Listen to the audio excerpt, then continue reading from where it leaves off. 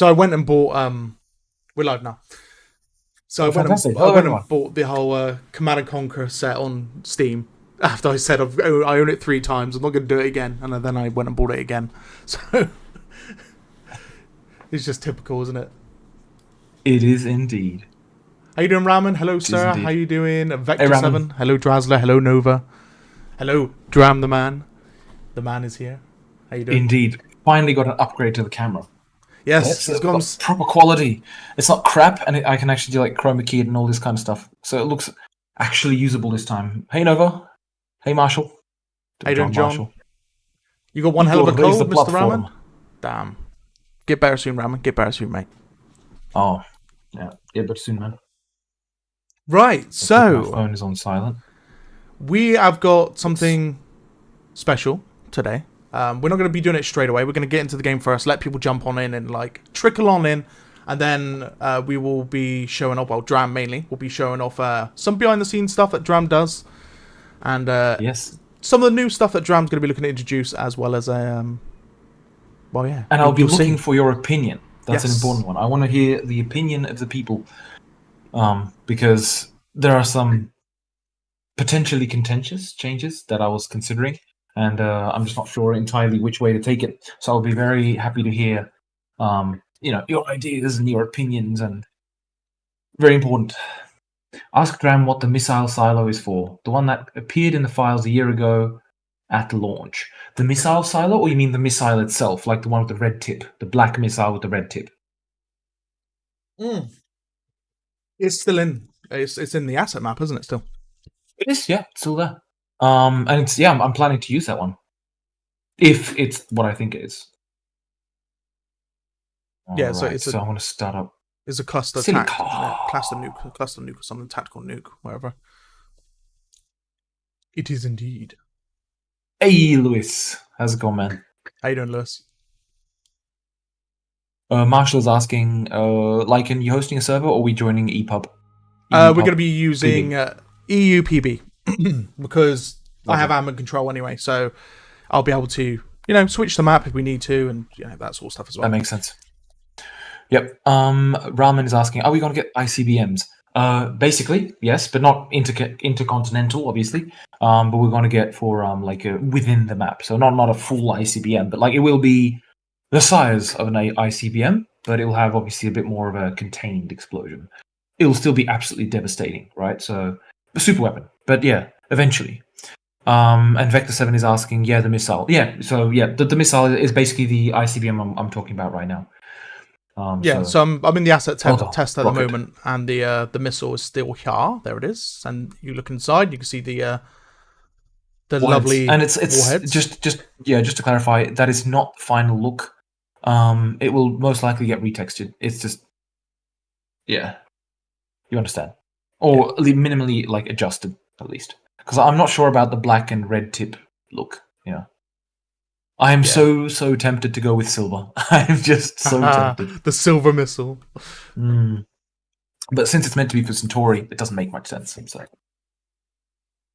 You can give an old rusty looking missile. It's like a sandy missile now when it would lose its sand when it took off anyway. It just blow away. And then there's Lewis. the old harvester as well, but we won't go into that one today because he's not a used boy.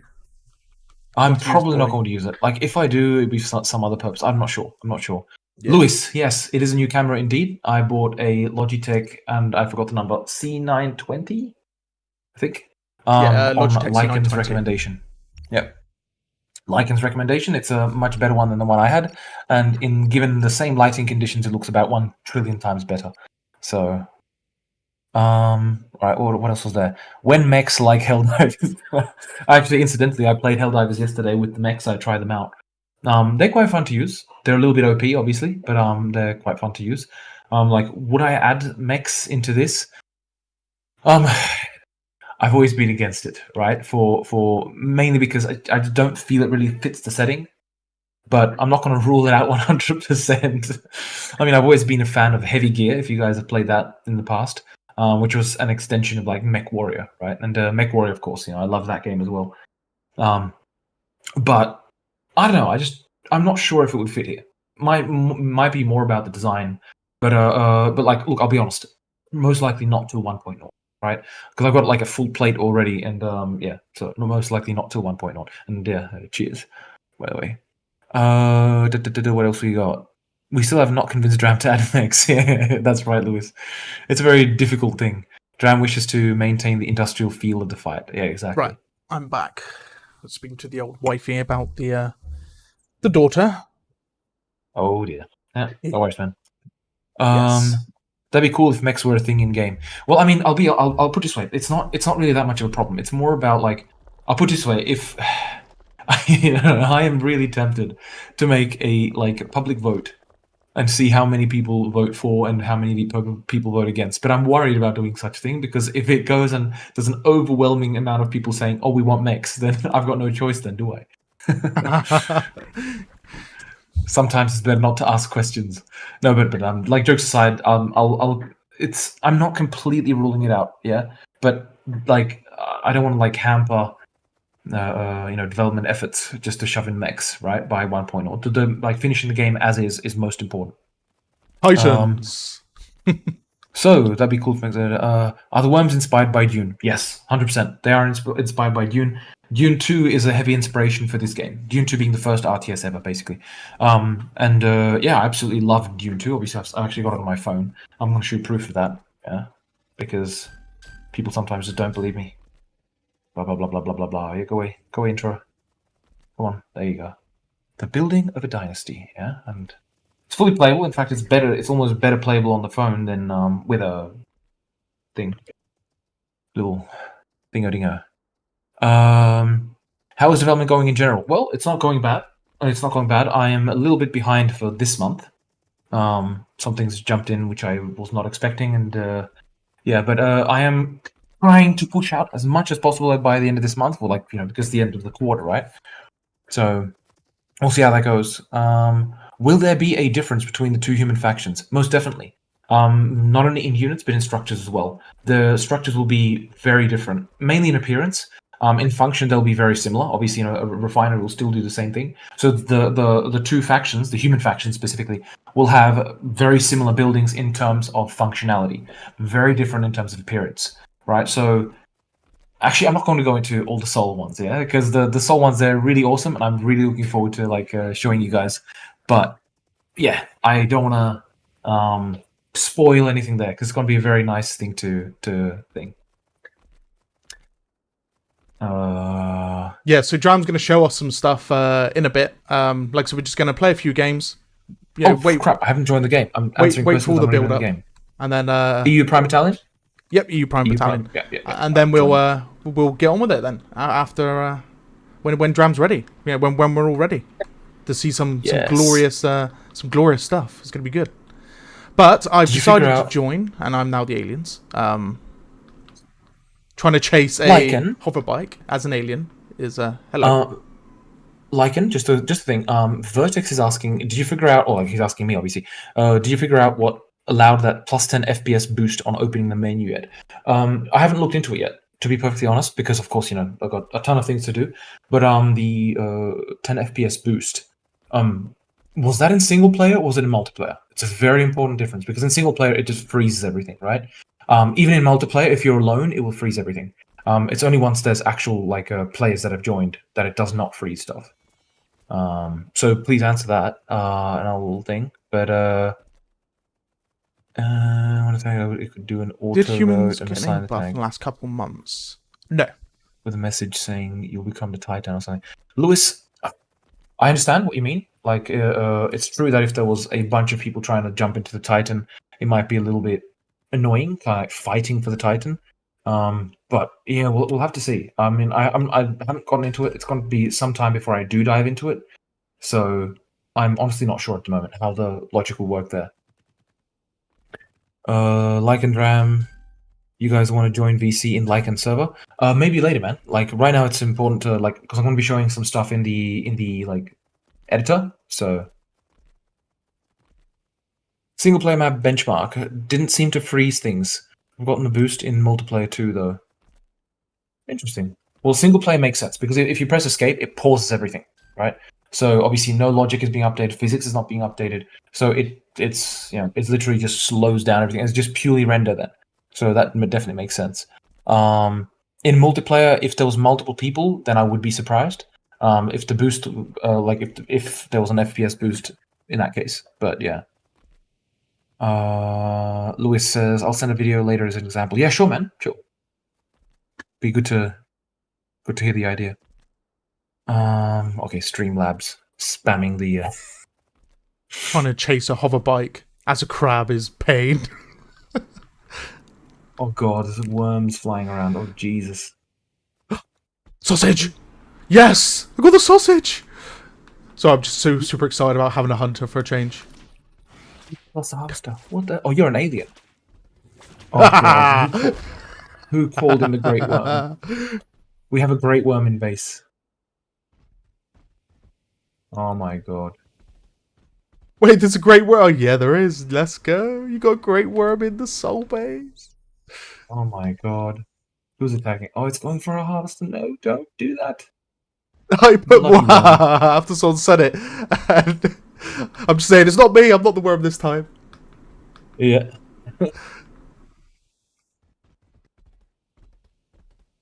It's heading to the harvester. Yeah, I know, Ramen. I know. Oh, it passed. Maybe we'll go for the aliens. Come back here, you. No. Keep going. Keep going. Go for the aliens, man. Keep going around that top part. Go straight for Lycan. Find Lycan and eat him, please. Alright, what do we got?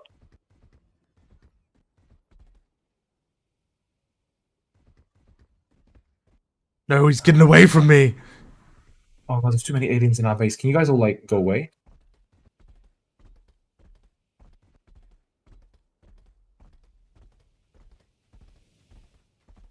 Ram buff the flying beast. Says the Jolly. How you doing, Vertex, by the way?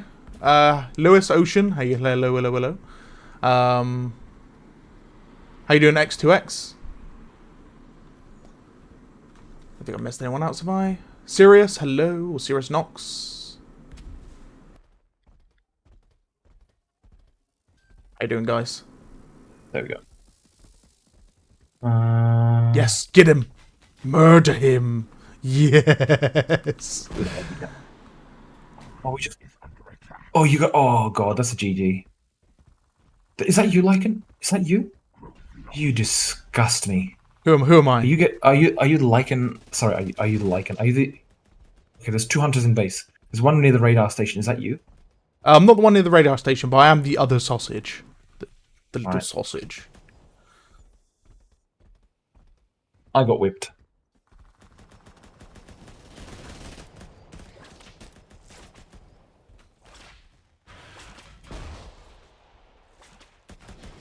No, I'm gonna die. I must murder this turret before I die.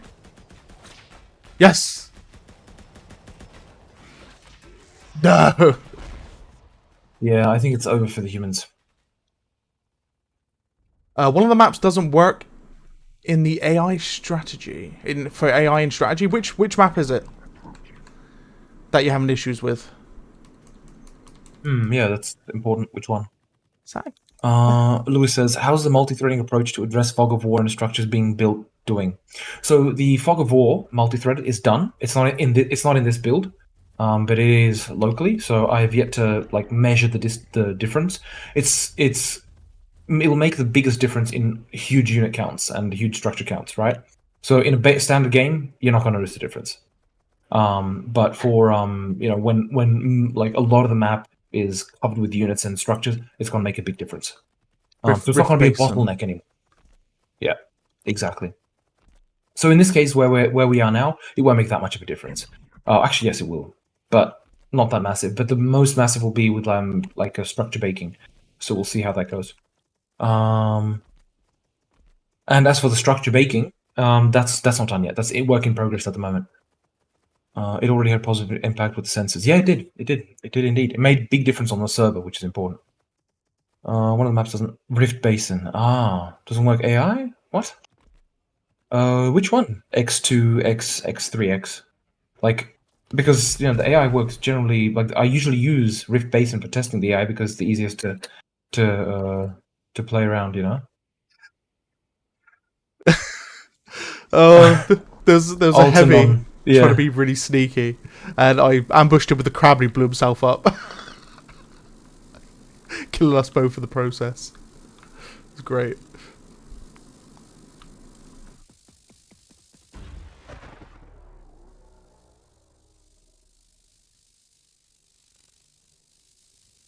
All right. Where is? Oh no, you got a Goliath. Well, something. I don't know. I just got a tiny bit of a hunch. Tells me we're not going to win this. But it's just my imagination.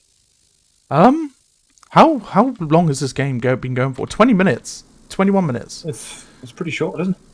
I thought it's pretty short. Like not even like the aliens don't even have like magic carpets off the ground or anything. I think that great worm was doing a bit of damage. Yeah, it could have. It could have. A little bit of issue with the big old wormy boy.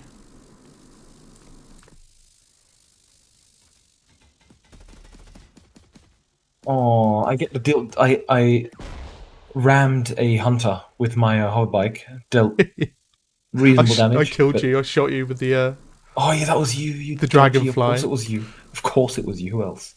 It's always you. yes. We have a ton of resources, but we just. Don't know who this on the hover bike, but I'm chasing him down. It says there's no graphs in the scene in all red and spams it. Bugs dance around. Really? Oh wait, X2X, X3X. Are you the one that wrote on the forums about this? Oh, the forums, Discord, like about this? Because like I had a look and there was no issue. But I can double check, of course, triple check. I'm spawning a nuke. Okay, yeah. Can you please try verify the integrity of game files? Because that just sounds like you're missing some game files, man. It sounds like literally just missing a navigation graph. Who won? I don't know. Aliens, I guess. Aliens won that one, yeah. Yeah. They did indeed. Ram spawn the nuke. Ram spawn the nuke. I wish I could. I haven't got it done yet. Though I did write, actually, ironically, I wrote a nuclear like bomb in Take on Mars. Even with like the whole push effect. It would be a lot of fun to do it here. But it would just be absolutely insane. If it was a tactical nuke, then that's fine. Oh god, people are going for a three-way.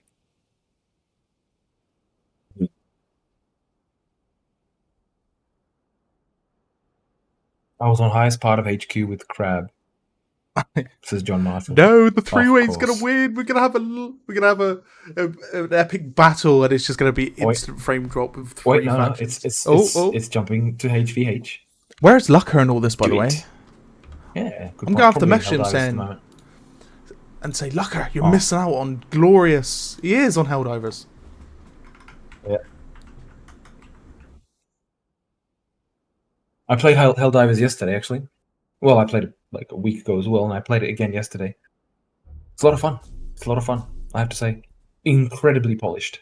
Looks like really, really well polished. It is, yeah.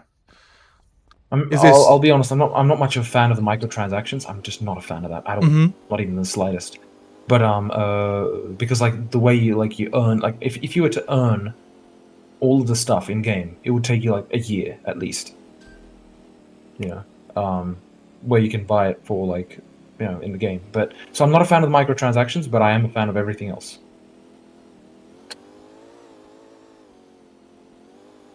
Yeah, I'm okay with microtransactions if they don't directly impact the game.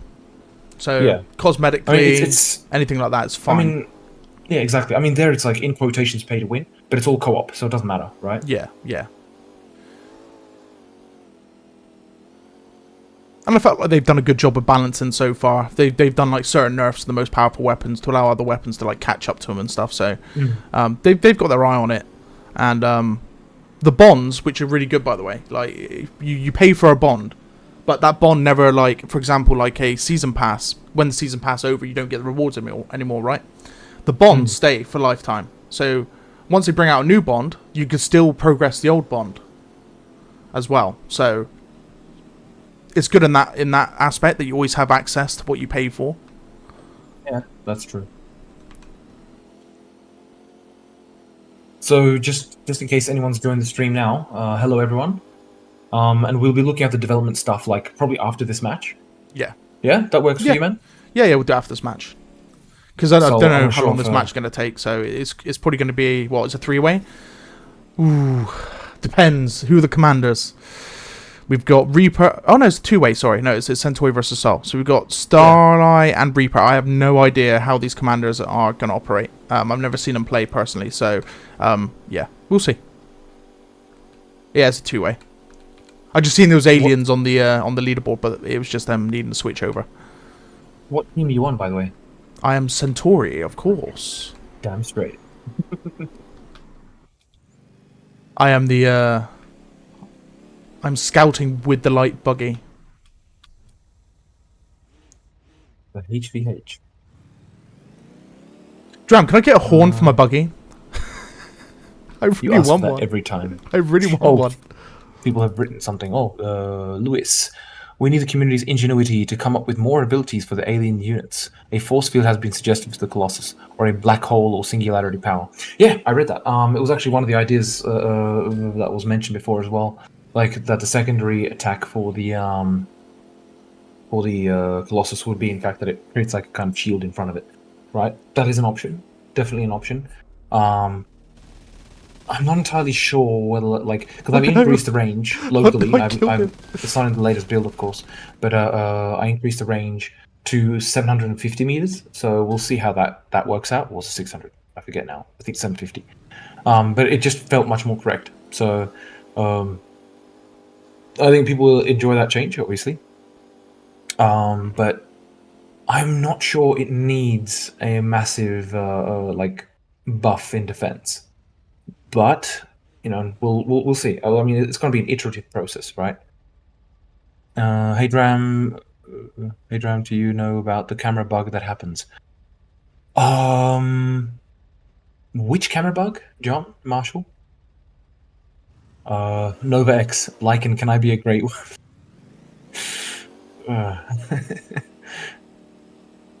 I will. I'll let you be a great worm. Ooh. He's thinking. The problem is when there's a player being a great worm, it's especially this map. It's incredibly powerful. Like on this map in particular, because there's just sand everywhere, right? On Rift Basin, it's like you can at least kind of like hide from it somewhat, but yeah, here it's very excessive. I tell you what, I'll Nova next week. We'll get you worming. You can worm with me next week, and we'll do a It'll only be for one map, but we can do like a reward system for being killed again. Sound like a plan? Lewis is saying, or a field that gets stronger the more you shoot at it, or powers the next shot. Maybe, but I mean, the thing is, like, I want to avoid complicating the AI excessively for these kind of units. Especially, like, I'm just not sure, like, if they're the field which absorbed damage, it just is not very intuitive, man. I'm just not sure about that, It's like, you'd be shooting at it because you're like, oh god, big alien, shoot. And then if it kind of, like, gains power that way, then it creates a very strange mechanic where you're not meant to shoot at it. I just don't like the idea, to be perfectly honest. Bigger and badder ground units, says Vector 7. Indeed. Well, we'll see with the once the Titan is in. I think they'll fulfill your desires. But you said next week, last week. That's what I was saying to you, I think. Okay, after the little showcase Dram's gonna give us, what we'll do is me, Dram, and Nova will become Great Worms. But you'll promise me, Nova, you're not gonna be ultra like destructive. And then we'll put a bounty on each one of our heads for the teams to kill us. And we're gonna do it in a 3-way.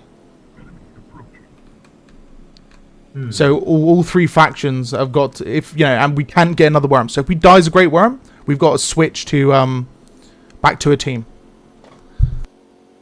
Sound like a plan? Ramen's asking if he can too.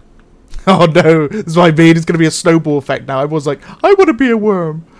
Ramen, you could be a little worm if you want. You could be a little worm. Yeah, sound like a First plan? come, first serve.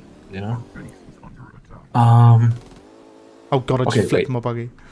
Okay, John Marshall was saying the camera bug is where you're playing the game and your camera zooms out from FPS and you lose full control of the unit you're using. I have never ever heard of that one before, man. Definitely, if you know how that can happen, just please ping me on Discord. Yeah, write to me and I'll have a look at it because I've never heard of that one before, man. Dram, I also got the blue bar if I look at the ground and yellow bar if I look at the sky. It's a curse or something. That's X2X, X3X. That one, yeah, I saw the screenshot you posted on the Discord. It's I don't know, man, because like I don't get it. I literally don't get it, right? Like on my screen, it's just perfectly black, or like the edges are perfectly fine. I've never seen that bug before. I've seen it. I have seen it once before. Can you please send to me, like DM me on Discord your monitor that you're using? I just want to find out. Like, I'll try and look up if it might be an issue with the monitor. Obviously, not the monitor itself, but incompatibility with Unity or something like that. Hello, Matrico CZ. Good evening, everyone. Good evening, everyone. So, what's in the work in progress stuff? You'll be showing the stream. So, I will be showing it just after this match, right? So I'll be opening up the Unity editor and showing you a bunch of stuff. I want to show some stuff which is 100% going to be in, and some stuff which will be tentatively in, right? I don't want to mention now, but it's much nicer just to actually like show it, in my opinion, rather than like talk about it. But it's going to be like some unit stuff. And by the way, look at cat.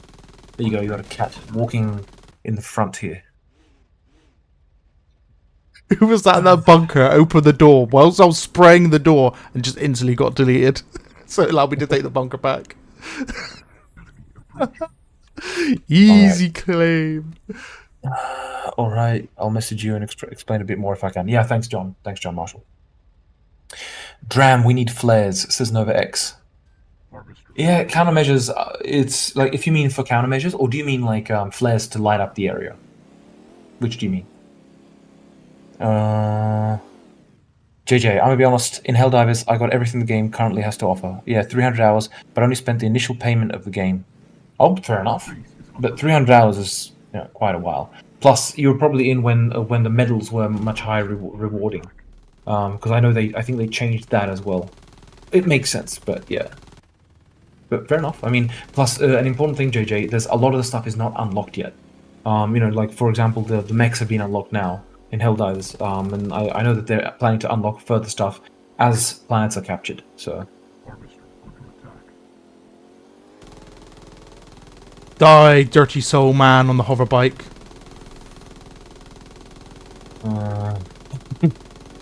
Alpha Wolf in the game is saying, when do we get unit formations? I want to control a small squad. Fresh is saying, when you program that and send it to Dran. And then he says, what's the pay?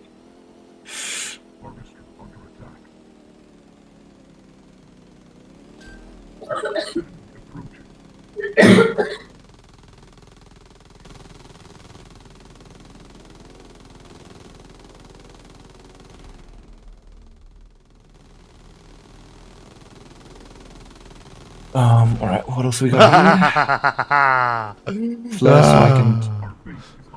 Oh, right, wait, I'm missing some stuff. A new native creature in Silica in form of a cat. Oh dear god. Cats. Yeah, true, just this one, Also, random question, how do we intend to have FPS players purchase vehicles and such? Any expectations on that so far? Oh yes, 100%, I know exactly what's going to happen. So if you've noticed, the barracks, the building you go up to, there's like a dude inside, right? It's like a vendor, right? So you walk up to that, a buy menu opens, you select your shit, and you purchase it. This will be the same building is on all of the factories, if you've noticed, right? I actually intend to just use the same building. It just makes the most sense, so you know where to go. So you'll just go up to that, and you'll go up to one of the factories, and if you have enough resources for it, you'll be able to buy a tank. The reason I haven't done it now, because it would take me about, I don't know, like maybe one day to get it working for all the other factories. But the reason I haven't put it in yet is because, one, if I do it now, there's no personal resources in just yet, right? So it would mean I'd have to use the resources of the team, which the commander would not like that, obviously. Or you'd get it for free, which, yeah, I think that we understand the problem there, right? So yeah, so it has to come just a little bit later.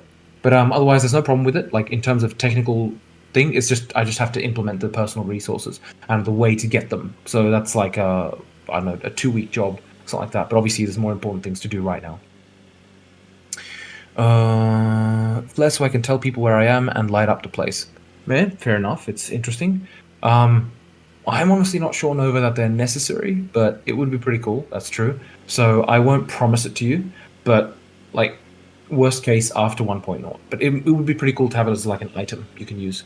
You know, but with pinging and all this kind of stuff, I just don't see the use of flares more than just like, oh, it's cool. I mean, flares for countermeasures make sense if there's guided missiles, but there aren't, and at the moment there are there. But there are actually. Dyslexic Steak. What a name! But yeah, there are actually. Like if you use the fighter, and you look at an enemy flying unit and you shoot the secondary fire, which is the rockets, the missiles, that is, they're guided. They follow the aircraft. They don't always hit, because right now I made them intentionally like a bit more random, but it's a bit too much. I'll have to increase their I am going to. So the way this should work is you should be able to look at a target, and after, let's say, 2-3 seconds, it locks, right? So it'll be like, you know, whatever, like you would expect in any other jet fighter or whatever thing game, right? And so you get locked that way. God, there's an enemy here. And once you got a lock, then is there a dude? Okay, cool. And once you got locked, then you can, if you fire the missiles, then they'll stay locked. Right now, it's just like as soon as you got them as a target, they're locked on, which is obviously wrong. Right? It's too easy. So that will change. And so then the countermeasures kind of make sense to a degree, obviously. Like right now, it would still make sense, but just, yeah, you know, it's just an extra control which I want to avoid for now. But yeah. You read it on. This game gives me nostalgia from the Halo 2 campaign. Dropping into battle with a Pelican in first-person view, feeling like a small part of a big battle. When can we expect dropships to be functional? Okay, dropships are, and thank you for the compliment, by the way, thank you. But dropships will be functional in basically within the next month or two, because it'll be part of the quality of life updates coming in the next quarter, right? So, yeah, I just need to get the AI to work for it. So once those are in, yeah, they're just waiting to be finished, essentially.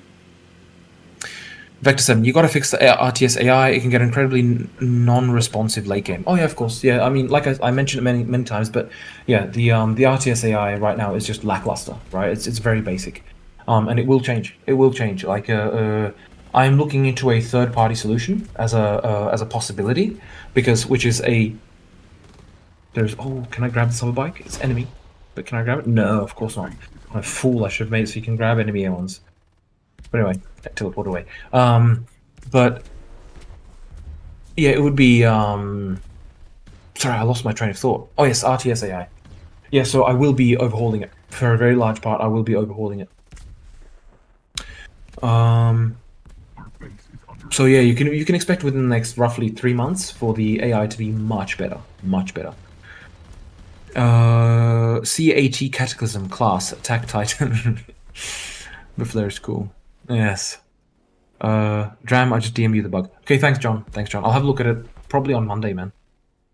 Right, cool. But no screenshot clips, unfortunately. Okay, no worries. I'll, as long as you know like roughly what happened, I'll try and look into it. Can you explain the behaviors of the sandworms, what you're planning? For example, if they are hostile to bugs, etc. Yes, so the sandworms are in fact hostile to everyone. Obviously not themselves, right? But they're hostile to aliens and humans, right? The bugs. Because there's meant to be natural fauna on the thing. If you noticed, the aliens, they have teeth and all this kind of stuff. Teeth are useless, especially like the sharp teeth are useless if you're just chewing plants, right? So they're hunters, basically. So therefore, what do they hunt? Obviously, they didn't evolve to hunt humans. They evolved before then. Well, okay, fair enough. The quantum cortex, that's a different story. But they're meant to have been hunters all along, right? You don't go from herbivore to hunter suddenly, you know. So yeah, so they've always been hunters, and the idea is to put in natural fauna, which they were meant to hunt. That was meant to be from the beginning. That's the original concept for 2018. But I just didn't get time to put it in. That's why they've been eating tar now. Sounds insane, but yeah, because I just need to put in all the ambient creatures, and there's a lot to kind of like, you know, to finish to make it work. Yeah, eventually, shrimp will also be eating dead bodies.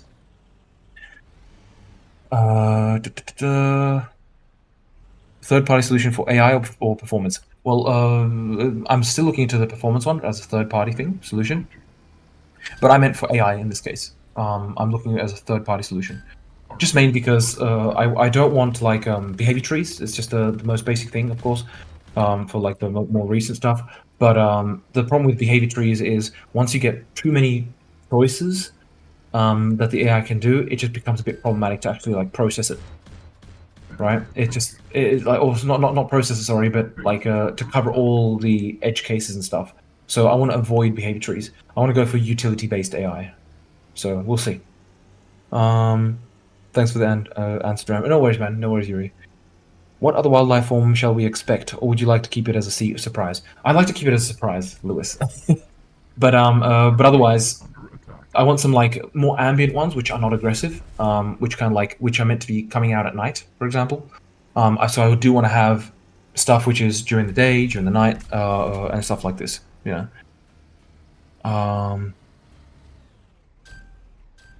Is there going to be a teleportation rework? Because if you can just TP to anywhere in Vision, what role will dropships play? Your TP is going to be almost completely done away with. So teleportation is going to change from being a kind of like where you can select where you teleport to instead being interlinked teleportation chains, right? So you would literally walk into a teleportation station, and I'm not 100% sure just now if it's going to be that it just automatically teleports you to the next one, and so from there you teleport to the next one, and so on. Or if it'll be that it opens a menu and you can select where to teleport to, right? But it won't be the way you can do it now. It's just a bit too excessive right now. It's fun. I do have to say it is fun, but I mean, I'm gonna be honest, right? I wanted to avoid dropships, but like the Helldivers is really convincing me that dropships are fun, so I will eat my hat for that. Yes. But yeah, like dropships, yeah, I have to admit it. Like the way they got it done there is absolutely fantastic. Dram, what about an upgrade to the bike in research where whatever gun you have is mounted to the bike as a strictly forward-facing weapon with a tiny bit of give? I wanted to avoid that because you get the hover bikes for free, right? And because you get them for free, having a gun there is like, what's the point of any other thing? And if late game the hover bike has a light machine gun, then you know, it's got no point. Like at that point, light machine gun's not going to do much, right? So I'm honestly not sure. Like if anything, it would be better if there was you get the hover bike for free, but maybe you can buy. We lost, did we? Yeah. The HQ went down. Centauri HQ from heavies. That means, you know what time it means? It means it is time for development. It is. So I'll carry on playing in the background, but I'll put your screen on screen. I will load it up. But what I'll do is I'll bring down the volume of my game so you don't hear my game in the background, so you can hear yours totally. Yep, no worries, man. You can show it for now. I'll tell you when I'm ready. It takes a little while to start up. All right, no worries. Right, but yeah, just to finish answering you, Nova. The weapon. Oh, and I'll answer Ramen afterwards on Twitch. But yeah, Nova. Like having a weapon on the hover bike. Perhaps it could be like a paid item. Paid, not real currency, of course. I mean, like in-game currency, like in the personal resources. Then that could make sense. But it mustn't be for free. For obvious reasons. Yeah, maybe we can buy the upgrade with personal resource. Yeah, exactly. That would make sense. Vector 7, look Discord. Vector 7, I can't look at it now because you know I'm in the middle of the stream, but I will have a look at it afterwards, man. Lewis, we want to see the stuff. Yes, don't worry. I'm just loading it up now. It'll take a couple of minutes. Matrico, are you planning to use the proximity voice chat and other voice chat in a similar way, like in a game called Hell Let Loose, where the voice chat is crucial in team communication to win the match? Yes, there will be two forms of voice chat. So there will be proximity, of course, that's an important one, and team. if and there'll be also another channel, so to speak, which is the command. The commander one, obviously, that one's, I think, self-explanatory, right? You should always hear your commander's voice chat. As for like the other people, I'll have to play around with it. But like, if, for example, if you were like, the proximity one should kind of work to a certain distance. Obviously, that's self-explanatory. But I do want to do it so you can hear. For example, obviously, if crabs are talking between each other, like player crabs, it sounds a bit insane, but you get the point, right? If they're talking in between each other, there's one of two ways which I'm considering approaching. One is like, there's obviously telekinetic kind of like communication or like telepathic, whatever the hell, right? So if I have communication between the crabs, I can either just go, okay, it's meta, right? So it's just literally just leave it as is, or like as in leave it that the people when they talk, you just hear their voice and whatever. What I was considering was kind of like obviously morphing the voice slightly to kind of fit the aliens a little bit better, but not morphing it too much so it stops becoming understandable. But what I did consider was if you heard proximity chat of, let's say, humans, and and they hear proximity voice chat of aliens, which I do want to do so you can hear that, then you wouldn't actually be able to understand it, right? But then I'm just not sure about that. So I'm open to like opinions, But I thought about actually having like either just taking parts of the voice stream and kind of like jumbling it, which might sound a bit strange, or just having like an ambient kind of alien communicating kind of chat. I don't know. I'm just not 100% sure about that one. Horde of crabs shouting into that mic. Yes. Is the game using the Armor engine? No, it's not. The game is using Unity. Will the alien commander voice get morphed to sound like an alien? All right, yeah. There'll always be voice morph to make it sound a bit more like fit into the game. But I'll probably have to make it so it's an optional thing. I'll have to see. Having a distortion voice chat for enemies nearby would be awesome. Fair enough. That might be really funny. I could really, really make the Impaler look so distorted walking around. Oh, right. So I forgot to answer Ramen on Twitch. The fighters have guided missiles, and I love them. Yeah, it's good to hear. Oh god, if there's just a horde of crabs shouting into their mic, oh god, yeah, that would be crazy. There's a chance it would sound like a vocoder in a microwave. Fair enough. Right. Oh, Mr. Lycan. So I will. Where are we now? I will go and start sharing my screen. Just give me a sec. Jesus Christ, I'm so useless. Where is it? Oh god, Bodnica, there it is. Just let me know. I'll be able to hear myself talking, but that's fine. I'll just I'll mute myself in stream so I don't come up twice. And then you guys can hear me talking via your feed, basically. Yes, so we will begin with a unit which hopefully will make it into the next update. Okay, I'm sharing now, by the way. So just whenever you're ready, just let me know. Then mute my audio. So just to clarify, guys, we're going to dive into the development stuff now. So we'll see what that looks like on Lycan stream. You'll see like Unity editor. I'm just waiting for Lycan to kind of like put it up on screen, and then I will go and actually put it proper thing. Okay, so you in? Oh, you can see it? All right, so we'll just play that. So this is the Flak car, right? One I promised some time ago. Lewis, you will recognize this as what I promised. Basically it's a light armored car. It's not going to replace, just to clarify. It's going to be an additional unit for the humans. I'll just turn up the sound here so we can hear it a bit better. So, this is just a testing map. Ignore the map, right? It's just a small, little boring segment I just use so it kind of is easier for testing. Speaking of which, just a little interesting thing. I use this map to take almost all this little unit icon screenshots. Like if you have a look at the thing, I usually put them over here somewhere. But anyway, that's irrelevant. So this is the Flak car, right? It kind of speaks for itself. And you'll see it explode in the distance over there because there's no target along the way. Now I'm going to disable AI so I can take some units out. I am going to put, first of all, a gunship, right, as a test. Now I'll aim near it. Now it's got proximity explosion, right?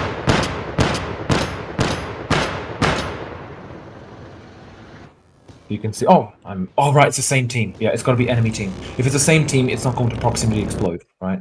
So just got to put it onto the enemy team. So we'll put it onto Centauri, obviously. Put it on there, and let's see what the Flak car does now. There you can see it doing explosions. So just to clarify, it's the Flak car is not meant to be heavily overpowered. That's important. It's still meant to be, of course, relatively balanced. The A-units right now, the human ones. You probably can't hear me over the explosions, but the human, let's see the Flak here, right? And one important thing is I'm going to try it against the, against, for example, a swarm of wasps. All right, so I've got 50 wasps, and let's see what it does to them, because that's the primary purpose of it, right? Just take out. It's meant to be so it takes out lighter units. For the heavy units, you'd have to have more of them. You know, you have missiles for that. So it's meant to be mainly for the lighter units. So for example, I got 50 wasps. They're all coming towards me, roughly speaking, and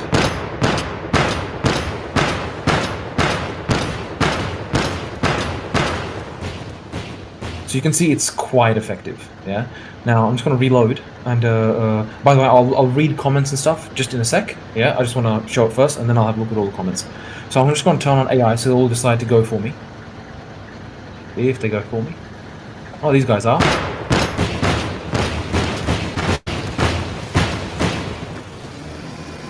Oh, crap. Yeah, so it's quite effective. Yeah.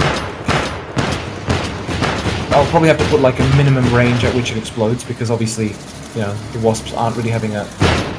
Yeah, that's a bit excessive, right? That's a little bit excessive. I mean, I took some damage myself, but yeah, it eliminated 50 wasps relatively easily.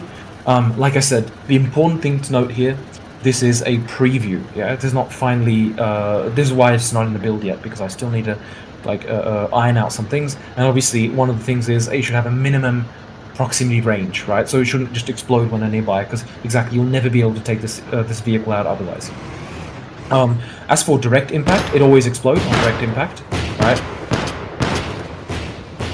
And obviously the idea is you should use several of these. You know, it'll be the earlier kind of anti-air before missiles are available, and this would be in the light vehicle factory. All right, so now I'm going to have a look at the God, where are we? Or any comments Aram and questions? says, "Drama's Actually, very no. sexy." Well, it's definitely better than the alternative. Oh, Parim, of course. That's Marcin. That's from work. Hey, dude. So, oh god, there's a lot of questions. Okay, ooh, Flak car. You know what, Lycan, can you please, like, just ask the questions of me? Because otherwise I'm just going to be, like, looking there and not doing anything here. So... I'll just turn down the sound here. how is it versus ground? Versus ground, it doesn't explode against ground, right? So if, I'll just turn the AI off again. So if I put, for example, a crab here, then it won't proximity explode on that. It only against air. That's very important. If I manage to physically hit it, it'll explode. If it hits the ground next to it, it'll do radial damage, right? But otherwise, yeah, it doesn't do anything against the crabs. Now, if I put that crab over, obviously, a bit more up here, so that it is in the range, then we can see, and ignore the camera position. Like I said, you know, like looking into a radar dish is very fun. Obviously, that's going to change. So yeah. Yeah, so you can see I can take out the crab just because I'm hitting the ground next to it, you know. But yeah, that's that. Next question, Mr. Lycan. Most of them just about ground. I guess I can there should be a them. static defense of this. Yes, there will be a static version of this. Eventually, I'll put it first as a vehicle version, and I'll do a version as a turret as well. So I'll just show you what it does when it's against the light armored car, for example. So you can see it's okay, apart from when it flies over the top of it, because you can see I can't aim it down, right? It can only go level, right? That's obviously intentional.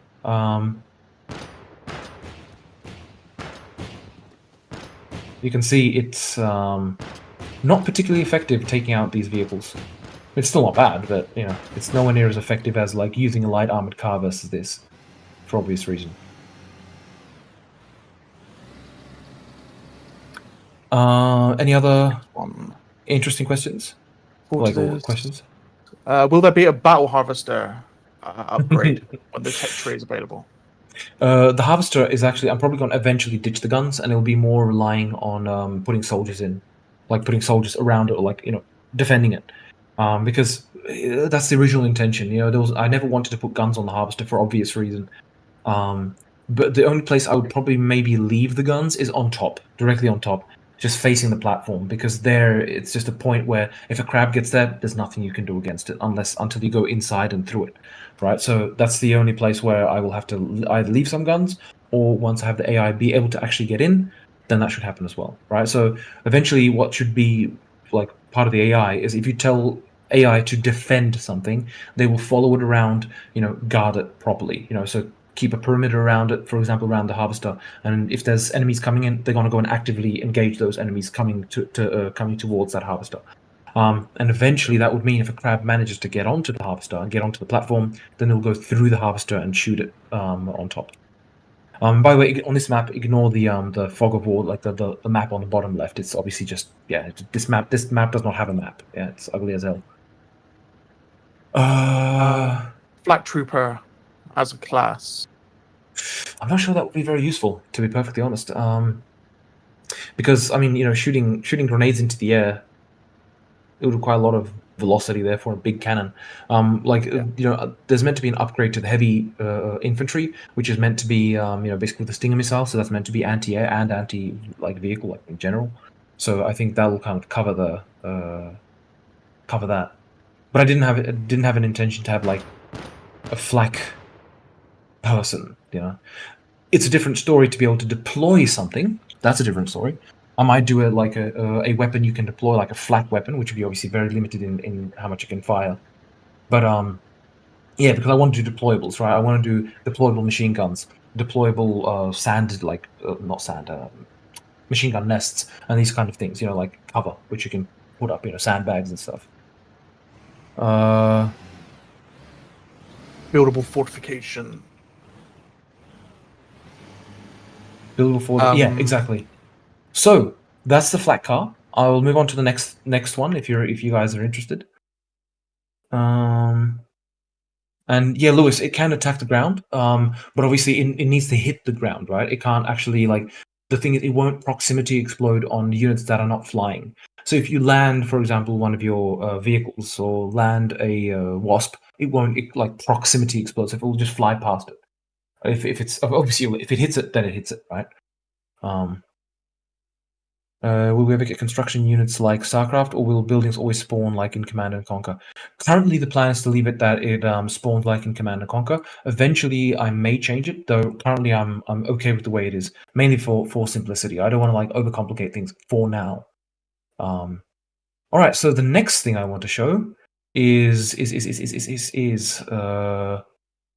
now this one is one of the more contentious ones, so I'm very interested in hearing all of your opinions. It's about the Impaler, and I'll just spawn it in because I've got locally changed. Obviously, it's not nothing. And I'll just look at questions. Engineer unit for forward base building. For forward base building, you got the outposts for that currently. But otherwise, engineers, you'll be able to take control points, and those may allow you to kind of build outposts around them or whatnot. So I'll still see about that. Is there no proximity thing about units that are not that far from the ground, or about their unit type? It's not only unit type. It's not unit type. It's specifically if they're flying. So a wasp that's on the ground is no longer classified as flying. So therefore, the proximity explosion will not occur. At the same time, if you go and take a hover tank and you jump, that's not considered flying, right? So it won't explode on hover tank. It's just kind of to keep things a bit simple, because of the AI and stuff. Because the AI needs to know what it can target and what it can't. And a light quad doing a jump is, if a flat car targets that, would be a bit ridiculous.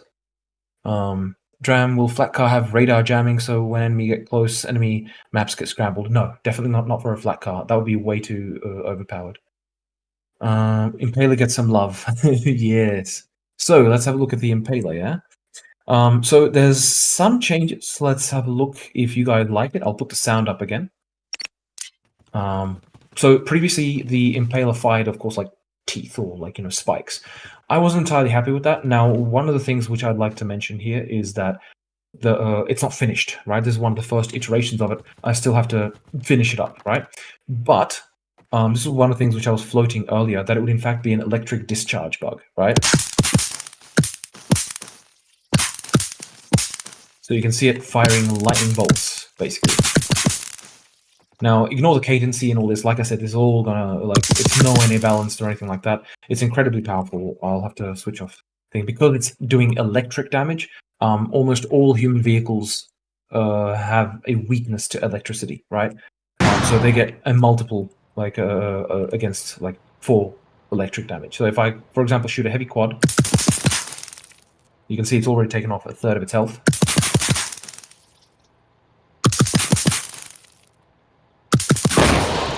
Now, the important thing to note is the range, right? Obviously, I can shoot right next to myself, but if I shoot over there, it won't reach. It's got a limit of 200 meters. The intention is to, one, solve the incredibly annoying thing where there's an impaler on the top of a cliff, just slowly reducing your headquarters, because it was so annoying. Obviously, the game allows it, so it's perfectly fair, but it was just really annoying. It just wasn't fun for the person shooting it, and it wasn't fun for being shot at. So that's why I was planning to change that. So I'll just ping that area. You can see it's 300 meters, and you'll see that none of those. I'll pause it so I can show the light. Okay, lightning bolt, of course, disappeared just before. It won't reach it, right? We'll just watch it go, and yeah, so it reached about here. And like I said, this is work in progress, right? So it reaches 200 meters, right? So just to clarify, I'll put an enemy unit to kind of like test the distance. So we got the light armored car at 211 meters right now. So you would not be able to hit it from this range. Oh, it still did. Okay, so it's got obviously plus minus, you know. But this is the kind of like the maximum range at which you can hit something, right? To kind of visualize that range, we're talking about this. I'll just turn on health display so it's easier to see. Yeah, you can see this is, I would consider this reasonable for this kind of a weapon, or like this kind of a shot. I'm really open to hearing what you guys have to say about it, you know? Like, it's definitely more fun to use, I'll definitely say that. It's more interesting, it's just better than just, you know, shooting teeth. Because it was always difficult to lead targets, you can't see them all that well, didn't feel all that good. It was definitely much more satisfying.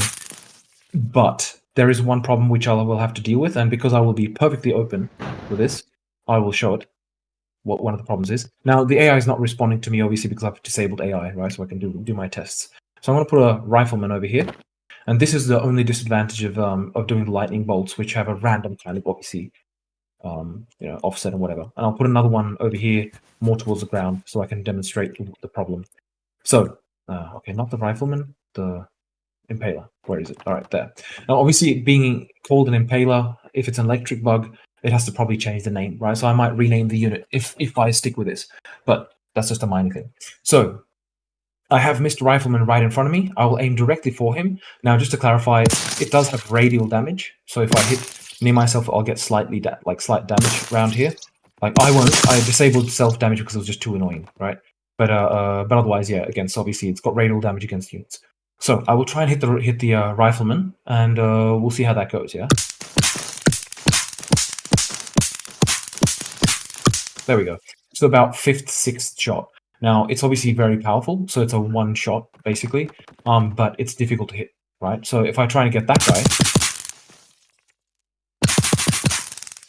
you can see it's relatively difficult to actually kill him, right? So this is the one problem with the Impaler now, or with this kind of an implementation. So, and if it kind of like bent towards him, it obviously becomes a completely different problem. So I'm honestly not sure what to do with it. And because it needs to look good as it kind of like does the whole thing, right? Like where it kind of like randomly moves around. But it's, you know, if you had like 5 Impalers, Jesus Christ, that guy's screwed, right? But if I move over to a position that's more above him, I can't be screwed jumping here, so I'll just teleport here. Then if I hit the ground next to him, it does radial damage, right? Yeah, there you go, he's dead. Right, so it's a contentious one. That's why I said this one is quite contentious. So I'm going to read your comments now. I've got on my left-hand side.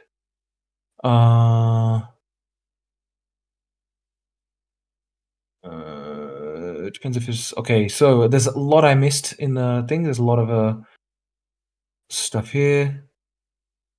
I'm going to study this sound.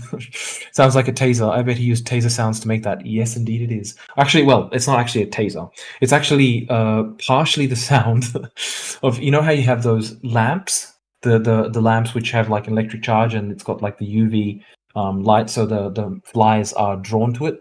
I use that, slowed the pitch shifter, like pitch shifted it down a little bit so that it has more of an electric kind of like spark sound. Put some more of a kind of like a discharge sound in there as well. I'm personally happy with it, but I'm open to feedback, of course. I think the Impaler should get a redesign more suitable to the attack type. Well, see, that's the thing. The idea is that this is the original intention of the Impaler. I just didn't want to do electricity in the beginning because it was just, I didn't want to dive into the complexity of this. This I was doing more as a kind of like, just to clarify, this stuff, it's like some people go like, Dram, what the hell are you spending time on this for when there's problems with the AI, there's problems with other stuff? It's because if I constantly only do tasks which are difficult and unenjoyable, because I'll be honest, the AI fixes and some other bug fixes are not enjoyable tasks. You need to keep motivation, especially when you're alone for all of this implementation. Right? And this is one way which I can ensure I have a creative outlet while at the same time still doing the important stuff, right? So this is stuff I do in the evenings. I don't do it during the day when it's that I reserve for, 100% bug fixing, improvements, all this kind of stuff. This stuff I do just like after work hours, because I work all the time, right? So you get the point. But yeah, I just want to say that as a kind of like disclaimer because this is not taking time away from the bugs.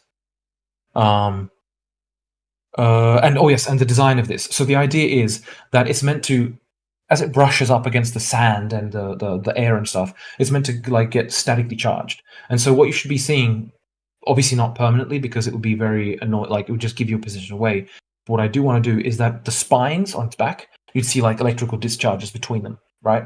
Especially when it's firing, you should see it, right? And that would make more sense. It's meant to be that it charges up through static electricity. It's not generating electricity itself. So, but of course, for gameplay purposes, it would be very annoying if it took a really long time to charge up, right? But yeah. I still want an artillery bug that poops explosive globs. We'll get to that in a sec. Well, to be fair, the Impaler just needs to hit you once to kill you. Yes, that's true, Lewis, indeed. And the one other thing I'll show with this is if I put 1, 2, 3, if I put several riflemen, then obviously it's a bit of a different issue, right? Where something, there you go, 2 died straight there, and this is 1 Impaler, So this one's pretty hard to hit. There you go, and he's dead. So, you do kill them. If they're out in the open, you will kill them. If they're out, if they're hidden behind that rock, it's going to be very difficult to get them. Sometimes the lightning will kind of like curve around a little bit and actually hit them, but obviously, you can hide as well, And plus, you got, like in this kind of situation, right? From their perspective, they can just see the top of that thing, right? Oh, there you go. So they can just see that. So kill them, so. Move on. I gotta go. This says Vector 7. All right, I'll move on. If everyone thinks like I can obviously like loop back to this stuff. The twin antennas on high, so that looks awesome. Names for the Impaler. Pikachu. Let's call it Pikachu. How is the performance impact compared to the current attack? The performance impact is much lower because it's just this one's just much cheaper. But it's not about performance. This is not about performance, right? It never shot too many projectiles to impact performance. Now, I will move on to the next unit, and we can circle back to these units afterwards. Right? I will show you. This one can be considered contentious, but this one in particular I'm really happy with. So I'm curious to hear your opinions, right? So we have the Scorpion changes, which I'm planning.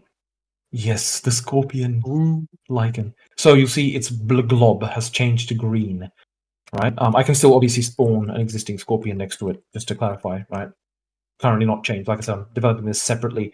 I've done it over like several nights, like over the past month and a half or whatever. But yeah, so originally, just to clarify the difference, this is the original Scorpion. We all know what it does. The shots bounce, etc. Useful, not useful. I'll just disable AI. and put a vehicle, or I'll put 2 vehicles. Where are we? I will put a hover tank is the best to test against. So we have 2 hover tanks. The original, right? Side on, best situation. It's spam. We know the Scorpion. It has to spam a lot, right? New Scorpion. So someone mentioned globby crap, right?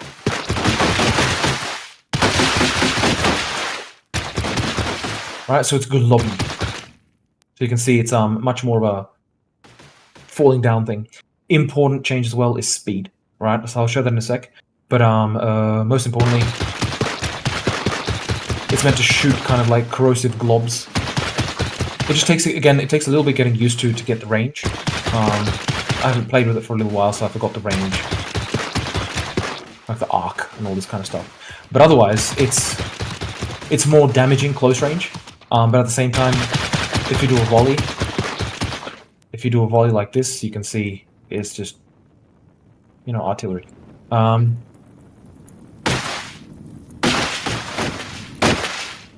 these ones deleted at the last moment. But I prefer the globby one, just in terms of design and feel. It just is much more interesting to fight with than the flying teeth. Again, like I said, it's work in progress, right? So the arc can change a little bit, the speed can change, etc. It shouldn't be too fast. The whole point is I didn't want this to be super fast distance, right? Also like super long distance. But the important thing is as well the speed. So you'll notice it is, in fact, if I put these 2 Scorpions next to each other, I'll just delete the hover tanks.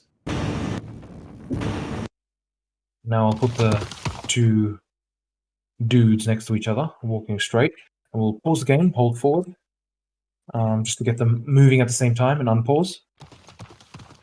Yeah. You can see the old Scorpion versus the new Scorpion. The idea is that it's going to be faster. It's going to be able to like close the distance quicker, and be more deadly close range. Like the idea is, a lot of people will say, okay, Dram's nerfing the the ranged attacks for the aliens. But the idea is, I never wanted it to be, you know, if you had like really just ranged attacks, you might as well have humans versus humans. You know, I do want the aliens to feel different. And the important thing, like, ultimately to close the range between the aliens, it's mostly about cover.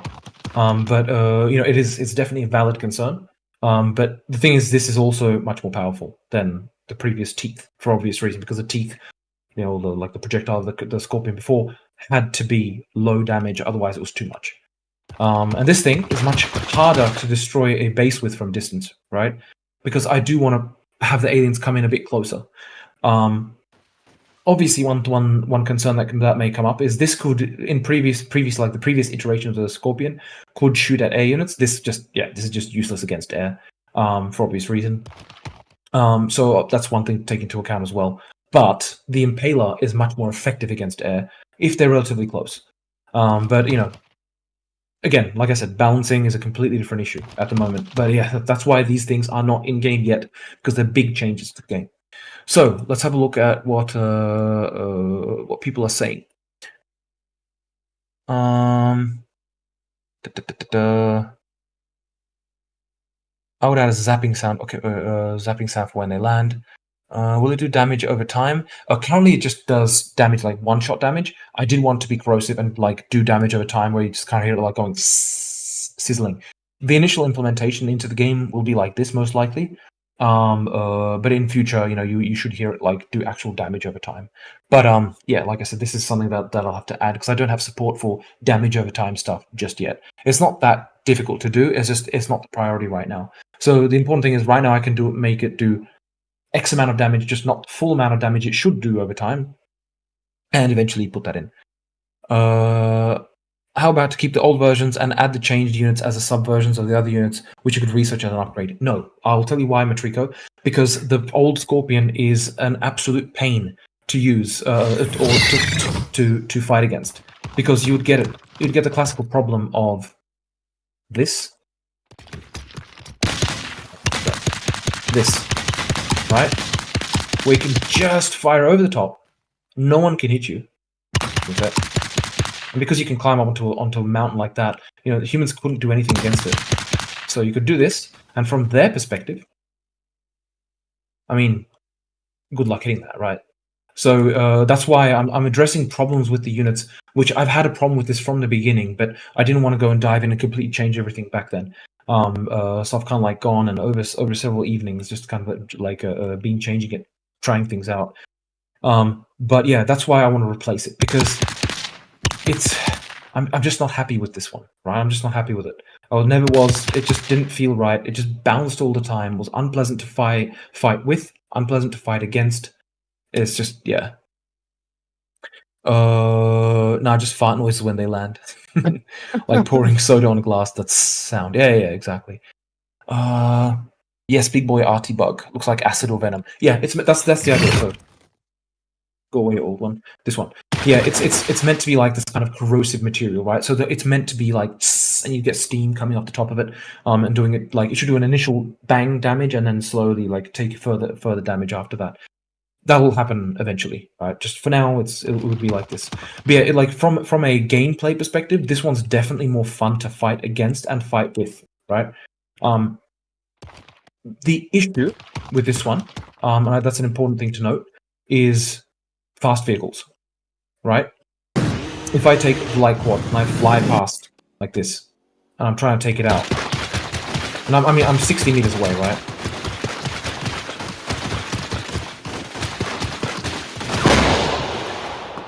Fair enough. But like once this would have I would say this one in particular has a higher skill floor, right? It's going to be much harder to actually be able to, like, for a player. AI, yeah, they don't give a crap, right? They're just the AI is just like, yeah, no worries, man. But obviously for players, it's going to be a bit more difficult to learn the curve and how fast it's, like, how long it takes, because obviously with the fast projectile, it's easy to predict where it's going to be. Just aim almost at the unit. Here you have to lead a lot, right? Especially if it's further away, you start to aiming up. You have to start aiming up as well. So that's one other thing which this adds in as a negative thing. I would absolutely love a defiler from StarCraft. You know, that can make a small cloud that obscures vision, smoke clouds. Yes, that's definitely something that I would like as well. Like, but I wanted that as an actual special ability from the Queen. Are you happy with the current rate of fire? Lewis, actually, I'll be honest. Like, with the rate of fire for this, it kind of feels spot on, in my opinion. Of course, it's just that because if it was faster, then it would be like, it would just be like, it would just feel wrong. If it was slower, it would also feel wrong. It's just a feeling, right? Just to clarify.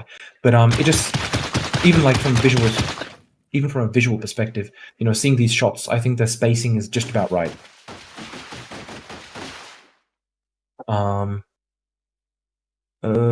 If the aliens will have smaller range of their attacks, will there be more alien units that will have the ability to hide underground? Yes, Matrico. I definitely want to do that. Like, a lot of the aliens need to be able to hide underground. This is one of the important things, or conceal themselves in some way, right? So that's a very important thing, because obviously if you nerf the range of alien units, and by the way, I've an important note. I've also nerfed the range of like the other vehicles. Right? It means before they had a range of like 6-7 kilometers, right? So all maps they could shoot across it. For example, the hover tank, the stuff. I've nerfed that down to, let's say, 1 kilometer, or something like that. It's just obviously for gameplay reasons, right? It was too much before. You could just shoot bases once you saw them. It still feels okay, right? It's just that, yeah, you can see it doesn't reach the base if it's far away. Yeah, like using a laser, but lobs are different. Yeah, the lobs, I don't know, I'm happy with the lobs, right? I like them, but that's why I'm definitely interested in the feedback. So I'm slowly getting through all the comments. Sorry, guys, I'm just like, there's a ton of them. Oh, and actually, I'm at the bottom. Cool. Dram, does it have slow buff to those? It seemed that the scout stopped instead of moving forward. No, like what you saw there when I hit the light quad with this, it hit it and it actually turned it around, right? So it just accidentally turned around, because obviously imparts a physical force. And I think an important thing to show is if I put, for example, you know, if I'm trying to hit, for example, a heavy armored car that's heading in this direction over here, and I am over here, and I'll try and hit it. That's 200 meters, right? That's a relative range. And I send that forward, and I try to hit it. Probably have to aim like here. I have to like learn the curve myself. Okay, so I need to fire just a little bit earlier. But yeah, I didn't hit it once, right? So I might increase the speed of those just a little bit, because it might be a little bit too much, right? But I like the curve. I really like the curve. It probably would be better if it was just a little bit faster, though. So that's what I'll be messing around with. Can you slow motion? Yeah, sure, I can do slow motion. Whoa, what the hell happened to his tail? Oh, cool. Right. So if I slow motion, you can see the projectile. It's like a glowy little ball. Like there's this stuff which it leaves behind. And if I watch it fall and actually land, it leaves a globby splat. And this is what's really satisfying with it, right? The whole like splatting all the vehicles, or like splatting the surface and stuff. This is really satisfying with the unit, to be honest. Yeah. Well, you got like green goop everywhere. Feels much better. Check it from close. Okay, yeah. It's really nice. Looks like some voodoo orb stuff. Silica paintball. Yeah, indeed. Right. So that covers the Scorpion. I will show you guys something else as well. This is just completely like out there. This is stuff which I was messing around because I wanted to mess with. I wanted some shaders. I wanted to like play around with doing a shield. So I'll show you this the shield. Right. I guess I can just press play straight for that. So aliens can paint now. Yes, they can paint now. But obviously, you know, it's not finished, right? That's just important. Like I said, what you're seeing is work in progress stuff. That's why I'm always going to put the disclaimer because, you know, don't judge it by what it looks like. And it will change, obviously, like through several iterations, most likely. Looks like poop shooting. Sure, why not? Poop shooting. Right. So, shield. This will be eventually, right? Expect this more like in a couple of months at least, right? Because, I mean, I made the shader, so it feels good, but obviously it's a very high-tech thing, and I didn't want to dive into doing this kind of stuff, especially because AI doesn't deal with it very well, and so on. So I will have to, you know, dive back into it eventually. But yeah, I made a nice little, Unity's loading stuff. There we go. Made a nice little shader, I think. You can see close up. You know, you can see the edge of it. No sound at the moment. Just ignore it. Obviously transparent to keep it nice. In the night, you can see it kind of like lights up the area here with a kind of like yellow glow. Something messed up. Something is messed up here. So I'll have to see what happened there. But yeah, that's the shield. It's functional. The dome. The dome. It is functional. If I shoot it, right now it bounces bullets away to actually absorb them. And the particle effect shows up behind it, which is ugly as hell. So I need to work out how to fix that. Currently it's just using the same sound as like the pulse truck hit, right? But as you can see, can actually, if I slow down time, you can see it bounce my bullet away. But obviously, you know, the whole idea is you'll be able to shoot out of it and let your bullets out. Right now, it just looks like crap. Right? Ideally, it would actually slow them and then like release them. I'll have to mess around with that eventually. But yeah, plenty of stuff I want to like improve and change on this. But yeah, just wanted to show the shield. Like I said, this is not final implementation. Nowhere near it. It's just more of an experiment. Looking into it, right? Do you guys like how it looks like? Looks cool AF. Well, I'm glad to hear that. When will the pulse truck get some love? Are friendlies able to shoot through it? Yes, they are able to shoot through it. When the siege will be available? Game on, what do you mean? Siege? Like, you mean the siege tank from the Centauri side? The siege game mode? Or what do you mean? Shoot with the plasma tank. Oh, fine, Lewis. Just for you, man. Just for you. It doesn't look that epic at the moment. Boring. Obviously, that's why I need to like. I need game the effect when I hit. It's extremely unsatisfying. It just gets absorbed. It's boring as hell. This will change, obviously. Yeah, that's why I said it's not finished. Yeah.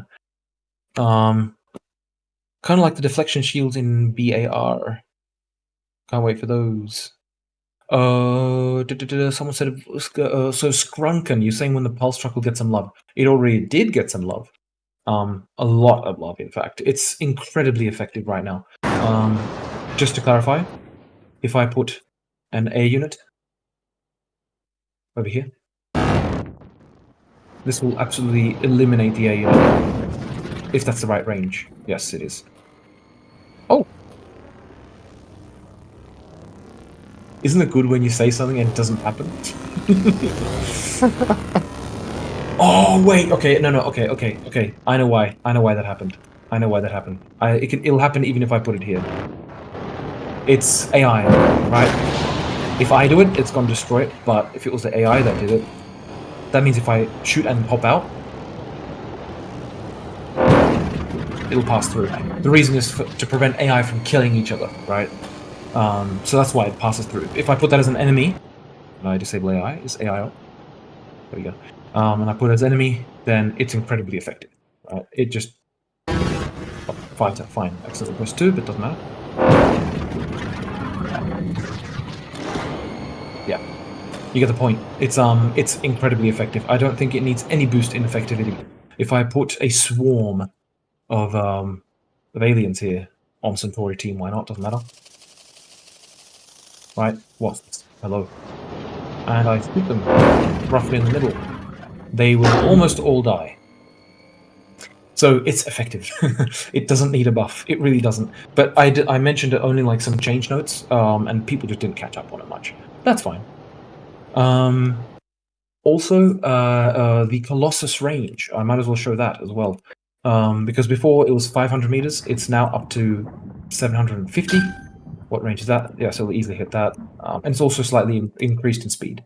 So 750 meters, that's about here. Yeah.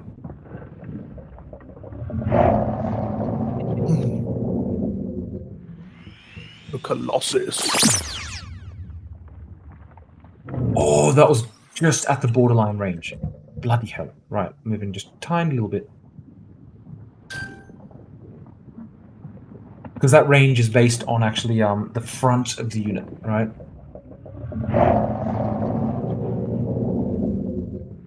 So I literally must have missed it by like 20 meters. It literally was just at the edge of the range, for Christ's sake. But yeah, obviously I'll have to still mess around with this. But yeah, with the Colossus, 750 meters felt correct when I was playing like with a bunch of the other units, right? The Flak, yeah, there you go.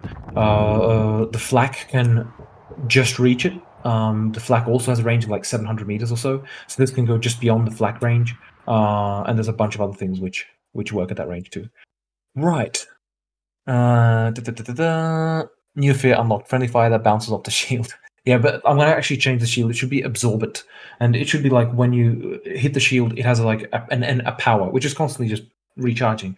But if you overwhelm the shield, it'll disable the shield and leave it off for a certain amount of time, right? Like overload it. So that's what you want. So the idea is the AI will be shooting at the shield and will be trying to overload it. Right? So obviously not going to, like you said, use machine guns. Good luck with that. But yeah. Oh, Jesus Christ, all the comments jumped. Visually it's cool, but it would be nice if the hexagon grid reacted and the hexagons were a bit thinner. Yeah, like I said, it is just a kind of like work in progress implementation. Even the model is ugly as hell. It doesn't have proper UV mapping on top, so it's all kind of like over each other and stuff. It'll still change. It will still change. Will the plasma truck have extra damage against the shield? The plasma truck, or you mean the plasma, like the plasma tank, like the siege tank, or the pulse truck? Just asking. Waypix would be truly epic. Yeah, true. Hydram, I saw the map with the town and the big gate, etc., but it's only available in the sandbox. Will the super heavy, etc. be okay? Yeah, so that's the siege map. And the siege map will eventually be made functional, right? Right now, it's meant to be for like a potential game mode, a tower defense one. So, or tower offense, in fact, as well. We'll see. Like, I don't want to promise with it just at the moment. What else we got? Oh god, it keeps jumping. Should the shield break by Hexus hit same spot be hit disable? Dr. Frost, I'm not entirely sure what you mean. If you could rephrase it again.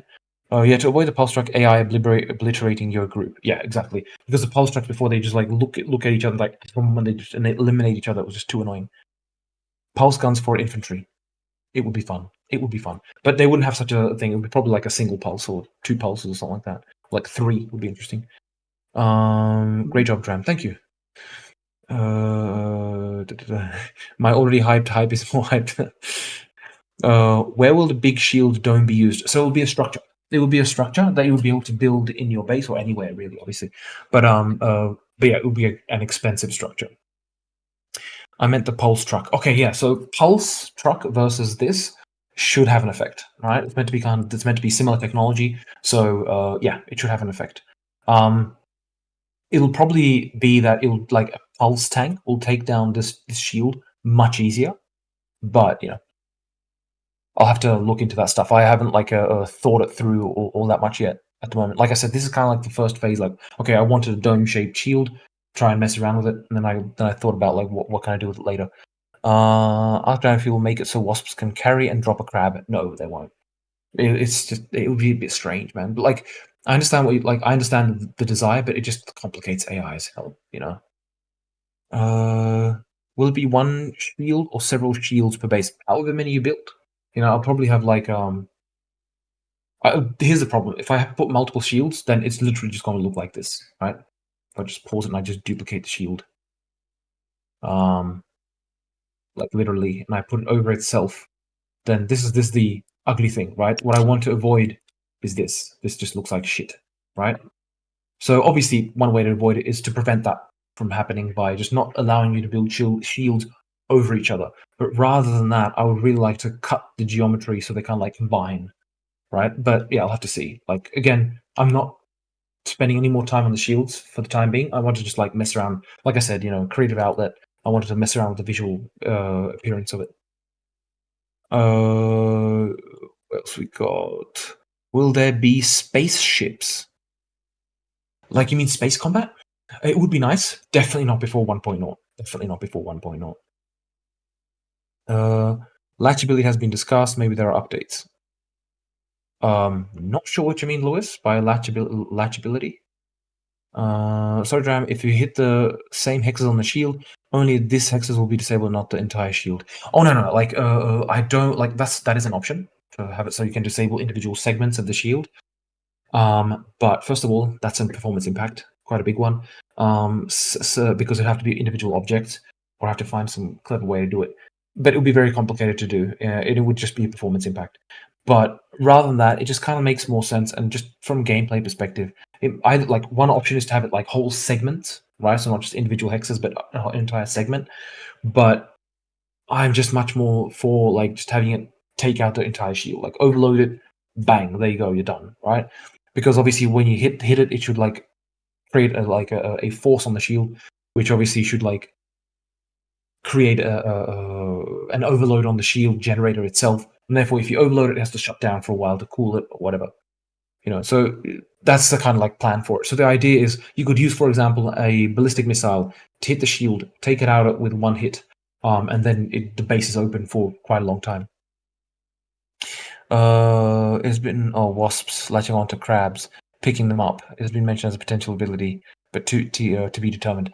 Yeah, I just want to avoid that. Like it would be for the lols, right? I mean that's all it would be for though. Like there's not much point or use in a wasp latching a crab and carrying it. It's much more effective if the crab runs underneath the wasp, because if the wasp is carrying the crab, logically the wasps can't go at the same speed. So if it's slowed down, then you're almost matching crab speed. So I don't see it as a very effective tactic. And if they're separated, it's much better. You have two things to shoot at rather than just one.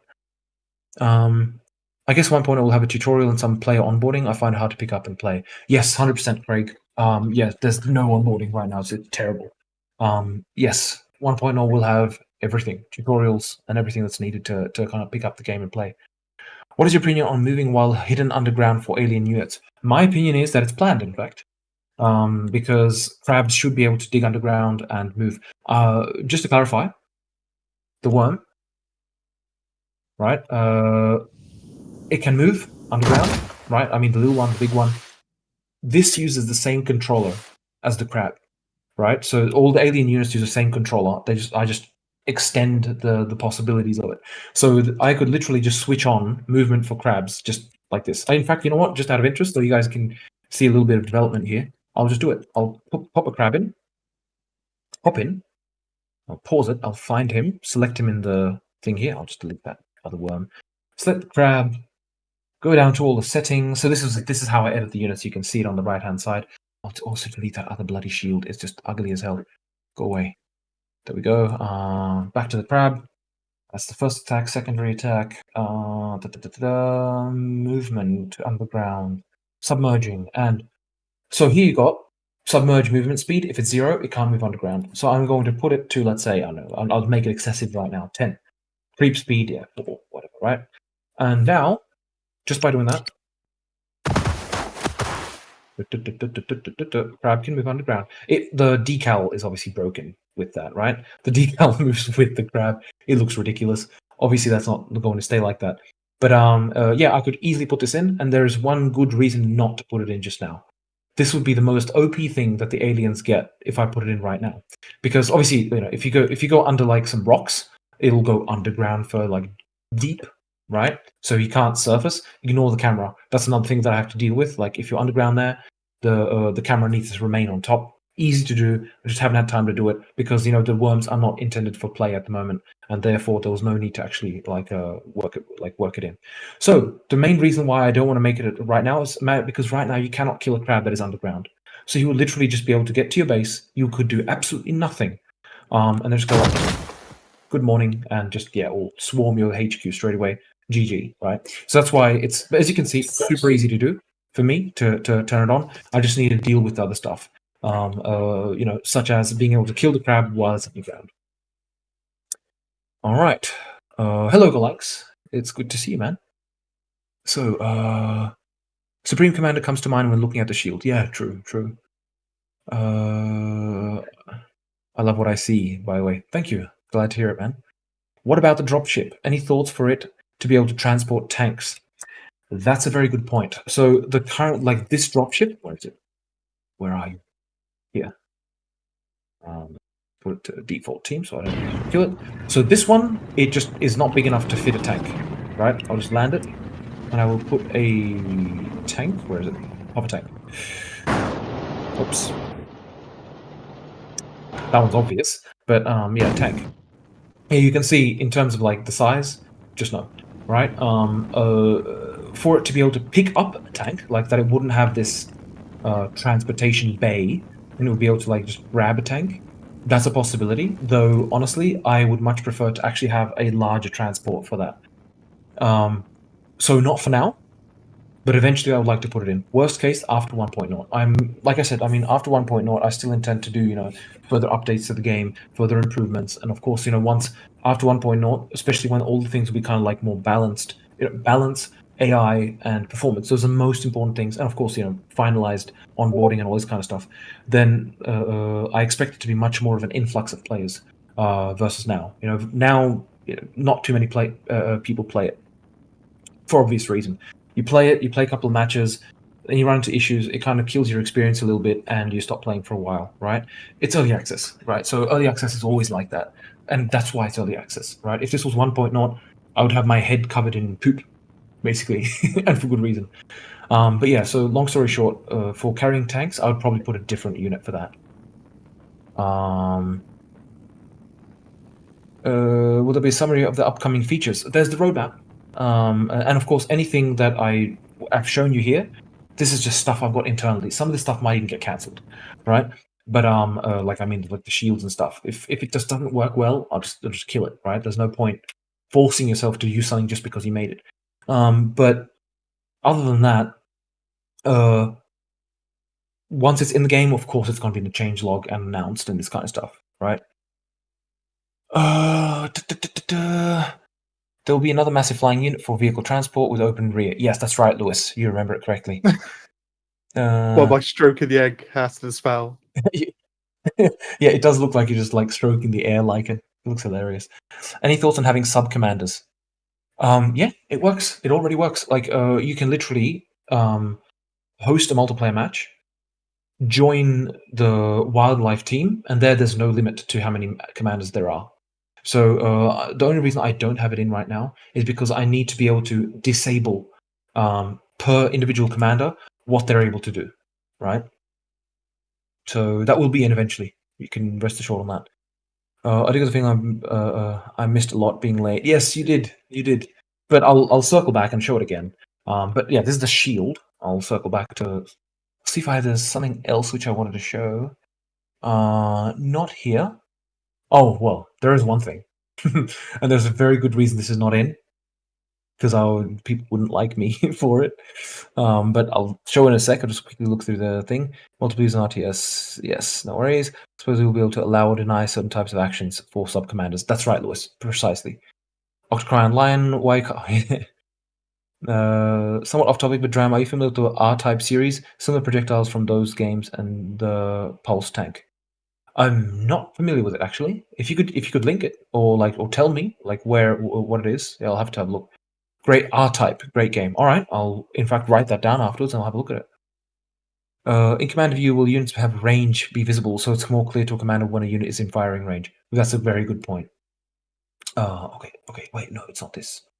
All right, I am going to have to open this off screen because then you would see everything that I'm working on, and that's not a good idea for some things.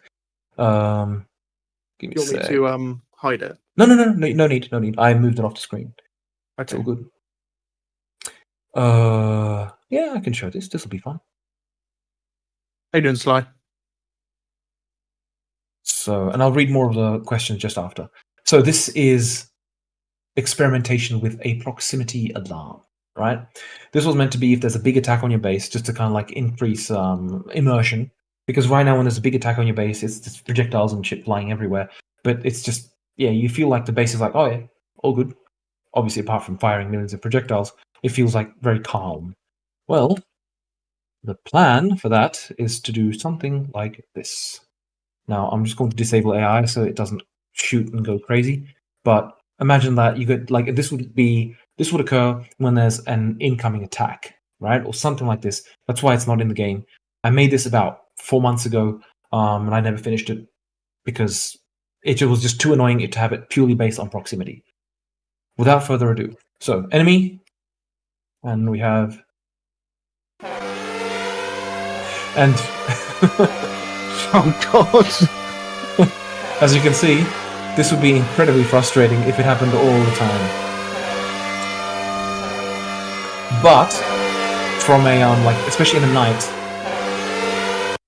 I'm probably barely audible over that, so I'm just going to turn it down.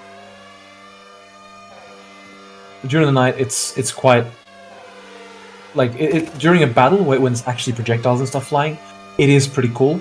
Like if it's a real, real dangerous battle. But that's the thing, because I haven't written an algorithm to properly detect this stuff. It's just this would be just too much. People would hate me. But it's just an experimentation I was messing around with, right? To have this kind of proximity warning where you'd get massive assault coming to let you prepare and all this kind of stuff. So imagine there is a flood of aliens incoming. This is what would be happening. The sound itself, yeah, maybe something slightly different, but it's not that bad. Come on, I'll give you guys a taste of it again, full loudness.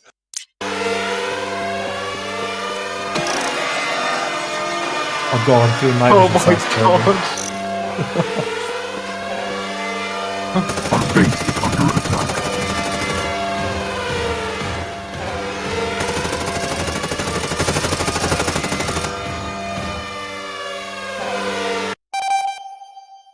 And all good.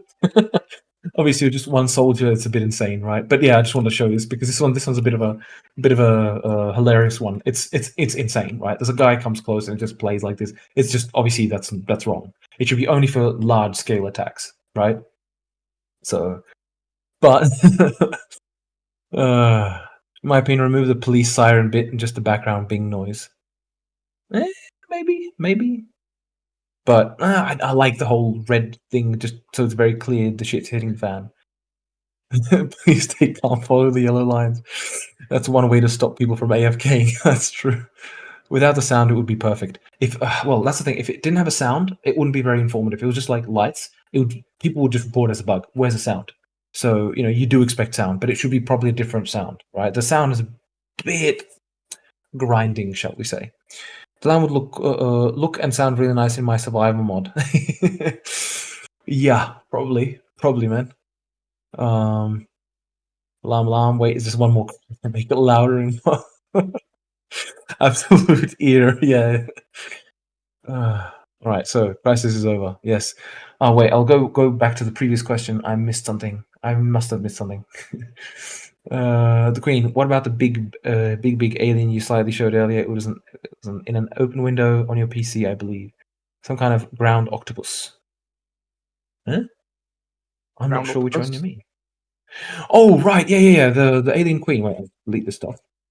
The alien Queen. Yeah, she's been in there since basically release. Like you would spawn her since release. No, don't kill the Queen. Yeah, right now, like the thing is, the Queen is not meant to be super powerful. The Queen is meant to be vulnerable when out of the nest. So, I mean, if I put Mr. Hover Tank versus Mrs. Queen, I don't know, who cares? And I put Hover Tank, she will die. Because, this is one problem, this is why I haven't finished it yet. This is not the reason, one of the reasons, right? The Queen is obviously still work in progress, but yeah, she's already half health for one hover tank, and she's meant to be vulnerable. Like, just to clarify, yeah, she's not even going to get to him.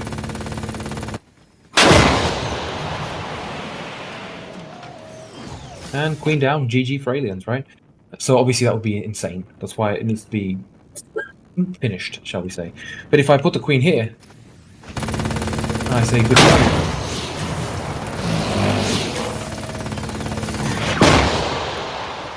It should be a one-hit kill, to be honest, for that kind of a vehicle.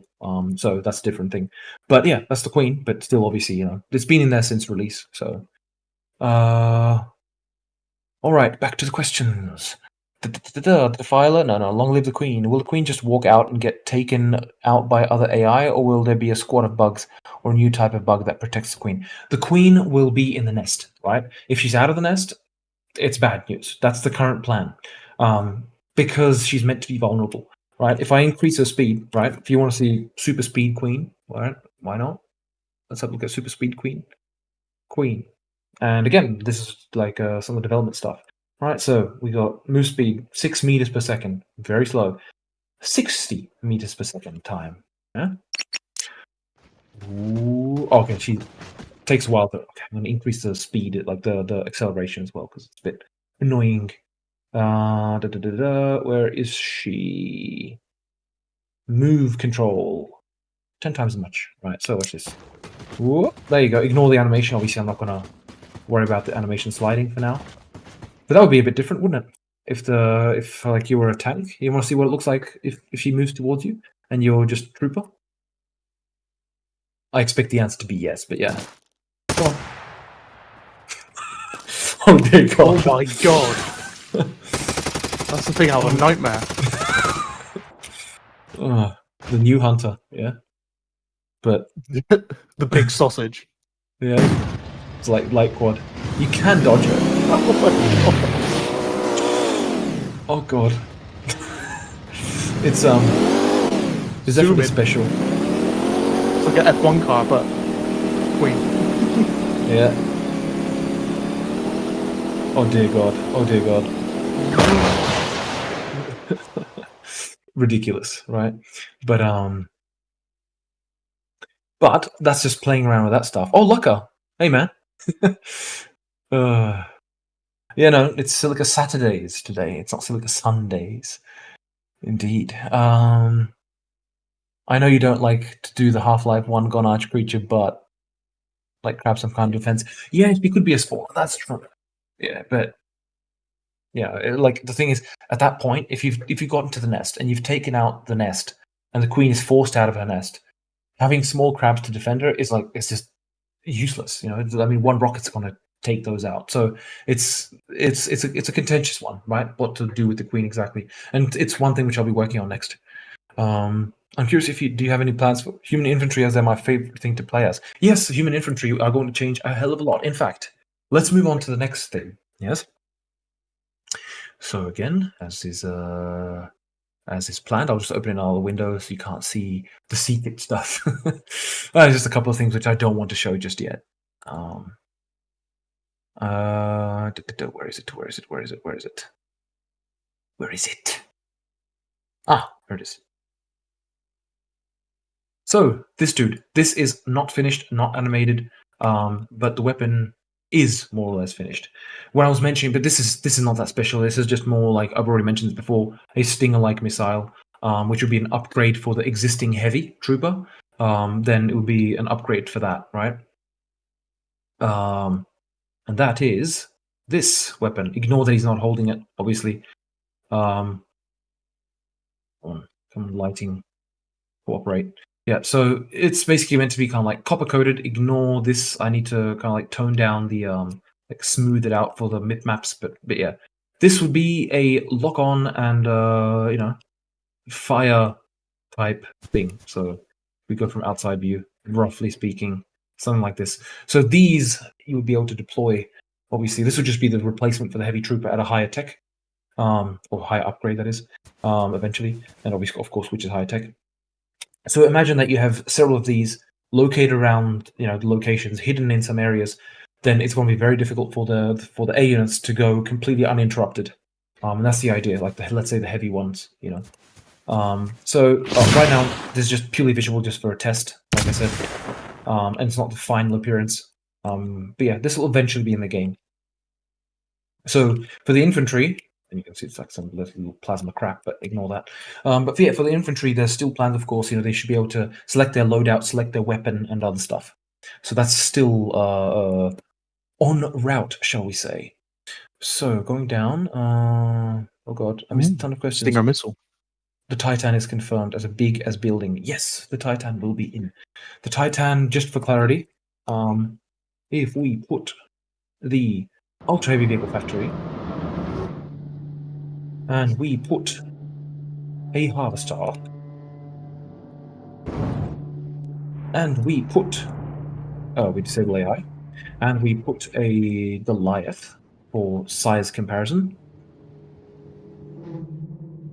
then the Titan is meant to be as tall as the building, possibly reaching the heights of these, right?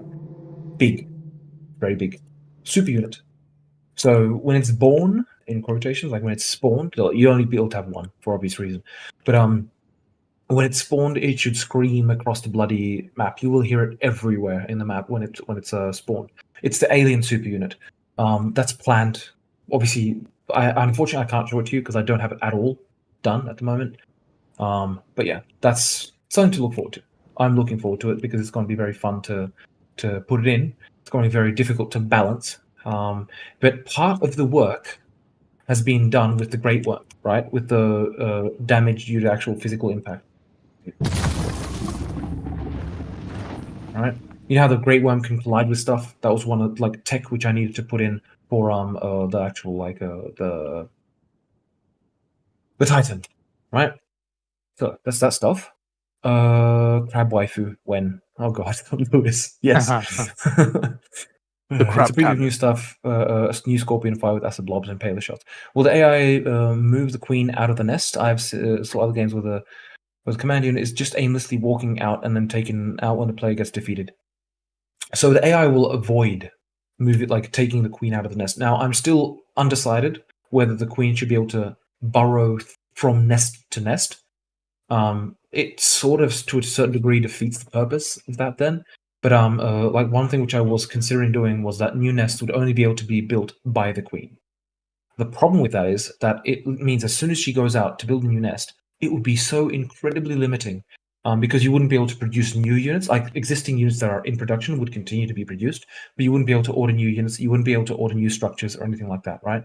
So, yeah, yeah, balancing issues, right, or gameplay even issues. It would be the most frustrating thing if your commander moves the queen out and then you got no support for a long time. The queen should have the ultimate short-range weapon, but if she is destroyed, then the aliens will be less effective. Well, no. When the aliens, if the alien queen is killed, GG. Aliens lose at that point. They'll have only one queen. The queen controls all alien units, right? That's the idea. And of course, there's multiple queens, but not per match. Like the whole idea is you'll like the territorial, right? So you have, for example, in Rift Basin, if you're playing humans versus aliens, there will be one queen. If she dies, that's it, GG, right? If you kill all nests, all units, all structures, and the queen is alive, the aliens have not lost, right? Obviously, there's a certain thing which goes with that, which is if you'll still probably lose because you've lost all resources at that point, right? But yeah, there is still a possibility to win to a certain degree. Is that the stinger? Yes, it is, Lewis. Sorry, I'm just behind on all the comments. God, I'm missing so much. Oh, Jesus Christ. It's higher than the walls. Yeah, that's the plan, to have it higher than the walls, as I mentioned. What about noding? Noding. Any updates there? Will we have like bigger nodes? No, I don't have those yet. The larger nodes. That I'm going to do as part of quality of life. So not yet. Will be part of quality of life. But speaking of fast travel, I know we didn't speak of it, but now I am talking about it. I have this to show. God, where is it? This. It is called Alien Tunnel. Work in progress, all right? Work in progress. But basically, the aliens will be able to build tunnels, right? I mean, there's not much to show, to be honest. It's not functional. It's just visual at the moment. But the whole idea is you'll be able to build these structures as aliens, relatively small. It'll be for the small units up to the size of a hunter. So the hunter will still be able to go through. Look, another cat has come. Say hello. Don't wipe against the microphone, please, because it's going to be annoying for people. Right, so it looks disgusting. Yes, it looks disgusting. That's fine. That's correct. In terms of size, what's the size? Let's have a look. Crab.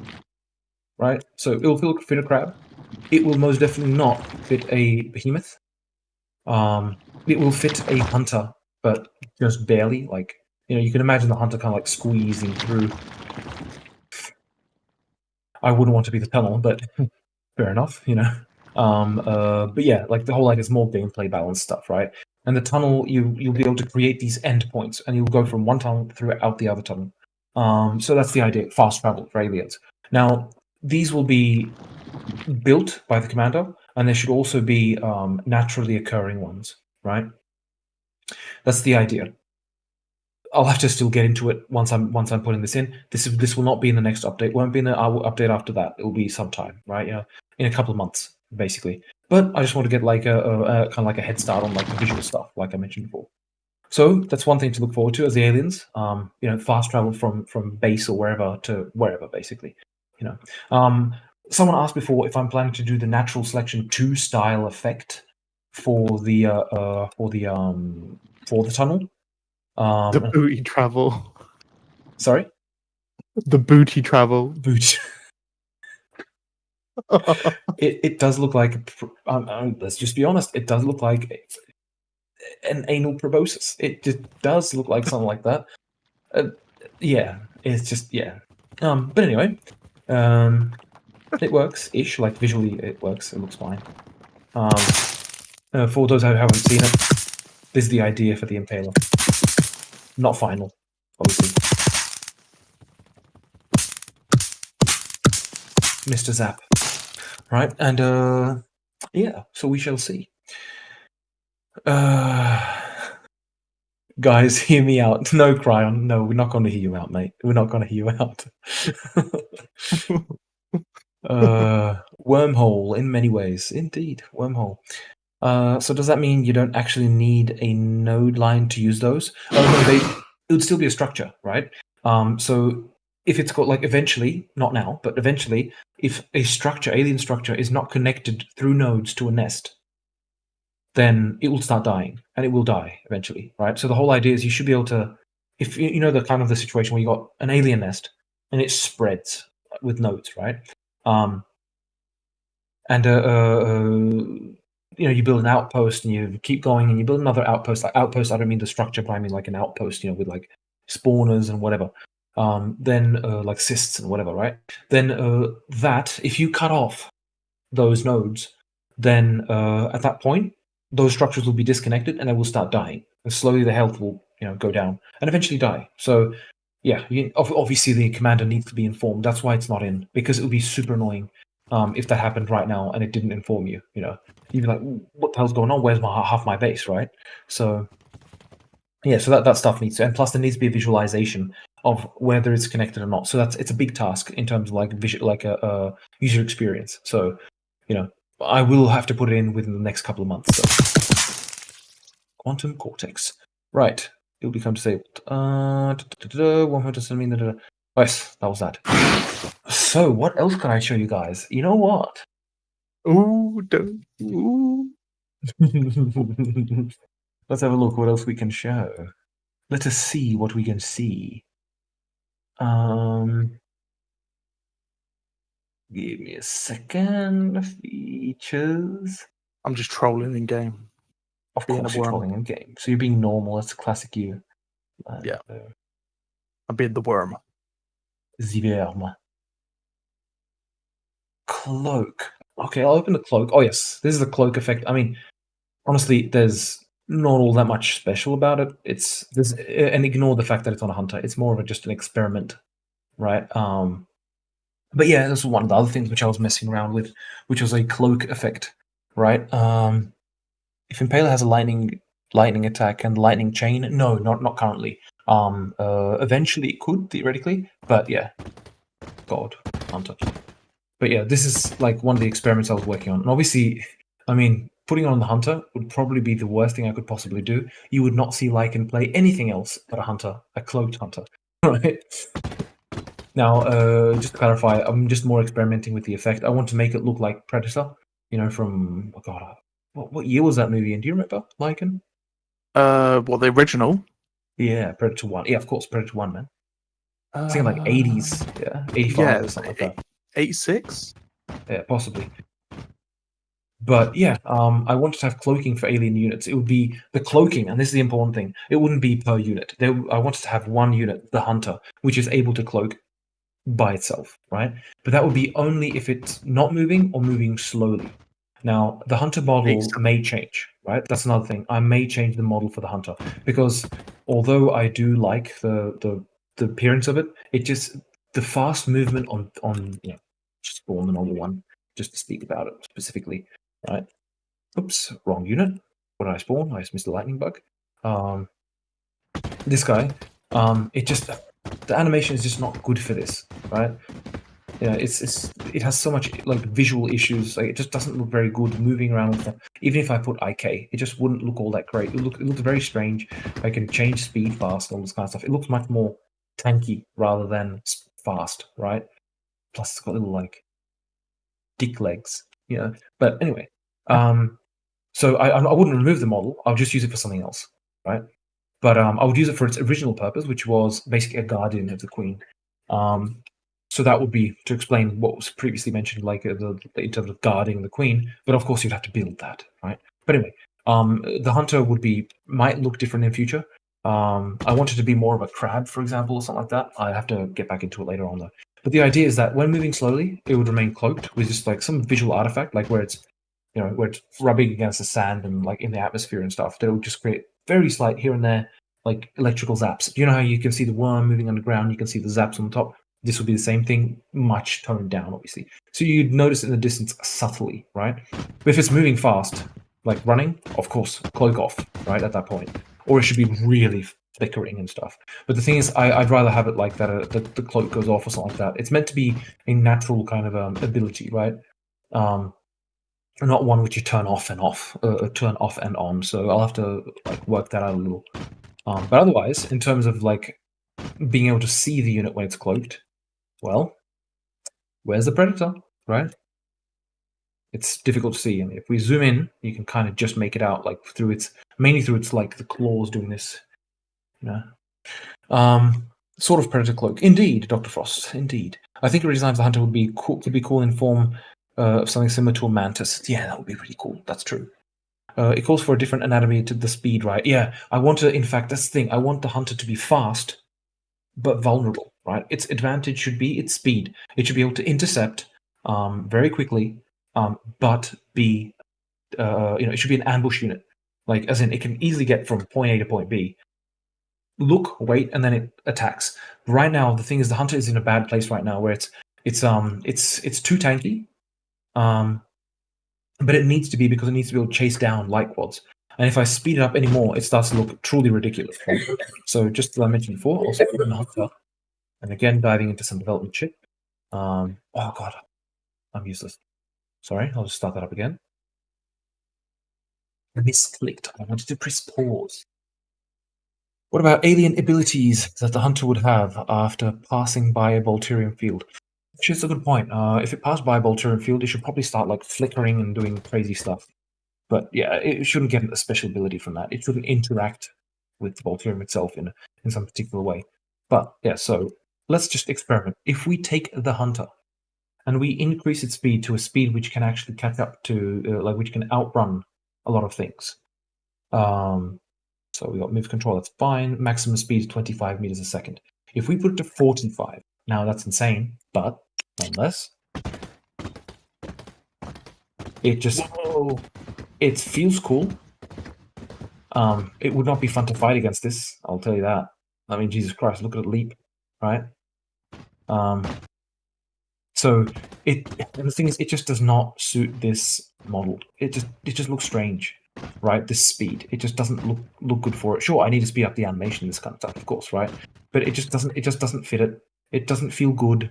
And most importantly, it's because it's got whips. Then running around with this would be just frustrating for the opposite side, right? Right now, if that's the case, you get chased by a hunter. Right now, in a light quad, you can say goodbye, right? You just can't get away from it. At the same time, you shouldn't be able to easily kill it, right? So that was what happened in one of the updates where I nerfed it a little bit too much, and it wasn't a very good update, that one for the hunter. Lycan was unhappy. He was like, "What have you done with my boy? What have you done to him? He's so squishy." But I mean, the speed is fun. I have to say, it is fun to run around with the speed. But it's just this would be the most OP unit, right? So the thing is, a unit moving this fast would have to be easy to kill, and that's why I think the hunter should change, be easier to kill, but have, of course, like let's say a cloaking ability which allows it to kind of like sneak up relatively close. So for example, imagine you just soldiers here or whatever, right? You saw some soldiers here. Disable AI because I'm pedantic with this. All right, so I'll put a couple of soldiers here. Some dudes. Yeah, sure. Why not?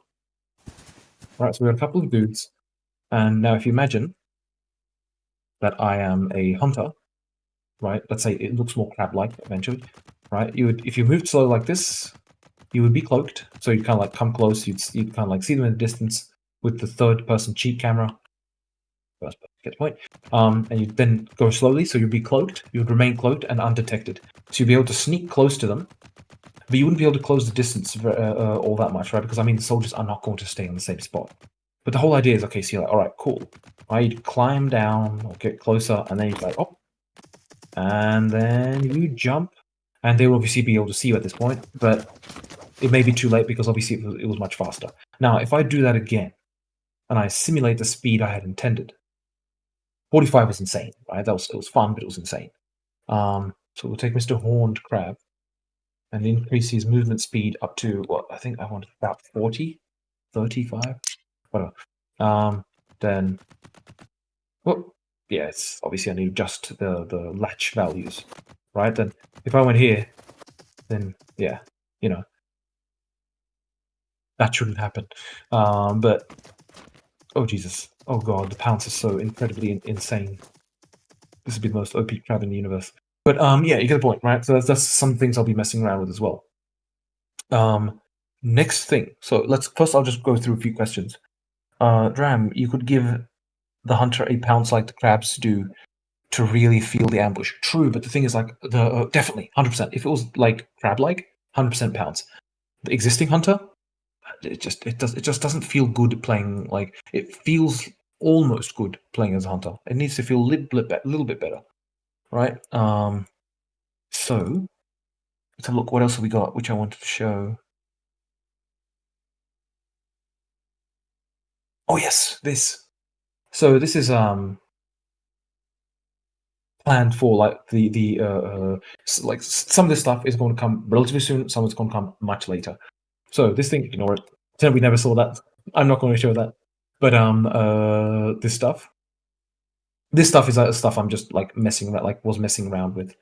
And come on, load in that, right? So, and any questions regarding that thing, I'm not going to answer. But jumping back into this. So, where are we? Where we have it? Okay. Wait. So this, yeah, you guys have seen the camping sites before. That's for Prospector, right? So this is where I can like put it together and like experimented with it. But anyway, Mr. Big Bomb and C4. C4 should be for a saboteur, right? Or like, well, C4, like explosives, right? Sorry, not C4. I'm used to saying C4 because of Counter-Strike. It's broken everything. The bomb itself is not meant to be one that's dropped. This is meant to be like a bomb in something more specific to certain missions or whatever. But yeah, these things are meant to be supply drops, right?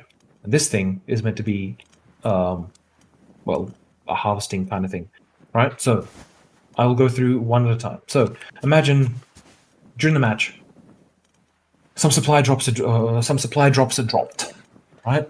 The supply drops would be, I'm not sure. This again, it's an idea, right? Just to clarify, a lot of this stuff is just ideas I was messing around with. It may be in the game, it may not be in the game, but it's cool to just show you guys so you got something to something to kind of like look at. So the idea is either it would be requested or it would be automatically falling during the match. But then, of course, what about the aliens? So the aliens would have to have their own version of the supply drop. Like, let's say randomly stuff kind of like pops up out of the ground. That's a possibility, right? Why not?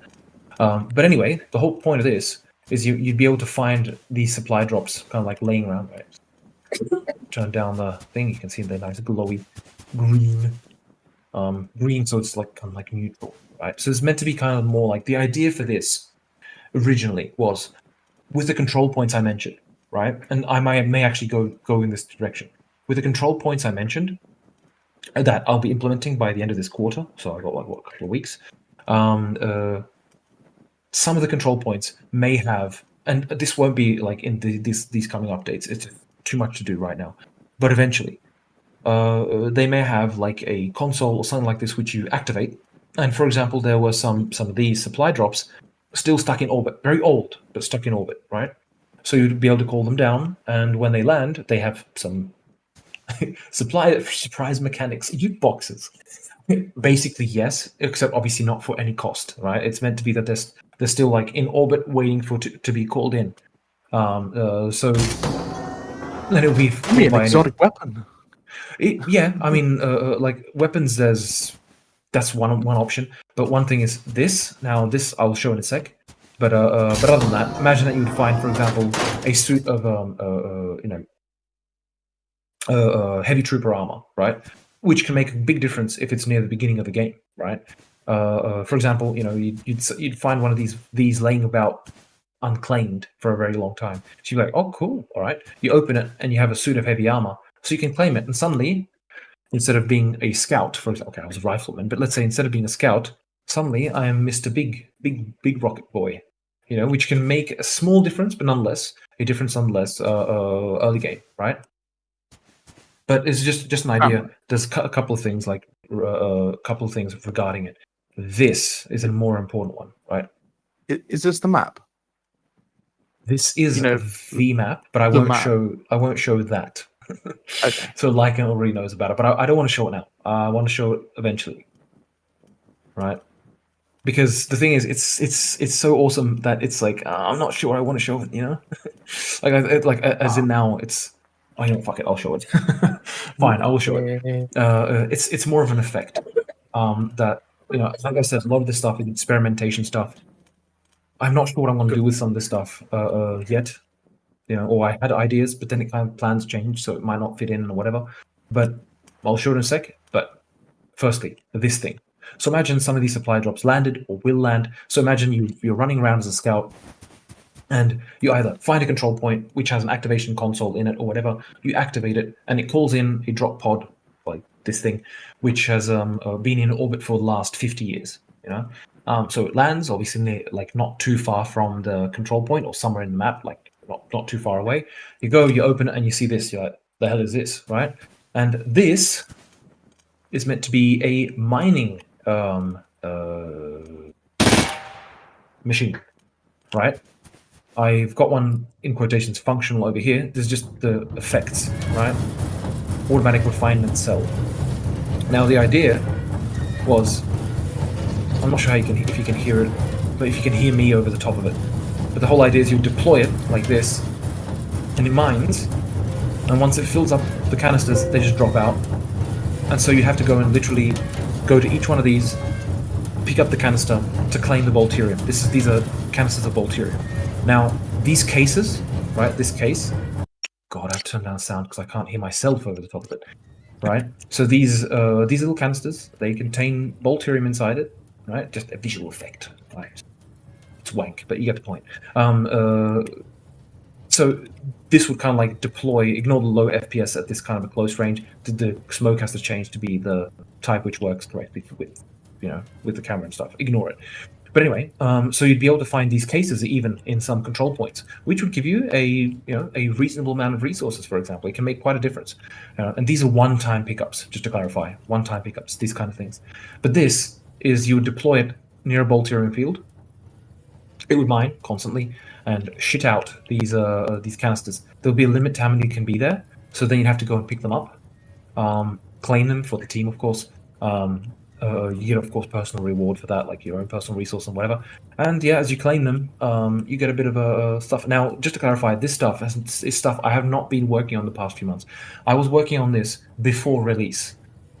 Right? Before release into early access. And last time I messed around with this was in July, I think, maybe, roughly speaking. So I just want to show this stuff. Like, again, this may be dropped, may be put in, may not. I've not read your comments just yet, so I'll dive into those in a sec. But yeah, so the idea is in one of the drops you might get some free resources and shit, right? That's the idea. Going back to here, the saboteur, as I mentioned before, the saboteur unit should be able to place explosives like this, right? These wouldn't be items which you can just buy. I mean, there should be sticky bombs, but those shouldn't be, those would be more for like destroying individual vehicles, whatever. This should be extremely damaging. The idea is, and I'll demonstrate it over this building. This building is meant to be an old research facility, right? Now, to clarify, old research facility is just meant to be like, this is meant to be in the map. Imagine one of the control points is going to look like this. Now, I would like all control points to kind of like look like this or look, different or whatever. But this is one of the things which I'll put in. I have to manually place all of these. That's why I haven't done it yet. It's going to be a lot of manual work, and especially dividing up the map. I'm hoping I manage it by the end of the month, but worst case, it'll have to squeeze into the next month. But anyway, this is literally, there's nothing you can particularly do here. Now, obviously you claim it, right? But this was actually originally intended for a different purpose. For Prospector, in fact, one of the earlier concepts, right? But now it's running like shite for some reason. But I want to show this. So imagine the idea was originally with this, and this would be one of the things. This kind of demonstrates the power of the bomb, the little bomb here. So you'd place it, it'd start timing down. You'd be like, oh crap, and now this thing has 0 health, just to easily pause it and unpause it because I have no idea why it's running like crap like that. It was like really frame dropping, right? Sometimes Unity editor just messes itself up. Yeah. So back in.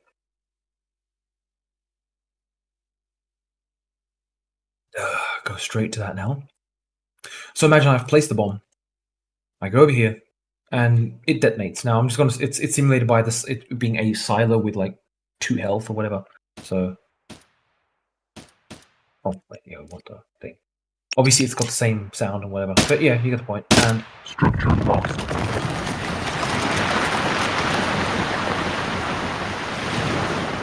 Right? Big boom, and half the structure's gone. Right? This is obviously very specifically prepared for that. Right? That's a very important thing to note. But yeah, that's that, so to speak. Is there any errors? No, cool. But yeah, that's just, again, one of the things I was messing around with. Never finished it, or will finish it eventually, hopefully. But yeah, I'll probably reuse that structure for some of the control points, right? Because it would be pretty cool to run across those kind of structures which are naturally integrated into the world. So it would be destructible exactly as you saw, except probably without the massive boom. That would be just very specific. But otherwise, that would be a structure which you would be able to claim as a control point. Yeah, I don't want to kind of just dive into too much. But yeah, I showed this. I showed this. Big boom bomb. Not much to show for that, but and this is what Mr. Lycan likes a lot, right? Yay. So I'm just going to move the sun out of the way for this one, and I'll use a dude. I'm just going to delete everything in the map. There we go. All right, so this is just an effect, yeah. But this is what it would look like for like even imagine when you see the frigates come in. As because I will do frigates. The poll on the forums, like on the Discord, sorry, very clearly indicated people do want frigates, so I will be doing frigates. But imagine frigates coming in; it's going to look the same. Now, the thing that lands, ignore it. It's just something completely. It's cool, it's fun, but it's something completely different. But no purpose at the moment. I'm not going to get into the purpose for now, but I will show you the effect. So here we go. And of course, I put myself in a position where it's like very far away. There it is. Can you see the little dot over there? I'm tracking it, yeah? Right up there. Now, it's going to come in above me. I'll just move out of the way.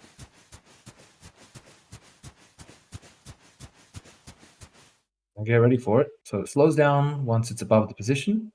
So this is in orbit, right? It's a fast-moving object in orbit.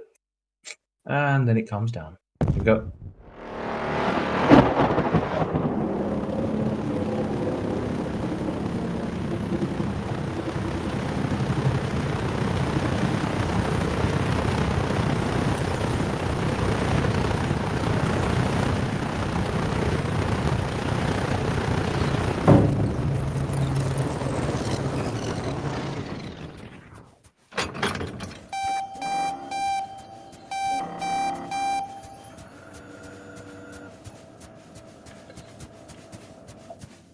Now, what this is, I won't go into the context. Yeah, no context provided. But yeah, that's the kind of like the effect of it. I'll do it again. This time, I'll actually move away from it. Right, just so you can see it kind of like a bit better. You know what? Let's put nighttime. Yeah, or like just dusk. Look at that. There you go. I'll just go over here. Yeah, the sun setting.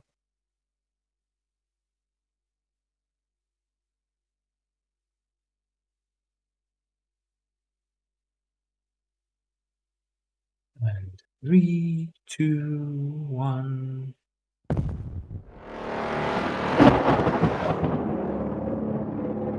That's meant to be a big teleport, right?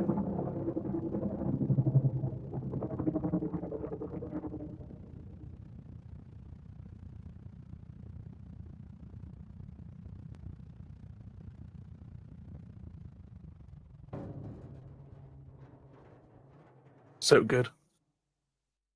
A lot of fun, that one. I've got a lot of glare from my lights. I can't see crap, but yeah.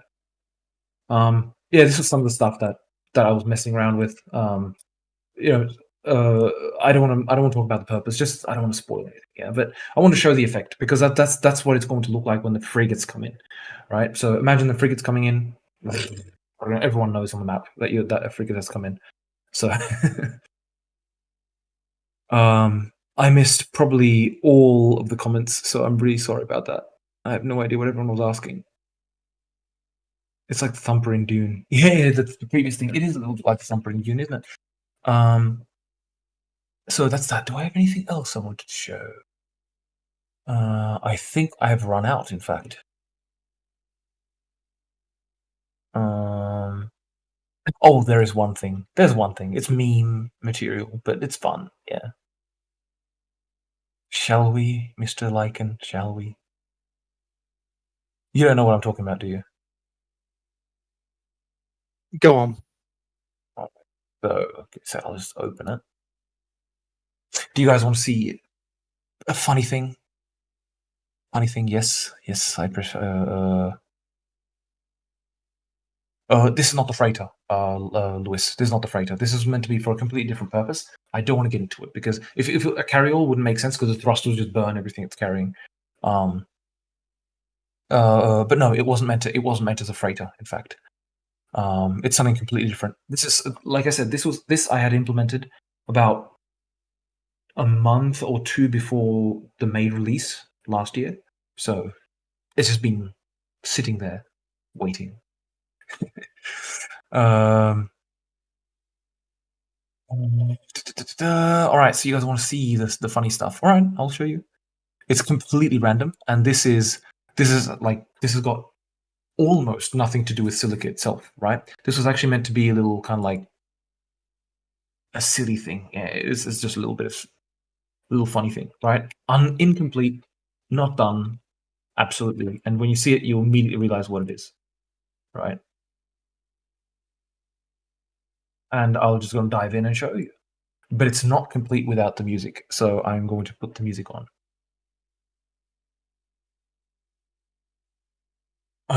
Okay, come on. To turn on music without it being lost.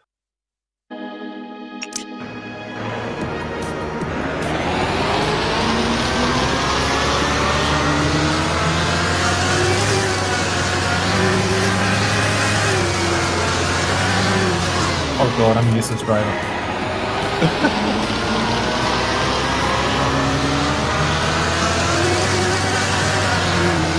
Oh god.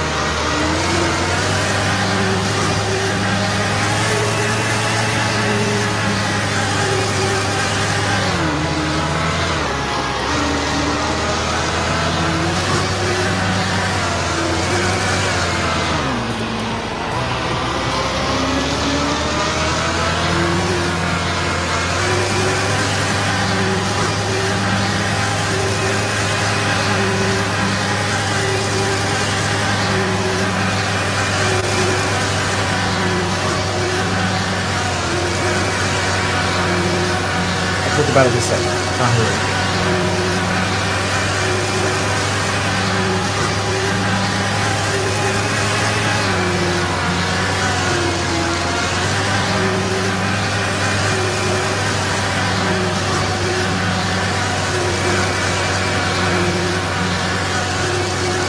Almost at the end.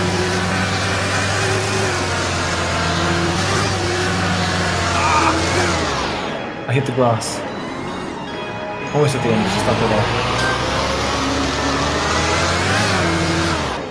Right. So anyway.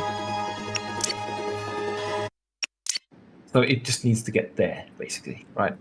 The whole idea is obviously race, right? That's the whole idea. It was meant to be completely random. But yeah, realistically speaking, I don't know when I'm going to get time to probably complete this.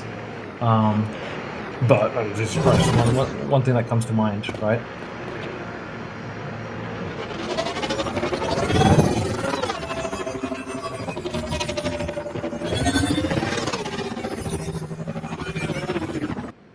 One of the options. But anyway, so this thing is obviously meant to be on Sol. On Earth. Sol is of course our sun, right? But this is meant to be on Earth. Like current year, basically, it was meant to be like just kind of like a sidetrack thing. So these buildings are meant to be on Sol. On Earth. And this was just meant to be a race thing, and this was meant to be an old race car, basically. And yeah, it was just meant to be like a little racing mode, but I just never got around to finishing it. I don't know if I will. It would be pretty cool, but yeah, worst case, I can just leave it to modders, right? But it would be pretty fun. It would be pretty fun to finish this off. But yeah, as you can see, that's so. When you guys have asked before what the what the retro hatchback is, well, now you know. Right? I think it was retro hatchback, right? I call it. Jesus Christ. Yes. Yeah. So this was its purpose all along. So it wasn't just completely random. It was meant to be here. And the idea was that these are meant to be old. This is meant to be an old, abandoned racetrack, with relatively old cars, and that was the idea. It was meant to be in the middle of the city, like, or near the city. In fact, obviously it's in the middle of the city, but you get the point. And by the way, this is how the city looks. Nice peak performance gains. Yeah. But yeah, you know, the nice thing is when you see the city moving in the background. Obviously, the resolution could be a little bit better, right? But yeah, you get the point. Like, it was meant to be just a little fun little addition. Now I will read what you guys were saying. Shrimp racing. Love the 80s style music. Yes. 80s retro. Shrimp racing. All right, is that to pick up harvesters when there is a worm sign? Oh, that's the previous thing. No. Like, yeah, so that it's not a carry-all. The previous thing, which I showed before. The racetrack, FPS view. Good point. No, there's no FPS view now, but there is certainly room for it. But it's just, yeah, the detail is just not there. Yeah, but yeah, I mean, it's still worth it, right? It's meant to be kind of like a little silly thing, so why not? But you know what would be interesting? Imagine if you're racing and there is a firebug which just doesn't like you racing. Is it? Oh yeah. Oh god.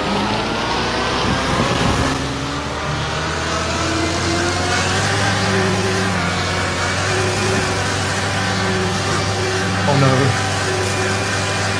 Someone needs to wake up. There we go.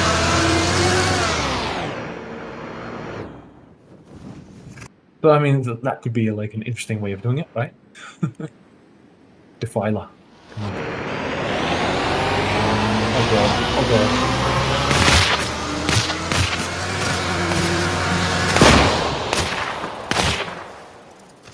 I didn't make it. But yeah, obviously this is just like just a little bit silly, right? Silliness here. So I just want to show you guys some stuff that I was working on, you know. It's a little bit silly. But yeah, it's this one was literally just a little fun thing, you know. So I would like to eventually finish this, but obviously this is just not meant to be an official game mode, not meant to be anything official. It would just be a bit ridiculous, you know. But yeah, as a kind of like a little fun mode, yeah, why not? You know, I would like to kind of like finish some racetracks and have racing. That would be fun. But yeah, obviously there's millions of better you know, racing games out there, so there's not much point to this, right? But let's try with this.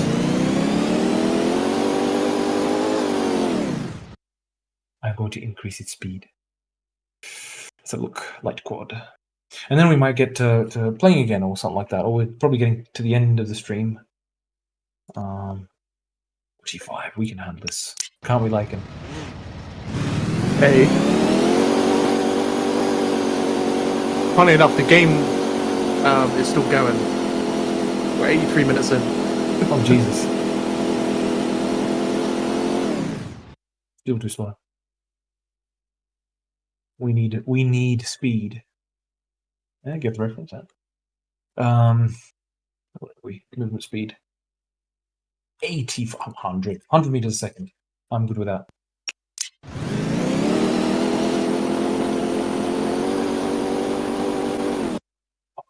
Yeah, okay. It's only I think you can't change this one dynamically because it has to recalculate all the like the sizes for how much it's meant to spin the wheels and this kind of stuff. So we will put as an experiment, just for fun, we will put the where is the light quad? Here it is, and we will increase its velocity to 50 double speed. Why not? That should be fast enough. Oh, right. I unofficially love it. It would be fun, Lewis, wouldn't it? It would be quite fun to race in this. But yeah, it's the whole, you know, it's one thing to just like do a little track and a vehicle. It's completely another thing to get all the game stuff working, the UI and the sounds and Jesus Christ. Oh Jesus, oh god. Yeah, this vehicle does not look. You know what? There is one thing which I can change on the fly, and that's its downforce. Let us change its downforce. Where's the downforce? Downforce. We're going to put it to 2, yeah, it's going to squish into the ground. And now it's going to be like a Formula 1.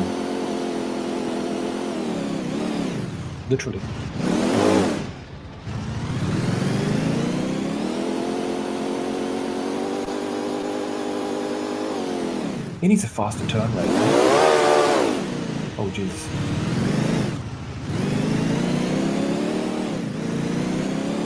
This is very difficult to drive. But yeah, you get the point. Anyway, like, just messing about. Yeah, that's another one of these things. And I think that really this time does summarize what I wanted to show. Let's have a look.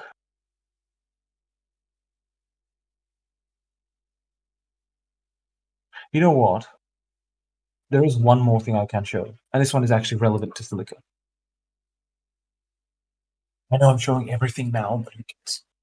Yeah, who cares? You guys are watching, so I hope you're enjoying it. You guys enjoying it? Concept art for Titan. No, I will not show the concept art because I want that to be a nice surprise and just suddenly appear. So I will show you another map which has been, in fact, since release, it's been in this state, right? It's frustrating because I want to finish it, just haven't had time for it. Best driver EU West. Do you have any plans on making infantry more viable as they feel largely useless at the moment? Oh yeah, hell yeah. I mentioned it previously. Like, the weapons, they will upgrade as time goes on, like, or as tech level increases. So the scout won't have just a useless SMG in late game. It's gonna have much more in like a better weapon. It still won't be able to like just go and like take out everything, but it should be able to deal decent damage later on. By the way, could there in the future be a side view for tanks and such? Yes, that's planned. There'll be in the quality of life updates, which will be coming very soon, like next quarter. But yeah, there'll be views for tanks, various views, not only tanks but also aircraft, right? Cockpit views, I would love to do that, but I just don't have the cockpits. I don't have the time to do them. Not at the moment. There's just it opens a can of worms which I want to avoid for now, right? Because there's other things like aiming and all this kind of stuff, right? But for example, on the bomber, you definitely want to have a bomber, or like bomb view, right? Which will be facing downwards, and you can like look down and see where it's going to hit, right? That's an important one. And unofficial as the racing map is, it's great to see that as a side project in your own game, just because it shows how much you enjoy what you do. Yes, yeah, it's yeah. I just wanted like I thought one day, it was in fact again before release, roughly speaking, and I was like, oh god, I want to do something like wanted to sidetrack a little, make monument better, then new map. It's fine, but I mean, yeah, monument's like relatively fine. The problem with Monument Valley is the AI. So it's not the Monument Valley, the map itself. I'm happy with the map the way it is, but it needs to change in terms of the AI. The AI needs to work well there, and that's not a problem of the map. That's a problem of the AI. How about hoverbike race map on Bolterus? Yeah, why not? Eventually, probably like post 1.0, right? Dorad is already working on also Opulent Omega. Indeed, those guys are legends. Seeing it implemented as everything in the future, not releasing, of course, would be great. All right, so I will show you the map. Right, this map is called The Moor. Yes. It's about 75% done, roughly speaking. It was made by Cassie, right? She was when she was still in the project. Unfortunately, she didn't get to finish the map, which is why it's not in the game yet. So it still needs a couple of things completed in it. I don't want to spoil too much about it. I mean, I'm spoiling everything, but I don't want to go into too much detail about what's missing on the map. There are some things missing on the map, apart from the technical stuff. So, from a technical perspective, what's missing here is, of course, like starting points, actual proper like resources everywhere, and so on. Right? Silica Lego set would be lit. Yes, that would indeed. Also, could there be a lot more free camera for Commander, something like in Cumberland Fury series, for example? I will revisit the camera. The way it is now should be default, but it should be possible to like rotate partially. And in fact, it is implemented already. You can actually put the command. Yeah, like a different commander view. I'll show them. Might as well. Right. So this is the default, right? So you can like rotate it by 90 degrees and stuff. Now, if I put what was the camera command? Smooth commander. I think it was smooth commander. Yeah, I think so. All right. What? It says disabled, but it's enabled. All right. Cool. Yeah, this, right? You can rotate it to any odd angle. I presume this is what you mean. So it's already implemented. It's just obviously it's smooth. This was meant for like shots for like recording videos. In fact, one of the reasons this was needed was for the release trailer. So, but I'll show you the map in a sec. But yeah, this is one thing. But forget that. The more, yes, it is, as you can see, again, very work in progress. This map, the reason I didn't put it in is because you can see the performance, one thing, but that's more in Unity. It's not that much of a problem in the game itself. But mainly, it's just not finished. You know, you can see this is there's still a lot of stuff to do here. This was meant to be a map oriented towards aliens, right? This is meant to be a very more alien-friendly map because you know aliens can hide practically everywhere, right? But obviously air units kind of slightly changed that. But you can see the corridors now for scale, right? That's one thing which is important. What is the scale like? The scale is like so. Load in, please. There you go. All right, so just to give you a sense of scale, there's the harvester, where the harvester says. And that is the size. Oh, there's some physical materials. All right, that's why it's spamming. Okay. Okay, so it's slowing down also because it's spamming the console. But anyway, ignore it. Yeah, you can see this is it's meant to be a strategy map, but of course this is going to be a very alien oriented one. So a lot of people would ask, why is it alien oriented? Well, because you as a human being are very much limited to where you can go. Not necessarily like a trooper, like a a human being like an infantry, but I mean humans with their vehicles, right? Because you are forced to go through the corridors. The aliens, they don't care about corridors. So these nice little things. I really like these little corridors. So there's plenty of places to hide for you, but there's also plenty of places to hide for the aliens. So this one is it's incomplete. I do want to get this finished. It will take some time to finish, so that's why you haven't seen it in the game just yet. But it will be in there. God, it's slowing down more and more as it spams the console more and more. Can you not spam the console, please? Jesus Christ. But yeah, you get the point. It's should be interesting. Should be interesting. In terms of air units, sure, there's plenty of places to. Just so you guys can hear me, there's plenty of places to kind of eliminate the enemy. But at the same time, there's also plenty of places to hide and take out the air units. To give an example, imagine you have a upgraded rocket trooper here. There's no way you're going to see him as the human, as a aircraft, right? So just good luck with that, right? Just to clarify, he's right there. You can barely make him out. And if he's concealed, so you just be waiting and just send like a guided rocket your way. Obviously you'd see where it comes from, so you'd probably start engaging him. But yeah, you get the point, right? So you probably like pop and then hide. It kills a player, and the AI should also have these kind of tactics eventually. That's what I would like. But yeah, you get the point. All right. Long story short, these areas are special for a reason. There is a reason why they are circular. And no, it's not a starting point. There's meant to be something different there. But yeah, I don't want to get into too many details like regarding this specifically. Just to not completely spoil it. All right. Why did I delete the harvester? That should stop the spam. Okay, it stopped the spam, but it's still. Unity sometimes doesn't like this kind of stuff. But anyway, this runs much better, obviously, in the game than in the Unity editor. But nonetheless, that's the map. So I'm just going to have a look at what you guys wrote because I have no idea.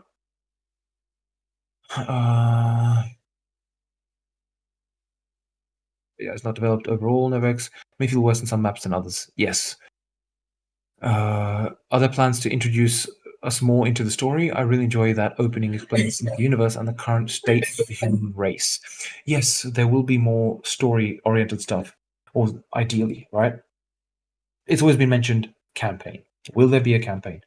The answer is I'm not 100% sure. I have so much on my plate that, and I'm looking for people, of course, to do it. It's on the BI Studio webpage, so it's not anything hidden or anything like that.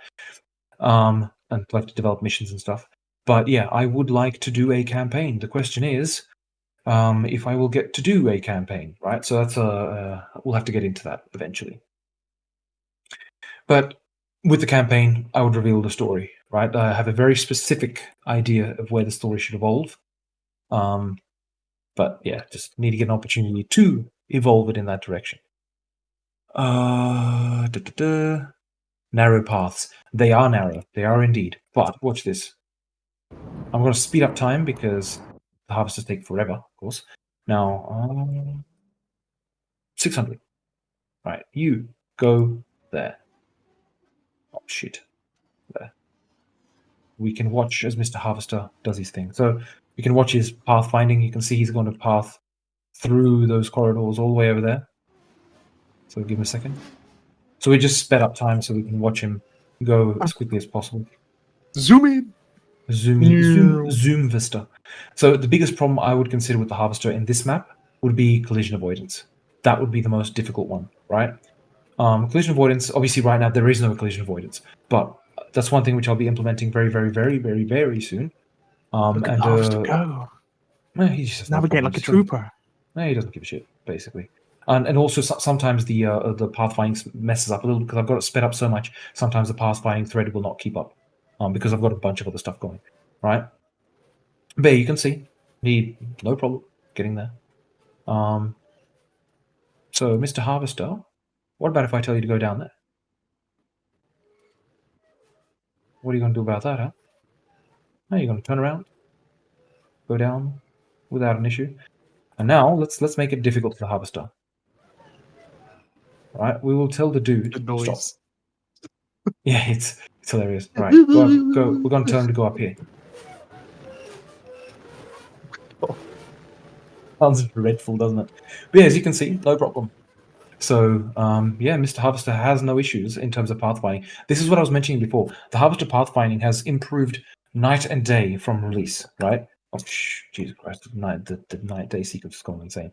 It's improved incredibly, right? Because I specifically tweaked it to be able to do this. Where it messes up is collision avoidance. That's just a general problem with vehicles at the moment. I just haven't had time to finish it. I will. It's extremely high priority. And the second thing is like when sometimes it gets stuck in the refinery. Ironically, the refinery bug is a very easy one to solve, right?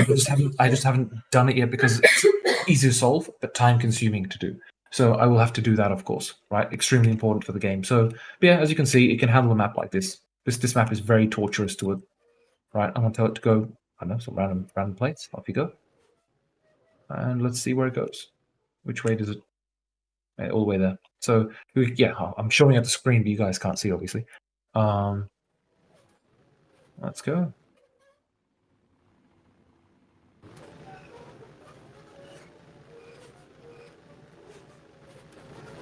Listen to that. Oh my god. Well, I'll just stick my camera to him. Sounds like a really rusty hinge. Yeah. By the way, the issues that he's having is actually related to the sped up scale. Like when he gets stuck like that. Yeah, we just want to watch him get to the end.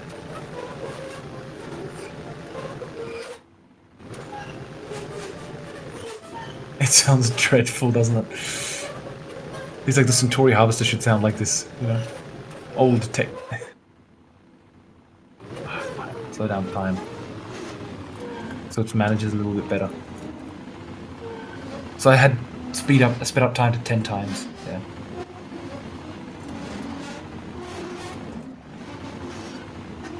Yeah. No issue.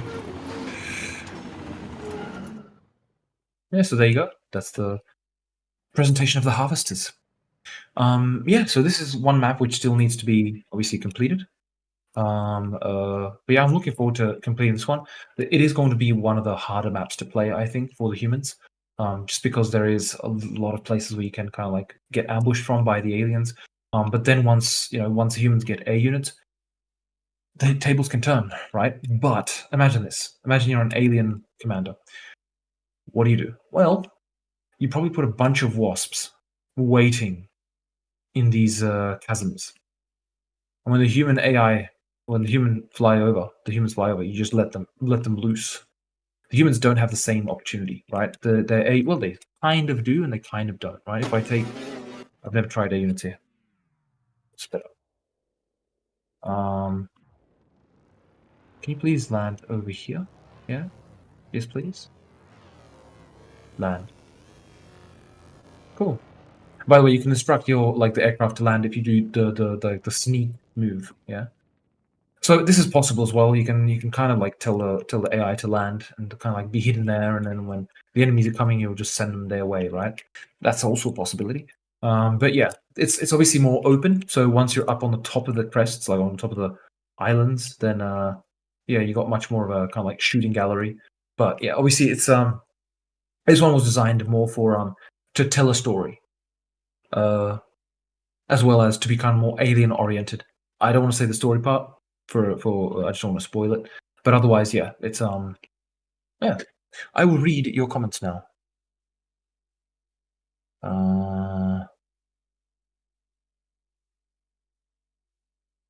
This map could also work as a racetrack. Yes, that is very true. It could indeed. Nice pathfinding algorithm. Yeah, it's just A-star, man. It's not about the pathfinding algorithm itself. Everyone's using A-star. It's just the quickest one. There's also quick there's also jump point pathfinding, but it's just not as effective, and so on. It's just the most performance, the best performance is A-star. That's the algorithm. However, the heuristic is the important thing. The heuristic is the values you put in to kind of make one way better than another. And then also the data, right? The generation of the thing. And you know what? Might as well show it, right? So that's another thing that could be quite interesting to show. I am going to show. This is some behind the scenes stuff that you normally don't really see there, right? AI manager. We will enable, for example, where the harvester can drive. Wait, where is show graphs? Is it just for thing? And I don't want to see the LEDs. Yes. All right. So this shows everywhere where the harvester can drive. Now, obviously, there's on the island up here. Oh, okay, that is connected, because there's a path down there. But it doesn't cut away things like this, right? So it looks like the harvester can drive up there, but you'll never physically be able to get a harvester up there, right? Unless you do some super. Oh God, you probably could. If it's Lycan, he'll probably drive up here. Jesus Christ. Yes. But yeah, you get the point. So this is so regarding the pathfinding algorithm, you can see that a harvester can pathfind anywhere in here, but he would not be able to fit through there. Even though realistically, there's the A unit.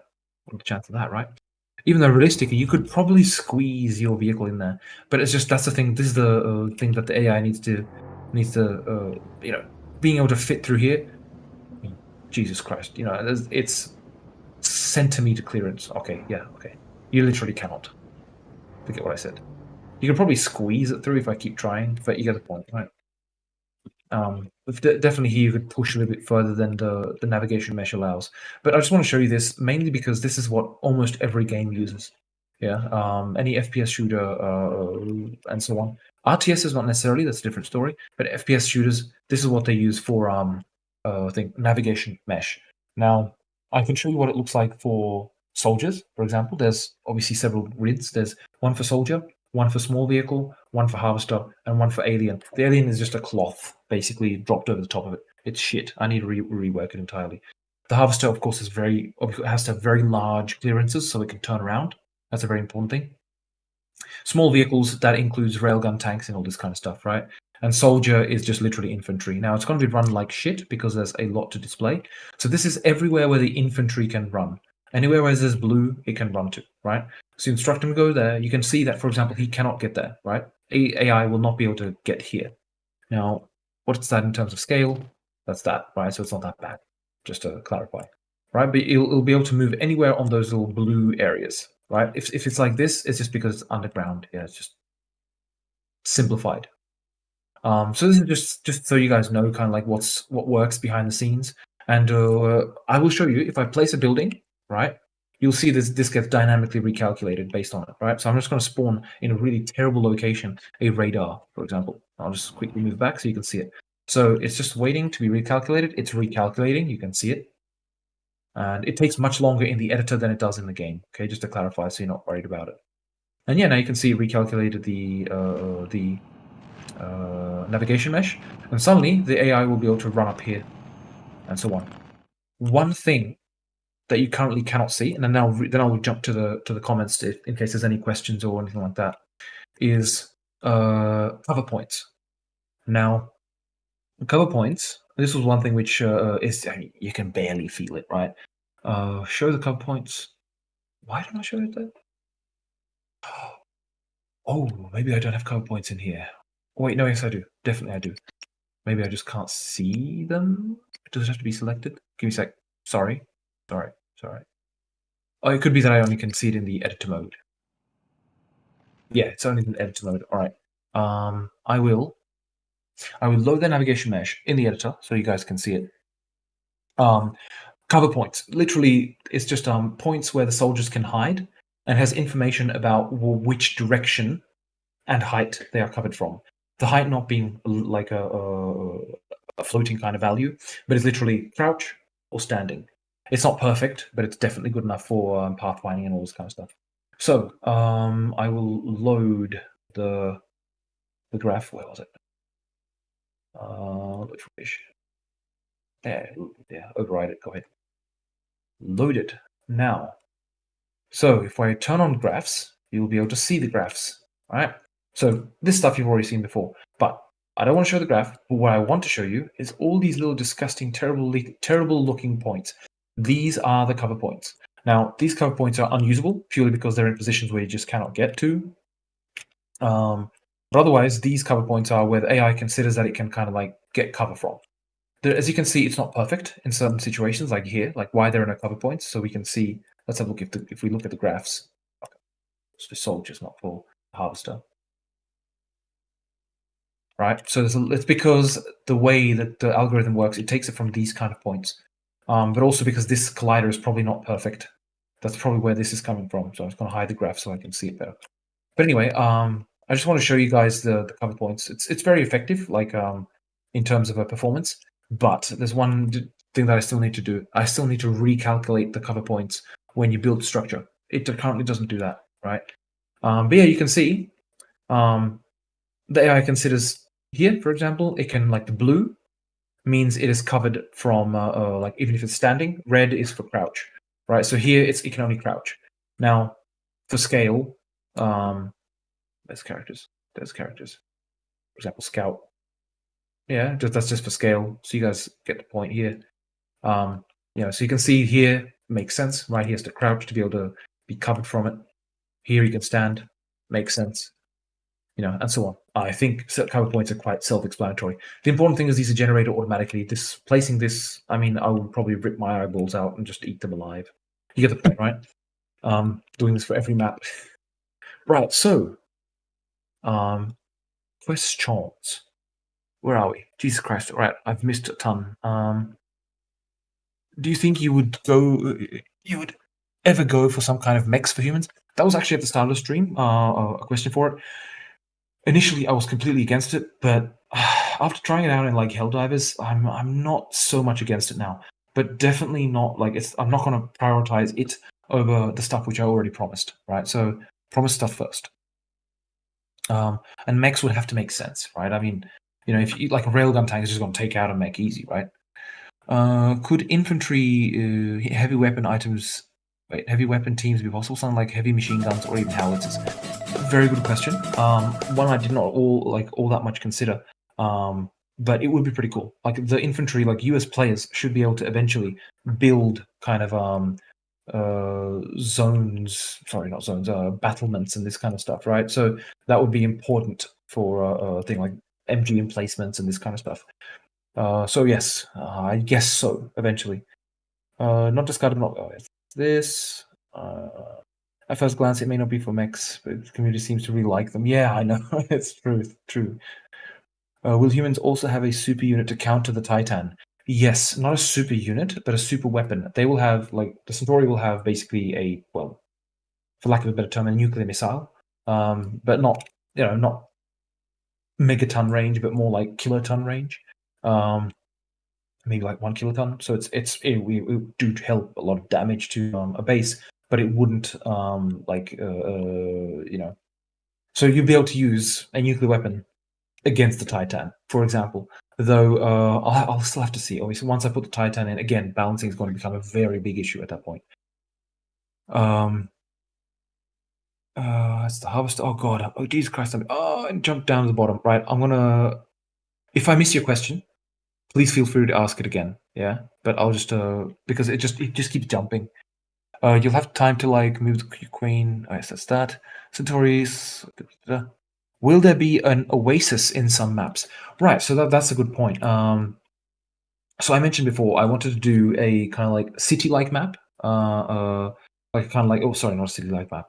What am I talking about? I want to do a map on Earth, the kind of like interface between, for example, a city and a forest.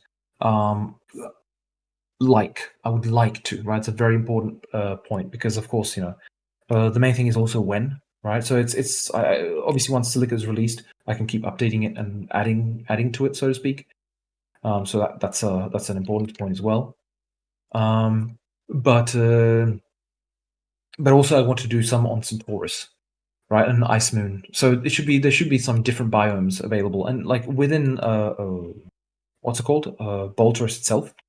I was floating the idea of doing a region which is being terraformed by the humans. That wasn't like just an idea, but I'll have to get back to that basically. But yeah, there'll be different things, not just purely what you see here. Will the detection of the units be the same? Actually, it's automatic. I mean, when you're hidden and you shoot an enemy, you're detected even if not seen. Okay, so the detection works on two levels. One, visual. If you're out in the middle of nowhere, like if you're out in the middle, like let's say here, right? What I've got in front of me. If I'm standing right here, then I will be detected by fog of war, right? So if the fog of war for a given team is uncovered, I will be detected. So if you imagine a crab being over here, not even being able to directly see me, but being here, and it uncovers fog of war to here, then this is the one compromise that I have to do with RTS versus FPS, right? So then you will be discovered, despite not being able to see the crab, like it not having a direct line of sight. However, if you were here, okay, you could probably get a line of sight, but if you were here, next to, rocks, or here, next to these rocks, and so on, probably do this, next to these rocks and so on, and the crab was in the same position over here, then he would not see you. He would be concealed, despite the fog of war uncovering the area. And the reason is this is the compromise to allow stealth mechanics. You allow you to hide your units while at the same time still keeping to logic. I mean, the whole idea is if you're moving your units near walls such as this, then quite clearly you're probably trying to hide them, right? And that's the concealed mechanic. That means it's just more difficult to make out your shape near such rocks. And the whole idea is, there's meant to be like an orbital, like there's meant to be orbital view and this kind of stuff. Obviously, for aliens, it works the same, so it doesn't make all that much sense. They should be able to smell you. That's a different thing. But that's the visual side of things. The hearing side of things, that's a different story. If I'm over here, and there is a unit over here, right? He's got no line of sight on me, but he's here. I start shooting, he will hear my gunshots, and he will detect me because of my gunshots, right? So, and that's based on loudness, sound, and this kind of stuff. Now, the important thing to note here is the sensors right now are very sensitive. They should be a bit more. They should give a bit more leeway, shall we say? Yeah, but that's just playing with numbers. Very easy to do, but just we'll have to go through a bunch of iterations. So I'll have to. That's why I haven't bothered with that, right? Gigantic robot for Centauri. It'd be cool to have some kind of giant beetle with the ability to puke acid or have a flamethrower, something like in Starship Troopers. So, puking acid. I'm not sure if you saw it before, or Matrico. Yeah, you saw the Scorpion, didn't you, Matrico? I'm not sure if he was here or not. Yeah, true. Fair enough. Might as well show it again. Golanx, if you're still here, I'll show it to you as well.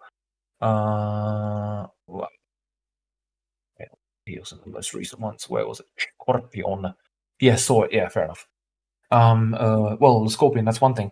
But as I mentioned, the Hunter model will likely change. So the Hunter, as you know it, will change. It'll still a unit will come to replace it and function the same way, but the current Hunter model will probably be used for something else. I wanted to use it for its original purpose, which is meant to be the kind of like a guardian, right? It's meant to be able to guard the queen. And most importantly, it's meant to have a belch breath, right? If you think about the firebug, for example, this thing is meant to be able to vomit fire as well, right? That was the idea. Oh, cool. Good to see you still here, Golanx. So yeah, Golanx, so you wanted to see the scorpion, right? Oh, I'm not sure if you wanted to or not, but you'll see it anyway. So if you remember what it looked like, I spawned it in. This is the old one, right? This is the old one. You're familiar with it, of course. This is the new one. Blobby. Yeah. More damaging. Obviously, it bursts on vehicles and stuff. I'll just disable AI. And again, people have seen this, so I'll just do it relatively quickly. So just so you don't have to go and dive through the stream, because you specifically asked for it before. Relatively quick. But the thing about this is it should have also like damage over time, right? But I wanted like, this kind of bursting acid and stuff. Now, as I mentioned with the Hunter, right? Where is he? So the original intention I had with the Hunter model was not it being a fast hunting unit. I wanted it to be a guardian unit, but I needed a fast hunting one. But this one was meant to be that. Back. Yeah, no worries, man. This one was meant to be that, of course, it can give you a bit of a slap, but at the same time, it shouldn't have a bite. But it was meant to be able to vomit fire like a firebug, right? And when it does that, of course, its butt would light up, and it would be like, like it would be more dangerous than a firebug, in terms of its flamethrower capabilities, right? The reason is because it's ground based, right? So it's meant to be a bit more like a thing. It wouldn't have a great range, definitely not, but it would just and it wouldn't be this fast. That's the important thing, right? So if you think about it, it would be, for example, where is it? Yeah. We decrease the speed to not like, I think it's like 30 or something. It's something insane like that. Move speed 25. So we might say, okay. Oh, unlock. There we go. 12. Say 15. So be more like this with vomit fire, or a bit slower than this. But yeah, you get the point. Right, and the other thing with the new Scorpion, by the way, Golanx, is it was meant to be. It's also faster, a little bit, but it's still significant in terms of like long range. But yeah, so that's the idea with this model, because I'm just not happy with the Hunter as it is. It just feels really weird when it's running really fast over everything. It just doesn't feel good. It just doesn't feel good, So, the Beetle from Starship Troopers was short range and deadly with its flamethrower attack. Oh yeah, you're right. Yeah, you're right. I completely forgot about that one. It's something big and tanky and slow with very close range liquid flamethrower. Yeah, that would be like liquid flamethrower where it would literally just like melt people and stuff like this. That could be the Hunter turned Guardian. Why are beetles so economically vulnerable? They always lose. What's the reason? Is the in the players or in the balance? Balance, because there are like it depends. If you get, for example, right now with the nerf of the Colossus, at one point the Colossus always won the match, right? But with the more recent nerf, the over nerf, shall we say, then it became that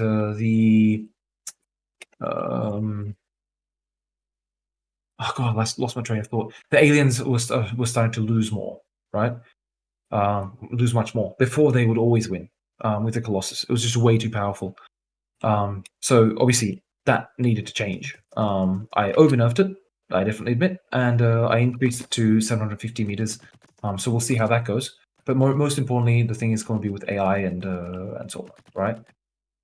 But the thing is, don't look at the game as a finished product. It's not, right? It's in early access. There's still a ton of features missing. AI is one really important thing, right? AI is going to really change the balance. Just without changing a single damage value, just changing the AI and how they act, of course, makes a massive difference to the game itself, right? So just changing the AI to be able to, like, ambush better. So, for example, if there's a guy down there, rather than the crowd just going, "What's up, man?" and getting shot to death, it might try and avoid it a little bit better and so on. Or if it's getting shot at, it might not just continue charging, but it might try and flee or like, okay, not flee. It shouldn't flee, but you get the point, right? It should try and like more surround the enemy rather than just purely charge forward. If there's a lot of them, and so on. So AI is going to make a massive difference, especially for the human units. Because once you get my vision for infantry combat, right now you send infantry and they're like, yeah, no worries, man. Oh god, there's a tank. You get the point. So what should happen in that kind of a case is, going, oh god, there's a tank, right? So yeah, okay, yeah. I mean, he probably shouldn't shoot at it with a machine gun, right, or with a rifle. So they'd go for cover points, hide from the enemy and so on. If they're under fire right now, they're just kind of like just keep going, and so on. They should listen to you, but at the same time, they're humans, so they should be able to route. Think company bureaus, right? Where the units act intelligently. That's my target for the infantry combat and so on, and for vehicles as well, of course. I went way too in depth on that one, I guess. Wait, where was I? Godly, thank you for the time you're taking to answer us and allow you to ask a question. No worries, Frost, man. It was good to see you. Long live Silica. I hope so. Do you think you would ever add more ambient life like the worms, but something like birds in the sky but wouldn't attack, just kind of fly away? That's planned. Yes. There should be more ambient life. I have plans for some ambient life which appears only during the night, for example. So you kind of get this difference between day and night. I do want the world to feel a little bit more alive. There is, but also it should be relative to each map. The Badlands, that's going to be barren, right? I mean, that's going to have only worms, if anything. Anything on the surface is just going to die, right? That's the idea. Obviously, the aliens are there, so what are they doing there, right? But I don't want to stop the aliens from being able to play there. By the way, subscribe to Lycan or get eaten by a crab. Yes, subscribe to Lycan. Get eaten by a crab. And to Lewis. When AI gets its love, it will be a different game. Yeah, when AI gets its love, it will be a very different game. I think the human AI is already doing really good, except for the commander not expanding and making more refiners. The commander AI is just shit all around, right? Obviously, it's shit. It's very simple. It needs to expand, of course,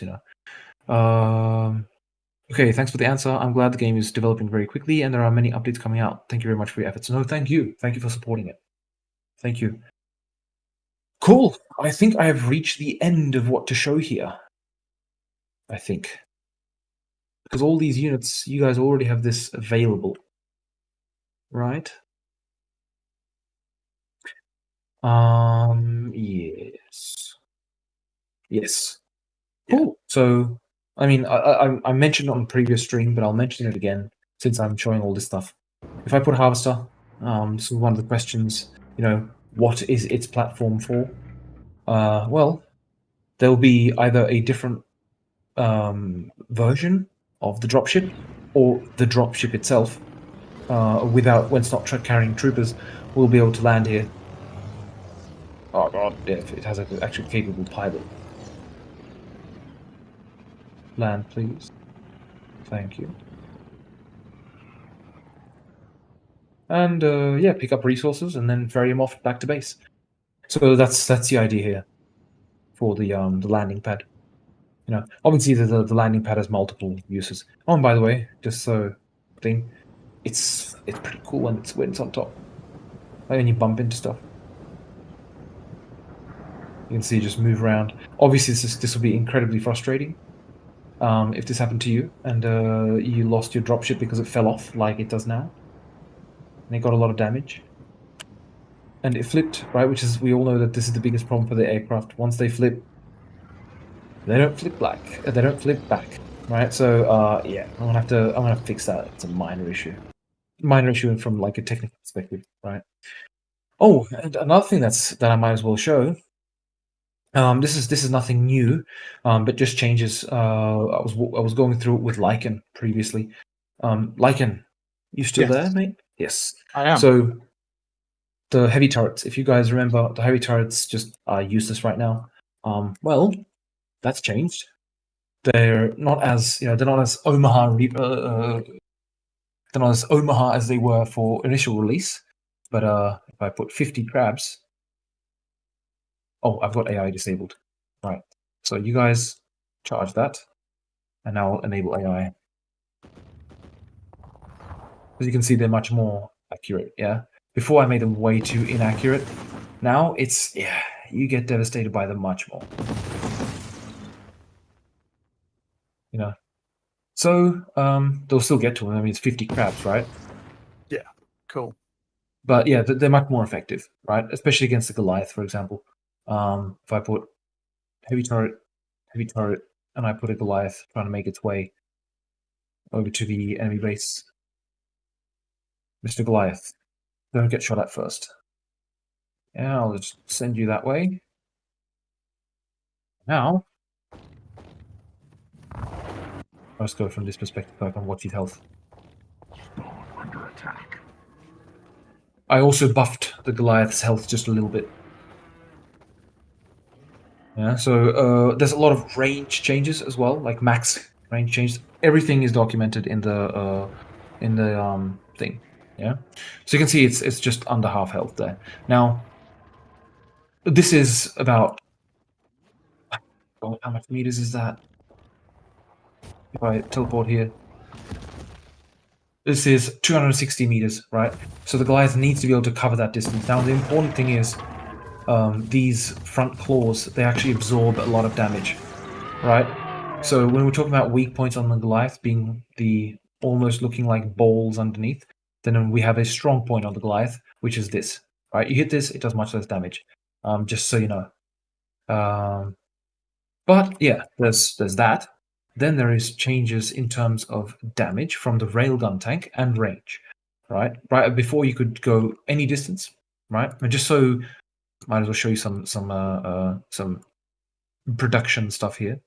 So if I go to the railgun shot, you can see this is the inspector. This is what I see when I'm setting it all up. These are all the settings I've implemented and stuff like this. So you can see, for example, that the railgun shot goes now a maximum of 3 kilometers. It will not travel further than 3 kilometers. Before, it could travel 22 kilometers as a maximum range. It's just because I didn't set up. I'm going to be honest, yeah. So that's one thing. I mean, it makes barely a difference because most of the time you weren't engaging stuff at 6 kilometers. You couldn't even see it 6 kilometers, right? But it's just that the stray shot won't go on forever, eating performance needlessly, right? That's one thing. The second thing is damage has been reduced, right? So if I put, for example, a hover tank and I shoot directly into the side, so a good hit, it no longer kills hover tank one hit. That's one important thing. It never did fully kill it in one hit. I forgot how much damage it did before. God, I'd have to look at the give me a sec. I'll just look at the SVN log just quickly. So I can oops, no. Not there. And not that.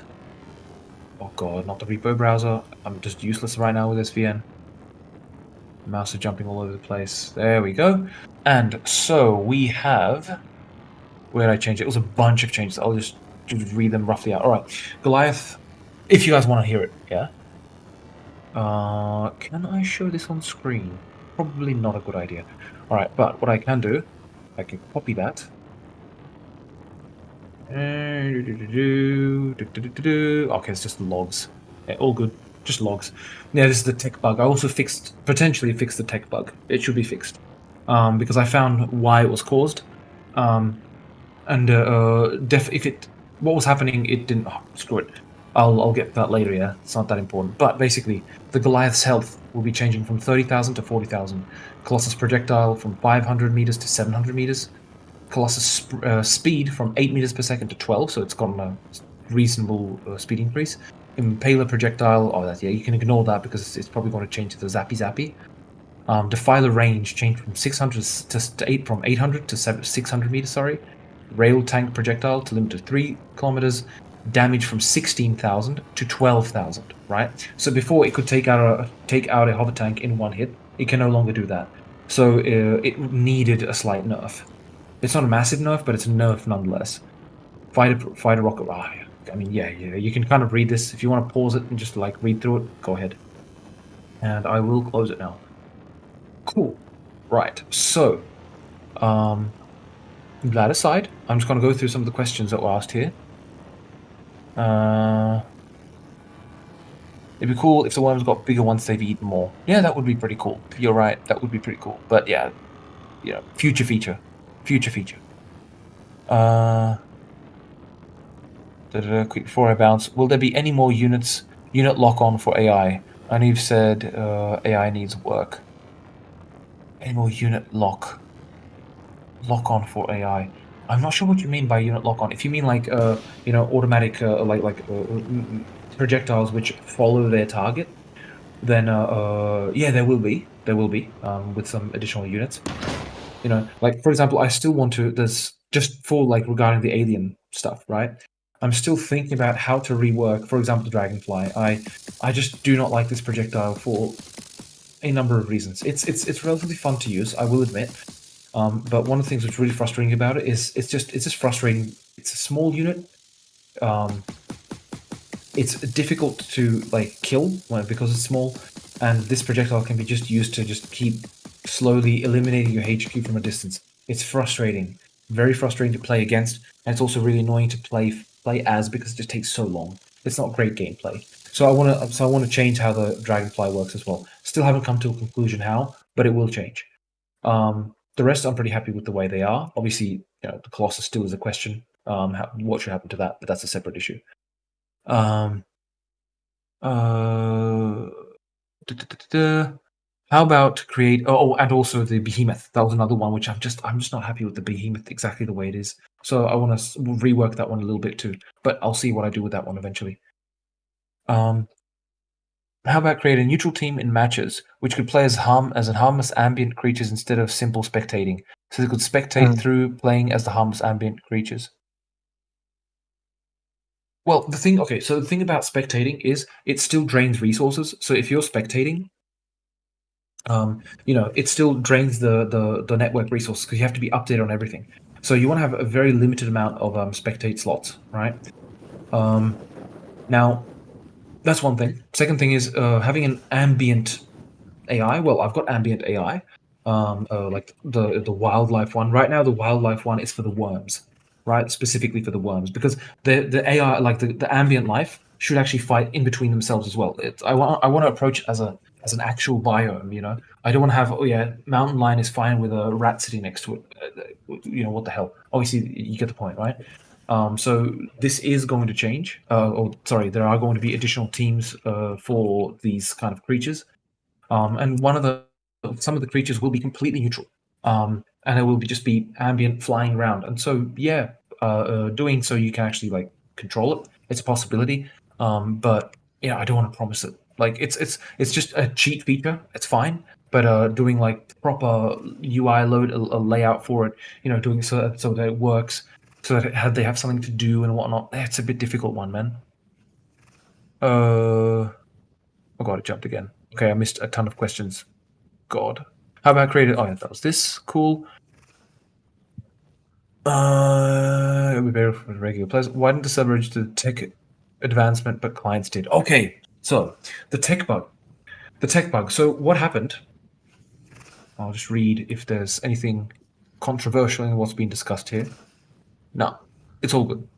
So thanks to Fresh for helping with this, by the way, like because he was the one that had the tech bug, and then thanks to that, I have the Prime Italian server log. YCH's log and Fresh's log and my own, right? They all kind of mirrored the same thing. So when Fresh had the tech bug, the interesting thing was, this is just from a specific session, right? So I'm just showing it on screen so you guys can see it. But from a specific session, what happened was that, God, where is it? Aliens Quantum Cortex, you can see it here, changed from 1 to 2, and then from 2 to 3, right? That's on Fresh's side. On YCH's one, changed from 2 to 3, correctly as well. But on the server, it went from 1 to 2, and then it didn't go from 2 to 3. So for all things, I would expect that on the server, it should go from 2 to 3, and it wouldn't be on the clients. But ironically, it happened on the clients, but not on the server. So I looked into it, bloody annoying debugging it. I haven't been able to reproduce it on my end, which is the most frustrating thing. But I looked through the code exactly where it gets called and whatnot. And basically what I found out was I didn't actually have it completely synchronized. When you create a, like when you say, all right, build this, then it goes, of course, to the server. Server says, yeah, no worries, build it. And then you build it locally, because some things don't need to be perfectly synchronized, right? Construction sites, they don't need to be perfectly synchronized on like these tech upgrade ones, because they're synchronized at the end. That's the important thing. But throughout, so that's perfectly one-to-one. Like, yeah, if you're 1 second off, it doesn't make a difference, right? So it's to save network resources, right? So that's what I did with it.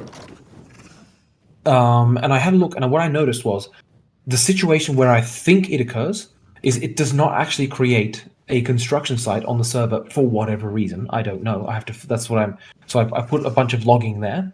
But what would happen is, so that the client being the player, would press, I want a to upgrade from Tech 2 to Tech 3. It would go to the server, that request. The server would go through, create the construction site. Now and this was a bug, it automatically assumed that would go through, right? So it automatically assumed, yep, no worries, I've created the construction site, and then it sent back to the client, to the player, to the requesting player, I've performed the construction, like the start of the construction. And so then the player would get it and say, oh yeah, cool, and starts a construction site himself. Now, why that can be a problem, or where that can break, is if it doesn't actually create the construction site on the server, then it will not upgrade the tech level, right? Because it's like, okay, it failed to create it for whatever reason. There's one or two reasons which can occur. That's why I put logging there. But it still sent the client the result, yeah, go ahead and build it. And so how does that break it? Well, the client gets it, starts building it on his end, but it finishes building it, but it won't actually update it, because that update has to come from the server. But it's blocked now because it creates a construction site, and it can actually no longer update, like create the like start upgrading again. So what I've done to fix it is, and it's not 100% fix, right? I need to find out what occurs with the construction sites that they sometimes don't get created. It's incredibly rare. Now I put a fix in because I think it's from another scene, right? We'll see how it goes. But basically, what I've done is once you try and place the construction site, if it does not go through on the server, then it won't send you the confirmation that it's being constructed. So worst case, what can happen now is you click it and it doesn't do it. It'd be very annoying, but not as annoying as it being glitched, right? So hopefully that will fix it, and it's a hot fix. It's not a perfect fix. I'll have to find out how that can occur. But that's the long and short of it. Jesus Christ, I went too much into detail there. Oh, is the alt lock on with the behemoth and lock on glitches, or as a glitch and intended? Okay, so what you are talking about, just to clarify for everyone else, it's an ugly bug. I'm just going to disable AI, and I'll disable damage, right? Because I don't have damage here. For this, we'll put a dude. We will put a behemoth. You look at him and you're like, "Good morning." You start shooting him, and you hold Alt, and he keeps locked on, despite you not looking at him anymore. You can go behind anything, and he keeps staying locked on. The player can run away, and it stays locked on. It is a bug. It's not intentional. It's not meant to be there, and it's super dodgy, right? Obviously, as soon as you go Alt, it should no longer have a locked target. Right, so yeah, I'll have to fix it. It's not fixed yet. It's not that bad a bug, because usually it can only actually work if you got a line of sight, because otherwise the little bug things it shoots just bump into everything and they'll get eliminated. So it's not that bad, but yeah, it's annoying. But it will be fixed. It will be fixed. Will AI be able to get in a dropship at any point?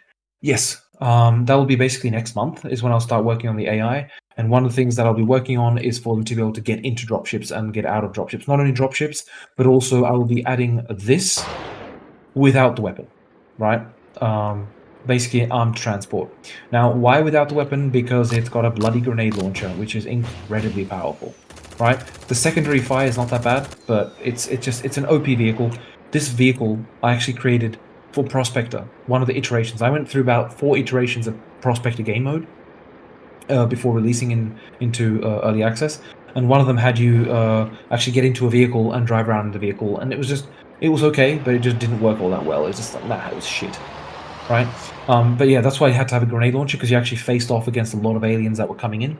But yeah, the version that I intend for actual use in strategy will not have the weapon attached, or it will only be a machine gun, right? Because this is just like, yeah, you know, it's fun because I mean where you aim, you can see that the little circle, how it's going up based on how far I aim.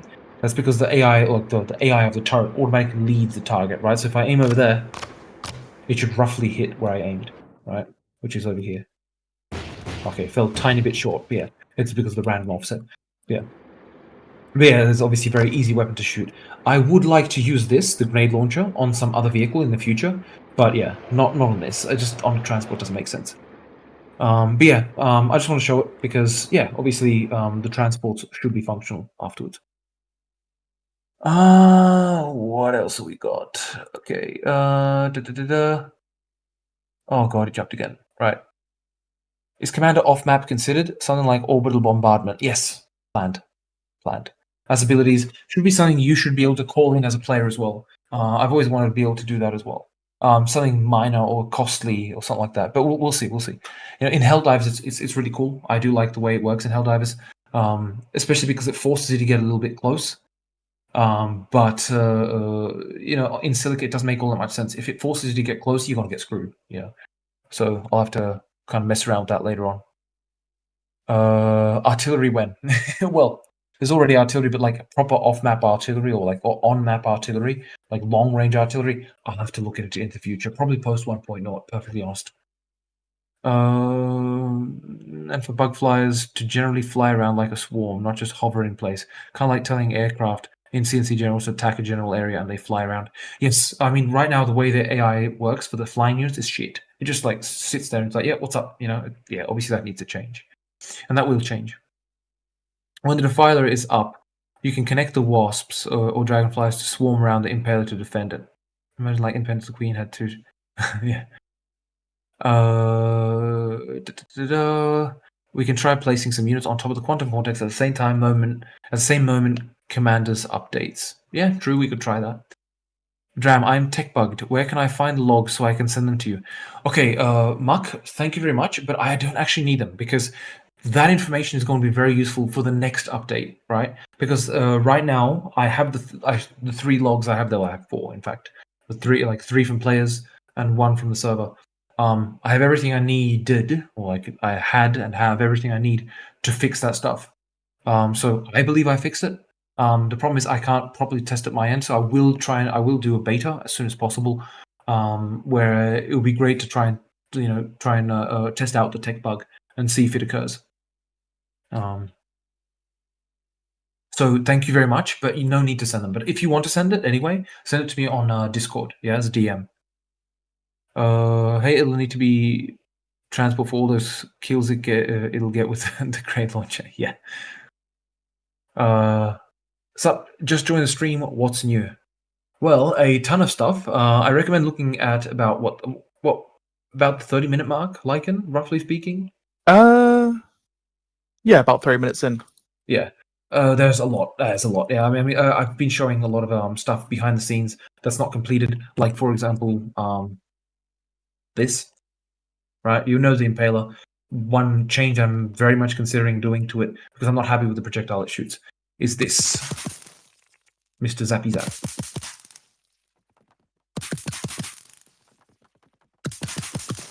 I mean, I like the zap, but yeah. Righto. When aiming down sights with rifleman or commander is even worse. The muzzle flash is so insanely strong, I'm personally not able to use it, either as I'm getting an epileptic seizures, roughly said. Right, so I think it really depends on which unit you mean, because aiming down sights, this, no problem. This one, there is a bit of a flash there, that's true. Probably worse in the night. Obviously, in the dark, you can't see shit, that's true. Right, so with this one, I might actually slightly rotate the muzzle flash to be a little bit more so that it's to the sides of the thing. So that one I'll grant that one, definitely. rocket launcher, that one's irrelevant. But yeah, the worst offender is the commando. This is true. This one's just a flashbang in the face every shot. Very true. It's annoying. I just haven't gotten around to fixing it. It will be changed eventually. Yeah, it's not meant to be this blinding. Like, you know, during the day it's not that bad. It's still flashy. I mean, you can probably see in the video where I'm getting flashes in my face. Yeah, I can see it on the video because obviously I can see the stream delayed. But you can see the flashes. It's insanely bright. It will be reduced. Sorry, the brightness won't be reduced, but it will be most likely reduced when in the zoomed mode. You know, the muzzle flash will be reduced in brightness for that, or something like that. So it will be addressed eventually. Yeah, eventually. Could queuing of nodes as aliens be possible? Okay, yes, that one is that one's something I have not worked on just yet, but I will. It's meant to be like right now, individual nodes is insane. It's meant to be you put a either, and this is the one thing which I'll have to experiment and try play around with. Part of the quality of life updates coming next quarter is you would either set an endpoint, or I would have a different. Well, let's try and illustrate it with existing stuff. So nest, yes, and biocase. So I don't have to bloody build it. I just need an alien to hop into. So I can open this. Right, so resources, alien, many. Yeah, so nodes. Where's the node here? Yeah, obviously node by node is insane, right? The whole idea is you would use either an end node and it builds towards it. I think that's how it works in natural selection 2 from memory. Or the and that end node would be what you would kill. If you kill the small nodes, it would just keep making them after the area is clear. That's how I would expect it to work. But the end node, that one should be a larger one, which is more kind of like how would I explain it?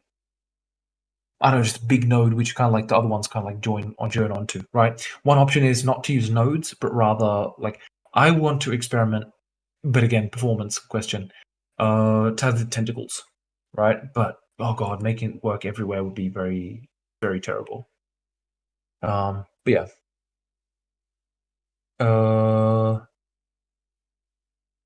Could queuing of no that was this. 2 new shot for Impaler and Scorpion, Cloaked Hunter, more yeah. Thanks Lewis for writing that up there. We'll look at it in the future to reduce it or give us an option. Oh, you mean for the flashes? If I am not missing it wrong. Yes, yeah. Like I said, will be addressed. Commanders are worse. Flashbang. Yes. If you look beyond all reason, you can make a straight line and reduce the quantity. Place 2. All right, yeah, but that's the thing. You probably don't want to do a straight line with the alien ones. It looks very strange, just like a literal line, right? So it needs to be like a little bit thing. It should literally be like, okay, I want to spread out to there, and then it would just build out that way, and the AI would work this way as well. So if you place the node somewhere, the AI will place nodes in between automatically. Basically, I mean, it wouldn't necessarily be AI, but they kind of like grow automatically. So it wouldn't necessarily be AI, right? But it's more, they just grow towards that location. Yeah. So the one thing is that these structures are meant to be interconnected underground, right? So what you're seeing is stuff that's above ground, right? So if you imagine the queen when she's in the nest. Oh, actually, there you go. I think that's one thing which I have not shown. The queen in the nest. Now, I don't know if it's going to work right now because I haven't experimented with it just most recently. It might actually be broken due to the changes I made. But otherwise, yeah, she can obviously nest. Oh, it works. Great. There you go. Queen in the nest. Yeah, so she interfaces with, you can see she's covered by the shit in the nest. But basically, when the queen is like this, there should be some random. Oh, there's no ambient movement. Okay, that's broken. But yeah, there's meant to be ambient movement with the hands and stuff. But anyway, but the queen in the nest, you can see she buries her tentacles into the ground, and she's interfacing with the nest to be able to interface with the structures. So if she leaves that, she can no longer she can no longer control those structures. So if the queen is out of the nest, you cannot build. Whatever's building will continue to be built, but you will not be able to build, like give new build orders, new production orders, anything like that. Yeah, so most of the time, 99.9% of the time, you are going to have the queen in the nest. Now, if you hit the queen in the nest is healing her. right? So the nest takes the brunt of the damage. Now, another thing is one other thing with the nest, and this is exactly one thing that you know how there's nest sniping right now.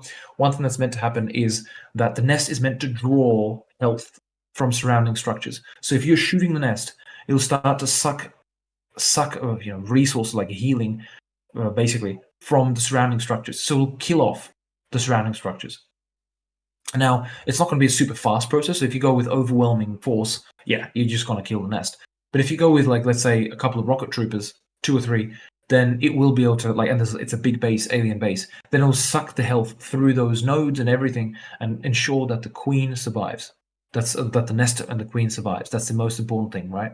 And that's one thing which is missing in the game. So that will be added. If you place a node somewhere, the AL, yeah, that's what I was saying, it requires a script. Potentially a dumb idea, but are landmines considered?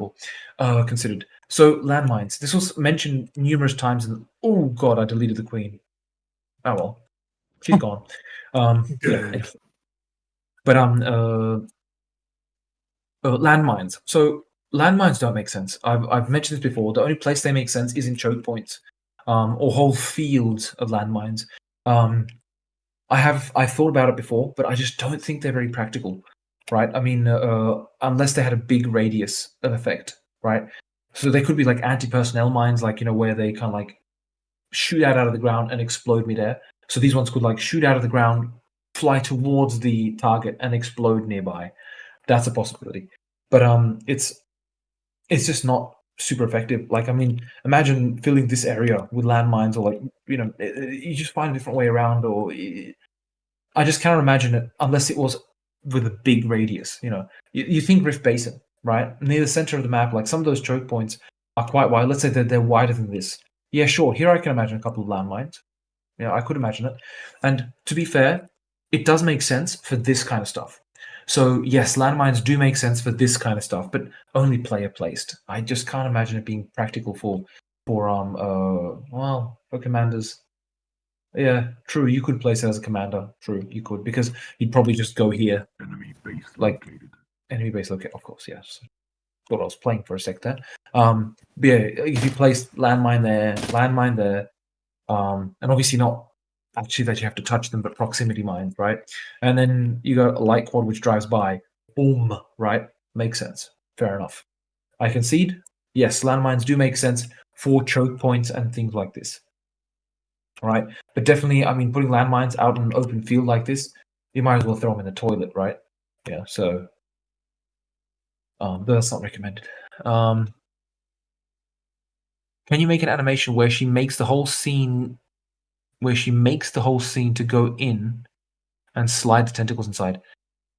I could, but it's incredibly time consuming. You know, I'd love to do animations for getting into vehicles. I would love to do all this stuff, you know, the polish, like Jesus Christ, when you start up Helldivers 2, for example, you see the polish, but they are working on a Sony budget. It's incomparable to Silica. I would expect that their budget for just, let's say, the intro sequence would pay for Silica twice at least. You know, is my expectation. It's just purely, you know, it's not like I'm not. By the way, just to make it clear, the game is awesome. I love it. I actually really enjoy playing it. You know, it's obviously different from Silica in the sense Silica is an RTS as well, right? It's got the whole strategy element and all this kind of stuff. Well, that's a co-op shooter. But oh god, like I have to take inspiration from some of the stuff, not copy, but inspiration. Like the drop pods. Oh god, I hate you guys for the drop pods, but it is a good idea. Yeah, it doesn't, like, obviously I wouldn't do it the same way as in Helldivers, because I'm not going to copy 1-to-1. You know, and obviously, you know, Helldivers copies Starship Troopers and so on. You know, a lot of people are saying, oh, well, you know, yeah, you know, so great, so you want to copy from Helldivers. Helldivers copies from previous games, from previous IPs, and so on. Starship Troopers copied from Aliens. Actually, yes, you know, and so on. StarCraft copied from Starship Troopers. Yeah, you get the point, right? It's saying that one thing is copying another is, of course, a difficult thing, right? Unless if I did literally, you know, drop pods which went bang and then you came out of the bottom, it's like, come on, you know. But having dropships fly in and land, and you kind of drop out of them, it's a different story. But yeah, dropships that could in fact do the initial spawn, for example. That would be relatively interesting, or respawn. I did think about it. It would be relatively interesting to have them fly in, but it would reveal your position. That's another thing. But yeah, for democracy, my leg. Yes, of course. All right. I mean, drop pods have been around. Yeah, it's like Warhammer 40k, Warhammer 40K. Halo, I mean, from Star Wars, man. Star Star Wars. Wars episode. Oh, which one was it? The one where the droids fly in and land. I mean, that's a drop pod there. It's like the first drop pod kind of thing. I mean, that comes from like actual ships, the drop pods, which get like not called drop pods, forgot what they're called, emergency pods or whatever. But they're dropped into the water and they just bob on the sea and stuff. It comes from spaceflight, right? The crew escape systems. That was since bloody Apollo. Or even earlier than that as well, where the top of the crew module would just, if in case of emergency, would disconnect, fly off, and land. Right? So drop pods are not a unique idea, obviously. But anyway, why am I talking about drop pods? Injury? What injury? So the more buildings you have, the more HP regen. No, there would be a maximum limit, but it would suck it from like as far out. And we're talking again about the healing the queen if she's, or healing the nest while it's getting shot at, right? It would suck from surrounding buildings slowly towards thing, and there'd be a limit. There'd be a maximum limit it can suck from those buildings. Maybe instead a hidden turret that pops up out of the ground. Oh, you mean instead of landmines? Yeah, that's not a bad idea. That's a possibility. In the UG map, it's really hard to find, hard to place structures. Any fixes coming up for that? Yes. For structure placement, first of all, there needs to be a visible grid which shows you where you can place the structures. That's one thing. And second thing is it also needs to be easier to place structures. Right? It needs to be more viable. Right now, it can be quite limiting at times, so I will be looking into it. And either like the worst case, I don't want to do it, but the worst case scenario, I will flatten areas out to allow you like where the player starts to kind of like allow more base construction there. That's the worst case. That's the final solution for that. Like the worst case thing. It's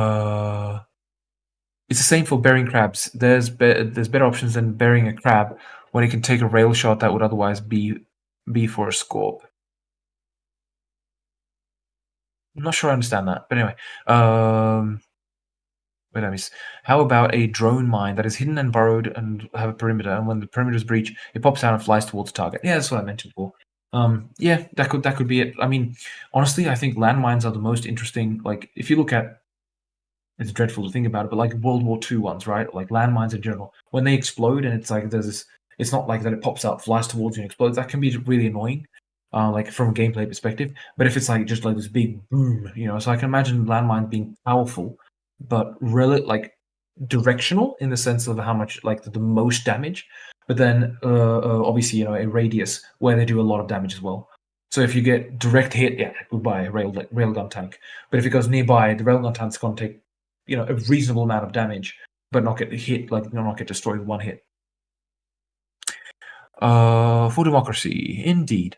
You already use the drop pods in Prospector. Yeah, true, but I don't use it like in the game, like because people will want to be able to like launch them and land with them and stuff. But yeah. How about DRG drop pods? I'm not sure what DRG drop pods are. Not sure, man. Another offensive idea: walls and other kinds of barricades. Walls are planned. I will be looking into them. Not planned in the sense that they will 100% be in, because the fact is, against aliens, walls are useless, right? I mean, yeah, sure, you could put barbed wire, but barbed wire to rocky skin is useless. So sure, I could put like some other form of protection or whatever, or like in general, walls would be cool to have. But, and this is the big but, the terrain is not flat, right? It's all over the place. So having walls, you'd either get this kind of like dominoes effect. It looks really ugly, or I'd have to kind of like rotate the walls and might look a bit strange, like have them very wavy. That's the thing. I'm just not sure with it. If I did walls which looked something like Half-Life 2, or well, more like there was like when I was working on the Dark mod a very long time ago, I made these walls in one of my missions, where it was, they'd have a tall segment and a smaller one. Tall segment, small one. That could work, right? Because you'd have like tall segment, small one, tall segment, small one, tall segment, small one, going up a hill. That would look okay. Wouldn't be that good, but yeah. So I'll have to see for that. But yeah, again, walls will be investigated later. There's more important things right now.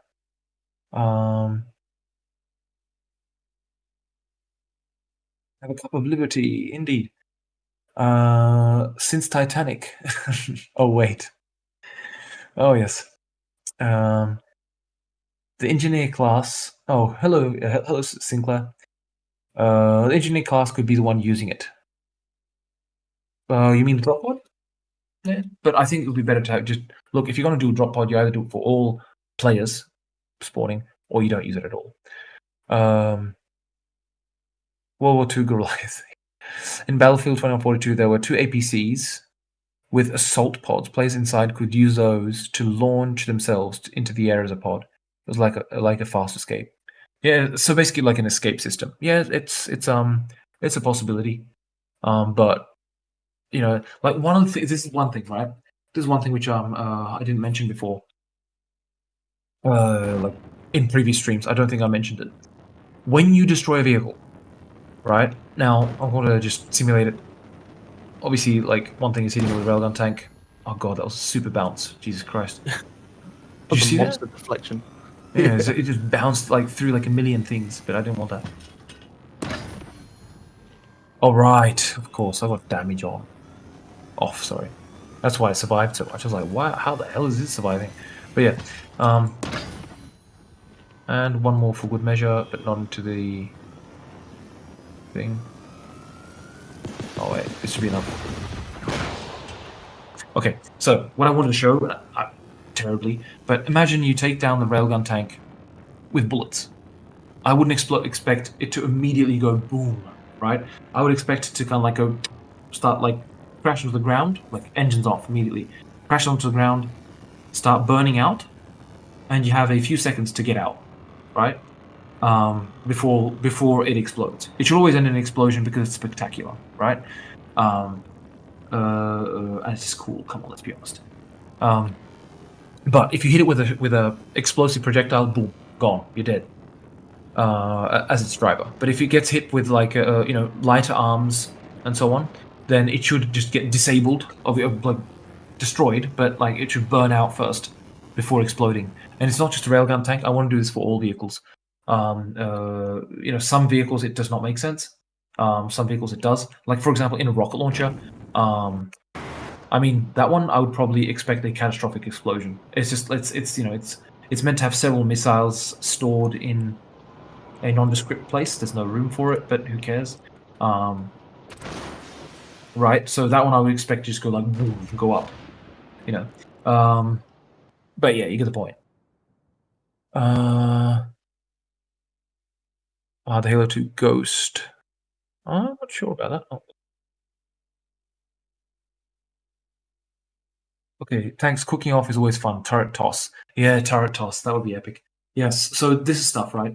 Like, for example, when you destroy a light armored car, or you destroy a heavy quad, or anything like that, right? One of the things that's really missing for me, personally,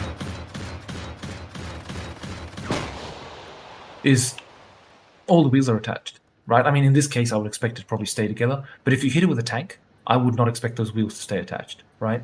So this is one thing, and of course destroyed models, not just like retextures. I want destroyed models, oh god. But yeah, eventually. Non-Euclidean portal reloading, yes. As a side explosion to the rocket launcher would fit well. Yeah, pretty much. Or if you hit the fuel tank. Yep, that's very true. Thanks for the elaboration on the tech back. I am out. Have a good night. Thanks for being awesome, Tram. Thank you. Take care, man. Should Centauri be like the CIS from Star Wars, using droids in combat roles?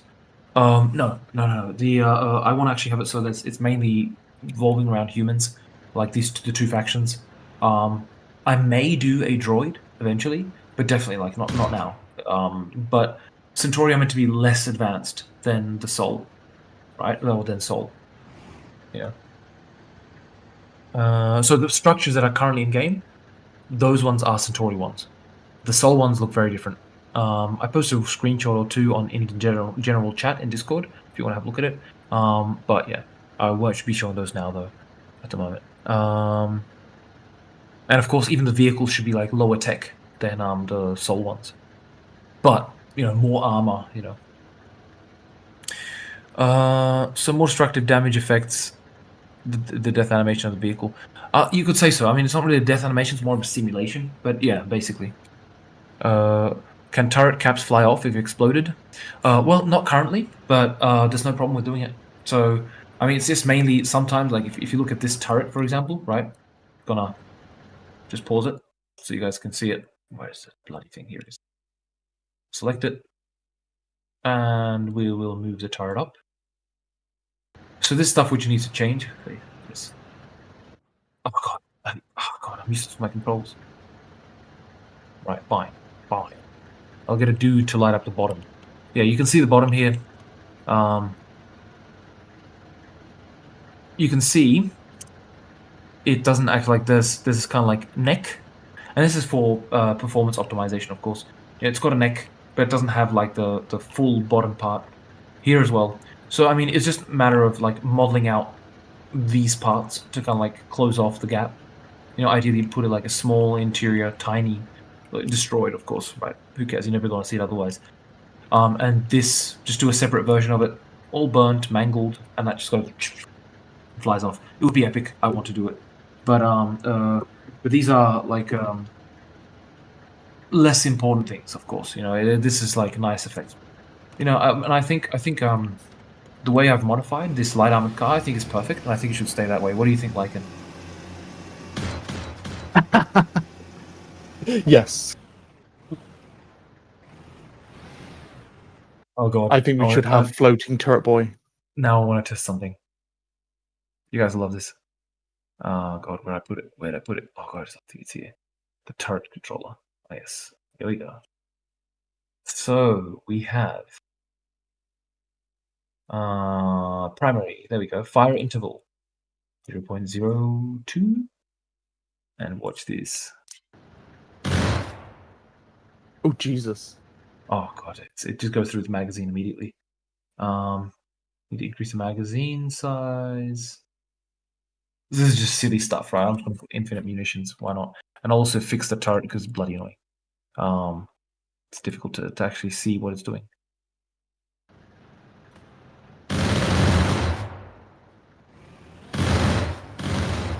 Look, there's a nest. Oh, it's ricocheting all over the place, right? Deleted.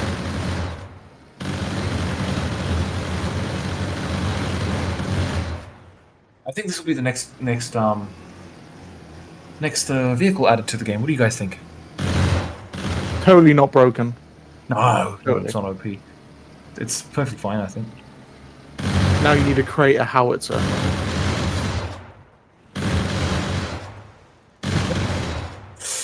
God.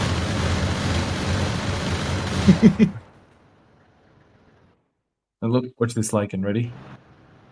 Aiming to the side. Oh god.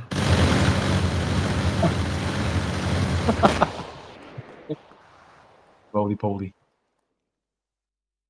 But yeah, that's that. What else did I miss? Any AA tanks in development? Is Sinclair is asking. Yes, I showed at the beginning of the stream, or like 30 minutes into the stream. I'll show you again very quickly. Oh god. Alright, I'll have to find the scene again. Give me a second. It'll just take a few seconds. Test. And it is the Flak car. Yes? So you will see it. Do this fire rate with the siege tank, says Laka. Laka, I can one up that. I tried it before with the Colossus. It was carnage. It was carnage. So, Flak, right? If you hit it the ground, it just looks like this. Just obviously it looks like shit on the ground. But anyway, it's not finished. That's the important thing. But two things. I'm just going to turn off AI so they don't attack me. So, enemy vehicle, friendly vehicle. Yeah. So, friendly vehicle. If I shoot towards it, That one literally... Actually, where did it? Why are you hitting my friendly vehicle? Oh, because I've got a bug. But otherwise, basically, yeah. You can see it explodes when it gets close to it. Otherwise... Why am I seeing this behavior? Oh, right, yeah, because it can still hit it with the maximum radius. Right? Yeah. Flak. World War II style flak. Absolute nonsense. To have it in a sci-fi game, but really cool, and I want it there. So ignore the range. I've got to fix it up, obviously. But otherwise, yeah. If there is, oh, that's why. Yeah, because okay, I got the range set up way too much for like the tolerance where it explodes. It's made because so it looks cool. I'll be honest. But otherwise, if I shoot my friend now, without being blinded by the sun,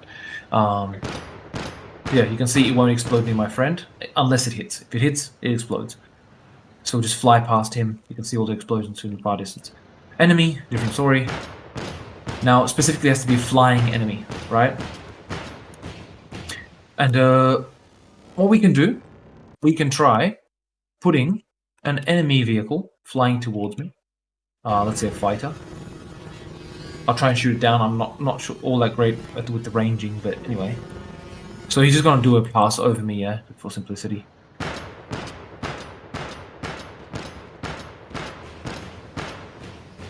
It's relatively easy to hit, but I mean, one important thing is that the flak is not entirely intended for you know, heavier vehicles. It was mainly intended for very lighter units, right?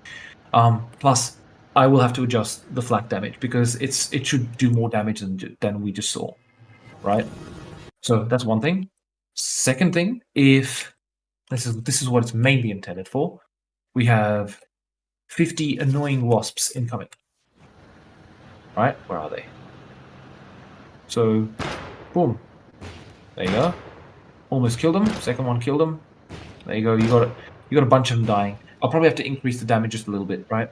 But if I turn on the AI to make it, oh god, here we go.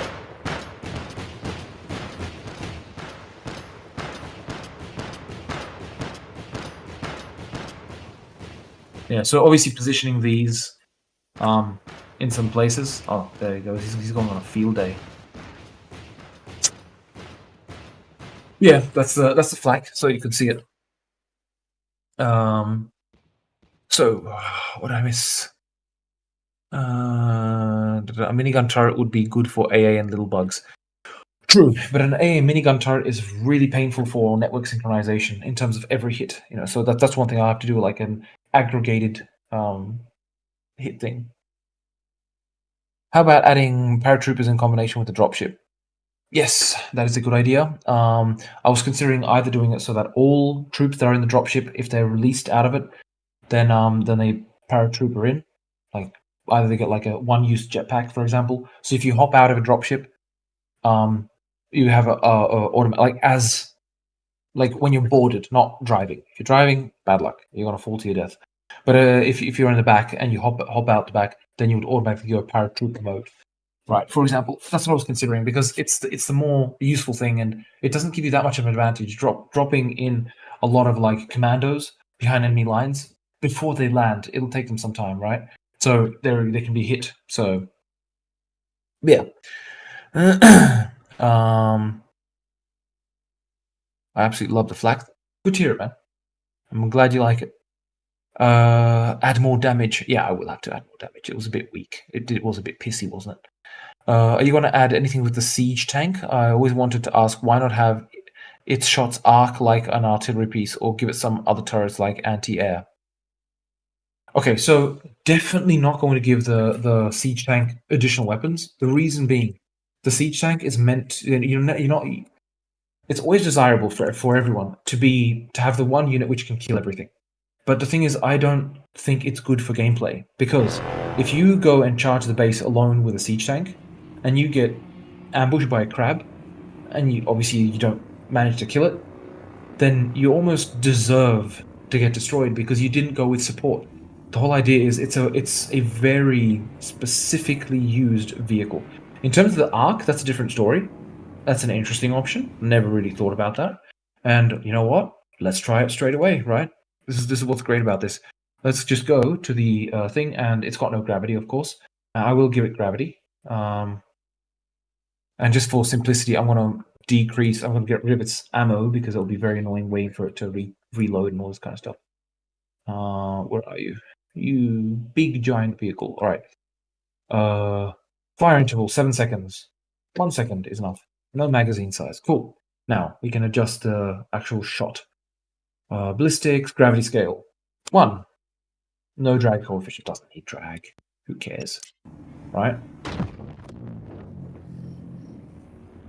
It could probably use a bit more of a curve, right? So let's say we put gravity scale. Where's the gravity scale? Oh god, it's disappearing. 3. Let's see what happens.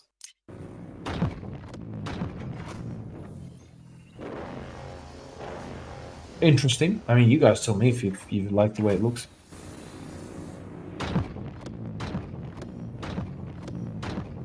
Ooh. Ignore the infinite fire. Yeah? We're talking about mainly the arcing of the weapon. The main thing I don't like about this is it means you do have to if you aim there, it's just gonna almost blow up your friend, right? It's an interesting idea. I mean, it does look like it makes sense that it kind of arcs, right? Maybe 3 is a bit too much. But yeah, I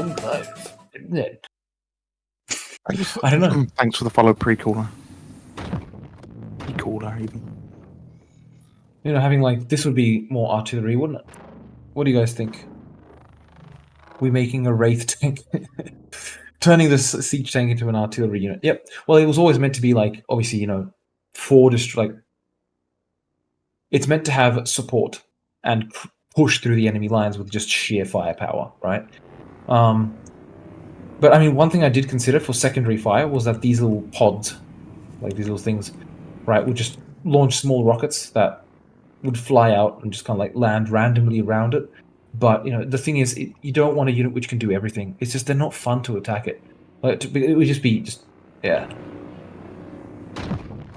Yeah, I mean this is one option. Ignore the repeated fire rate, right?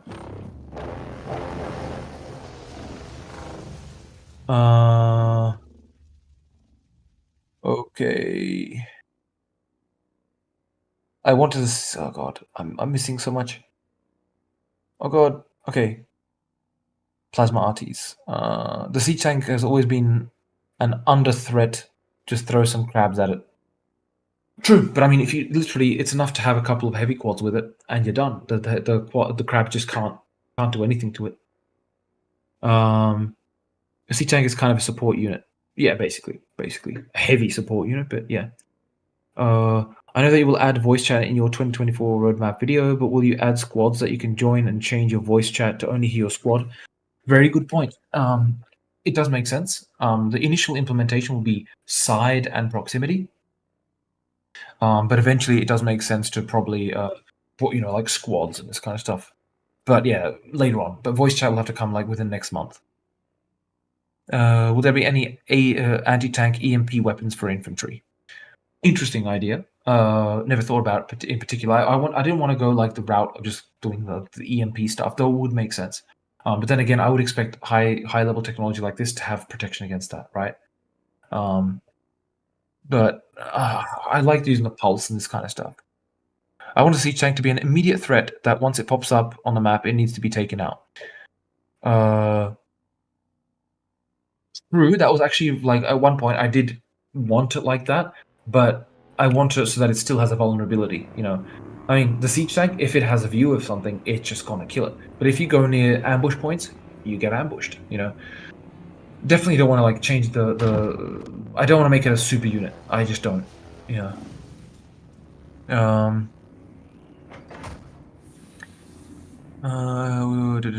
Could the humans get some flame infantry? Yeah, it would be pretty cool, wouldn't it? A flamethrowers. It's true. I want a classical artillery. Yeah. Artillery, maybe later, man. But like I would like to have it, but yeah, just I've got so much on my plate, Because the problem with artillery is that it wouldn't either have to be completely random where you aim, or there would have to be some mechanism on how to like launch it from a distance, and hit a target in the distance. That's the problem with it. So I'll have to think about how to do that. But artillery in the sense of like either off-map artillery or on-map artillery, where you build a structure and you tell it shoot here, and it shoots up, and then it kind of like lands there. Then yeah, that's possible. But doing it as a movable unit, that's where it gets complicated. Even with AI and everything. Could give it the same AI turret the grenade thing has. Well, if it had that, then it's just got to kill everything. You know, it's just. Oh right, you mean so it's aiming up. Oh right, good call. Actually, you know what? That's another thing. I've put all this stuff so it's actually so I can easily change it. Yeah. Siege tank. Go down to the. Where is the turret? Here we go. AI compensation, primary, and done. Now we'll compensate for that. There you go. Oh, I'll probably have to adjust some values on it because I'd have to restart the level for it. Right? It doesn't take it fully into account. But yeah, you can see it's automatically compensating. So it could work like this. You know, so like boom, and it launches it and throws it. I don't know. I mean, I'm honestly actually not against this. It's interesting. Allows you to shoot over obstacles. But I'm just not sure whether I'm directly for it either. Yeah, I'm not sure. Not sure.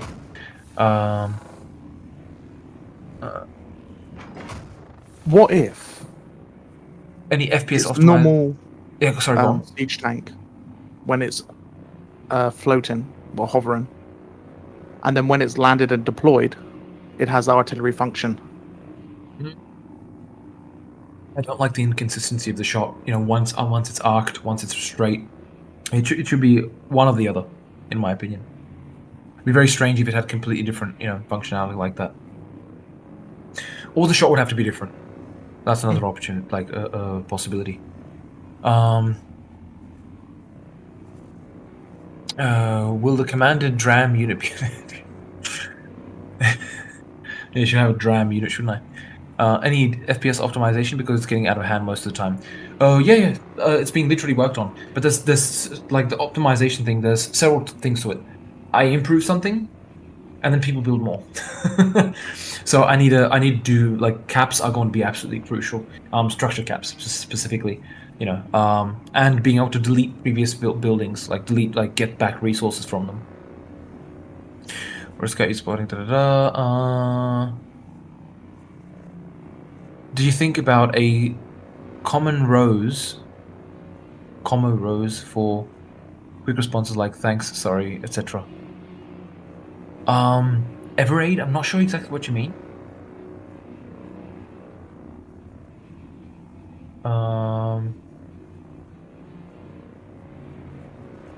Caps rip. Yeah, Lucka. Of course it's you, Lucka. No, like the it's like I said before, Lucka, for the standard game, it needs to have structure and unit caps. Otherwise, people just going way beyond what their game allows them to becomes my problem, right? And it's seeing refunds, people saying, oh, it runs like crap, where it's purely caused by hundreds and hundreds and hundreds of units. It's just not fair, if you get what I mean, right? So, I mean, I do need to address it in multiple ways. Of course, optimize as much as possible, and then set caps, which demonstrate a reasonable, or which illustrate a kind of which are a reasonable maximum, right? At the same time, having infinite should always be a possibility, but the game should just scream at you like, you want to go infinite? It's gonna run like shit, right? And it's your problem. Because, I don't want to be responsible for infinite unit caps. It's just because it's just not possible. It's literally physically impossible to go, to keep infinite and allow people to build truly an infinite number of units or structures. It just, you get the point, right? So I need to have a cap. But the caps at the moment are just, the caps right now are a bit iffy. Buildable human bunkers. Yes, that's a good point. Bunkers. Oh god, yeah. Completely forgot about those. Jesus Christ. Yes, those would be so cool. Yes, I want to do bunkers. Eventually, yes. As a person who plays with no unit caps, the game becomes unplayable even if I love doing that. Yeah, look, the thing is, if you're playing with like infinite unit or structure cap, it is going to run like shit at some point, right? And you cannot be surprised. It's not the game's fault at that point. If you've built 10 buildings and it runs like shit, it's the game's fault. If you build 100 buildings and it runs like shit, it's not the game's fault. It's the game's fault for allowing you to do so, but that's exactly why I need to put in a cap, you know. So, like, for standard gameplay, a cap is needed. It's just unavoidable. Yeah, I'm not sure. Like, this lobbying is not that bad, actually. What do you think, Lycan? Yeah, it's not bad. The siege tank kind of gets outclassed by the rail tank anyway, so giving it some sort of artillery ability would Outclassed by the rail tank? yeah, like you'd see more rail tank than you would see a siege tank. That's I think And then- because, but I think that's because I think that's stagnation in tactics to a degree, and also cost. I mean, the siege tank is expensive because the thing is, right now, before this was not a case, but now, like not now with this here, but in the previous update, boop. Oh yeah, that does a ton of damage, doesn't it? Should probably it should probably ricochet much more, you know, on the siege tank. Like if you think about the siege tank, and I put its damage parameters, right? We'll go to the vehicles, where's the siege tank, and we put armor hit adjust, right? And I put it to, let's say, 0.6. You're going to get a ton of deflection, right? There you go. Off it goes. That is what should be happening more on the siege tank. It shouldn't have a massive amount of health. It should be more relying on deflection. You know what I mean? Mm. So, but the AI needs to be able to deal with it, which is another issue, right? I mean, yeah, there you go. But, you know, obviously the siege tank, it's slow, turns slow. Oh. Yeah. Okay, I'm just missing some questions here. Maybe the siege tank can have a secondary attack that shocks things on its hull, not enough to AP to do damage to any larger bugs, but could do enough damage to kill small bugs in a few uses. I disagree, Nova. I sincerely disagree, because imagine that you are the crab that has to go and kill a siege tank, and you just constantly get killed by electrocuting you. It would be one of the most frustrating things for you. It's like, well, how am I supposed to kill it, right? Because you rely on melee. So that's the biggest problem I have with it, right? Because I've heard this from like even some designers, like game designers from other teams, like you know, oh, like it'd be cool if there was like a way to just throw the bugs off. But it's like, why? The whole point is, if you manage to get your crab onto the siege tank, if the siege tank is alone, it should get destroyed. It should not be alone. It is not a be-all, end-all unit. It's not meant to be. That's just it kills tactics. It kills strategy. You know, that's the whole point. Like, what you want to do is, for example, if there's a siege tank and other tanks, it's a very valid strategy to take out the other units and then leave the siege tank to last, because it's just more exposed then, right? By making that it can just take care of itself, you just kill that. I mean, it can sort of take care of itself, because 99% of the time when a siege tank is available, this is usually what happens, right? It's like, it becomes under attack. Wait, oh god, bloody, oh, it's the front. I can't see crap. I'm going to the crab. I'm literally going to the crab. Jesus Christ. Right, there we go. This is usually what happens. It gets, you know, a crab jumps on top of it, or under it. The dude hops out, goes, turns on combat vision so he can see it through the smoke. Crab dead. It's very easy, you know. If there's many of them, it's a different story. If it's a clever, of course, a player is a bit more clever, but you get the point, right? As a player, you can take care of it. As a commander, that's of course a different issue, right? But I think, and this is the most important thing, once the AI stick together, this will not be that much of an issue, because you should not be sending these kind of units alone, right? It's, for example, with the rocket launcher. Everyone's perfectly okay with sending the rocket launcher like with something else, because that just makes sense, right? It's a glass cannon. This thing is a big metal block. Where sending it alone, it just doesn't make sense to just send it alone. You don't send tanks alone. You know what I mean? But I don't mean specifically for you, Nova. I just mean in general. Are you taking notes, Dram, or are you a supercomputer with flawless mind memory? Oh well, I mean, some things are like were already planned, and other things are just like evolving, but will get returned to, right? I mean, there's not all that much to take notes about. Like a lot of stuff I've mentioned, it's already written down or planned, right? Or therefore planned anyway. But this kind of stuff is just more like exactly this stuff which you don't do on paper, right? You don't design like you can design this on paper partially, but like the main thing is like you just got to test it what it feels like, like it's exactly the thing like with the Impaler, on paper in quotations, I thought okay it's going to shoot teeth, right? Little spikes on its back look pretty cool. It could be cool if it shot like not teeth but spikes, right? So I tried it and it just didn't feel that good. It felt pissy. It had to be pissy because it was fast because it was a bullet basically. So it can't be too powerful against vehicles and stuff because it would look very strange if a little spike was destroying a tank. Whereas this is just much more interesting. It's at the moment it's worse for killing infantry, right? But it's better for destroying vehicles. And here's the most important thing: it's much more fun to play as. It's just much more interesting. The zappy zaps. At least that's my opinion. But yeah, you guys can disagree, of course. God,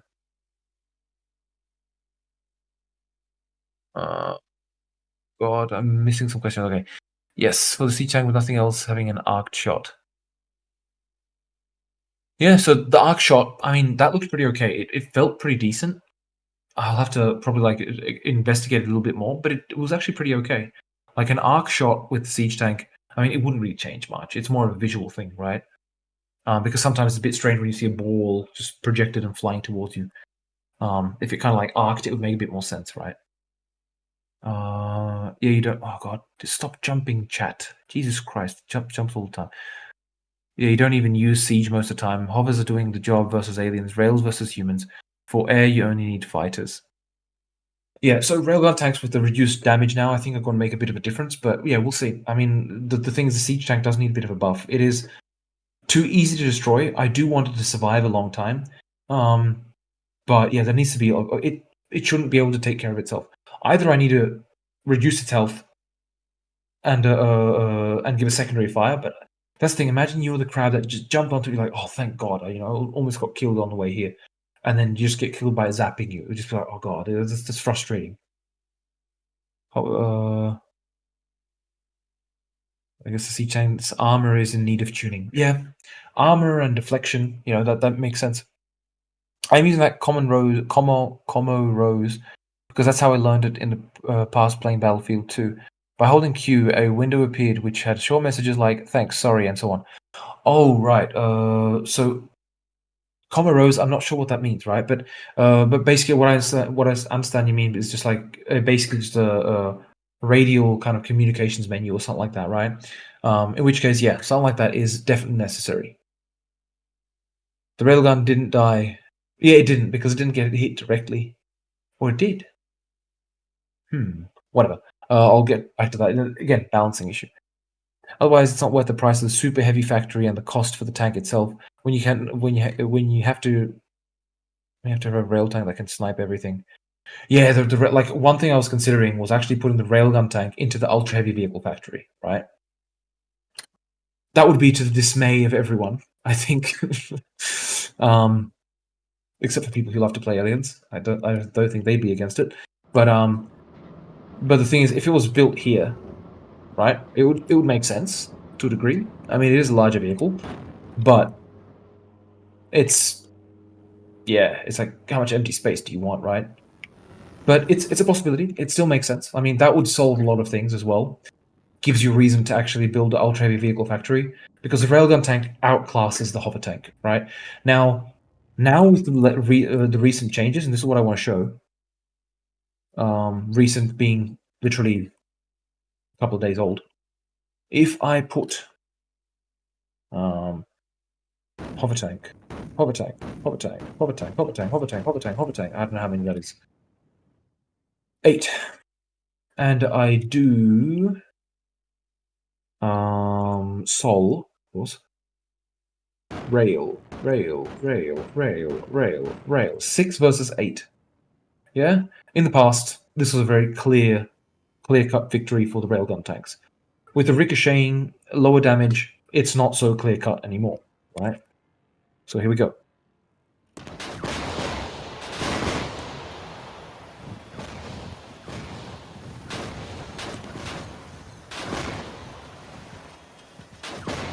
Okay, I forgot about the rockets. Never mind what I said. Just forget what I said. Just absolutely forget what I said. Jesus Christ. Oh god, that was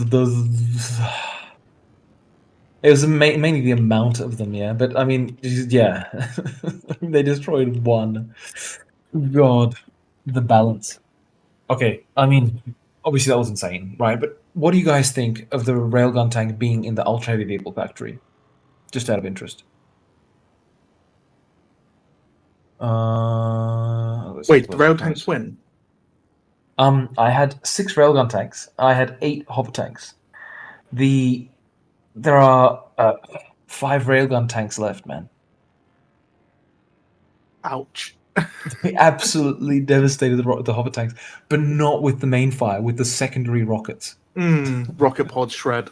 Yeah, they do, but it was the range. I had them relatively close by, so the rocket pods at that distance are quite accurate. You know, further away, it's a different story. I mean, the further away you go, the bigger advantage the railgun tank has as well because the precision. So, yeah. I'll have to do more tests, but yeah, having a full super unit that can do everything is just annoying to deal with from the enemy's point of view. Exactly.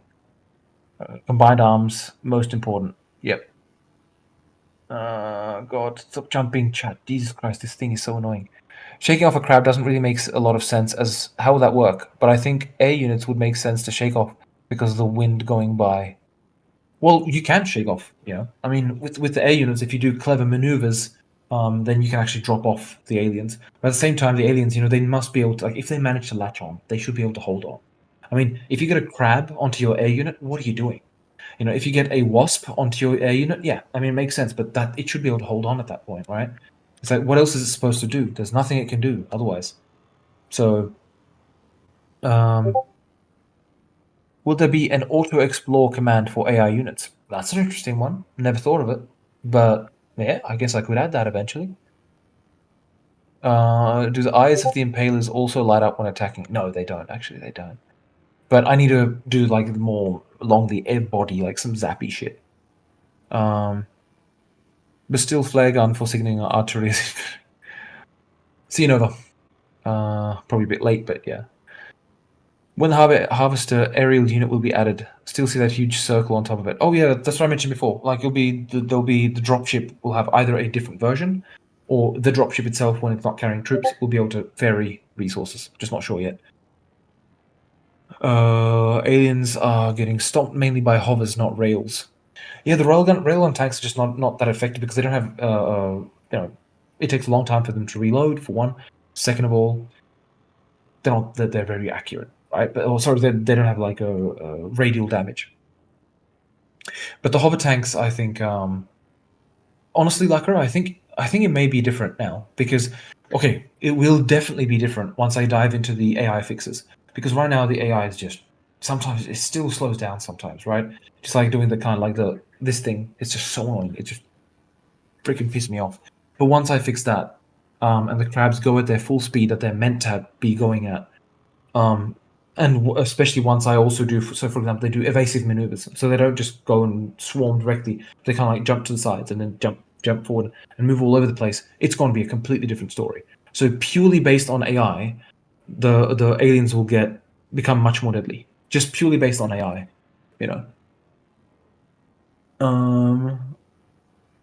Only need the rail if Defiler or Colos show. Not entirely true. Humans versus humans use rail tanks a lot. Base sniping that the bugs cannot contend with. True. Base sniping is a problem. Missiles. I'm just catching up to what you guys were saying. Jeez. I would hate it, but it's a good balancing idea. Yeah, with the ultra heavy. I think it would make more sense. Yeah, maybe. Humans versus humans is rail versus rail, so we'll just make more time to kickstart the action. True. I'd like to see more use from the super heavy factory. Yeah, I agree. It's just unused. Like, I mean, building a harvester from there, that's why. Railgun, siege tank makes sense, right? And yeah, that's it. So it's like it could use some more things, and at the same time being like the railgun tanks. Yeah, once you get railgun tanks, everyone just builds railgun tanks, and there's a good reason for it, right? It's just very powerful. I mean, one option is to actually scale up the railgun tank, keep the power, keep the damage, keep the health and list, but scale it up, make it larger.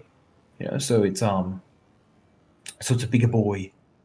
And therefore it makes much more sense to have it in the ultra heavy vehicle factory.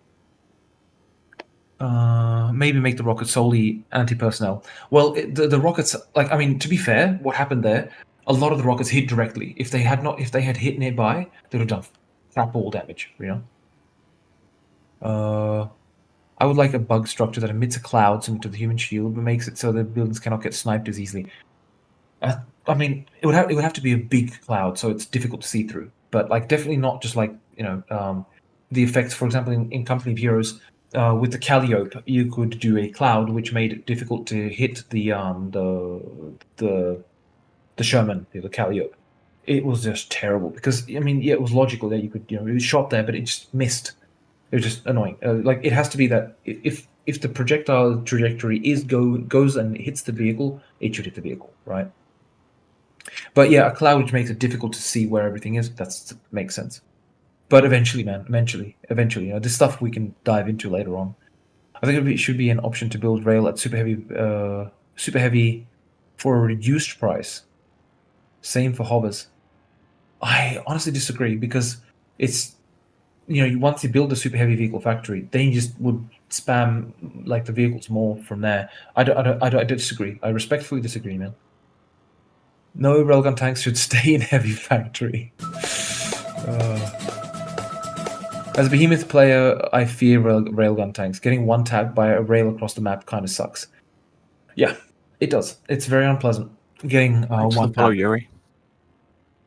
Oh god, stuff my cat dropped his stuff on the freaking ground. No, it's caught in my chair. Give me a sec, guys. Oh no. Like, stop, move your foot. Meow. Yeah. You something big Yeah, to look, do come on, this show yourself, time. man. Here we go. The culprit. Wow, and kids are asleep upstairs. Cool. Rail will have reduced range. Yeah, it's got reduced range, but it's still 3 kilometers basically, so it's quite far. But wait, no, 2 kilometers. Sorry. Rails can't deal with crabs. They are just support for hovers in HV, humans versus aliens. Oh yeah, but I mean, railgun tanks can take out a nest, for example, if they get a shot on it, of course, which depends on map. What about aerial harvesters? Aerial harvesters themselves, probably not. Or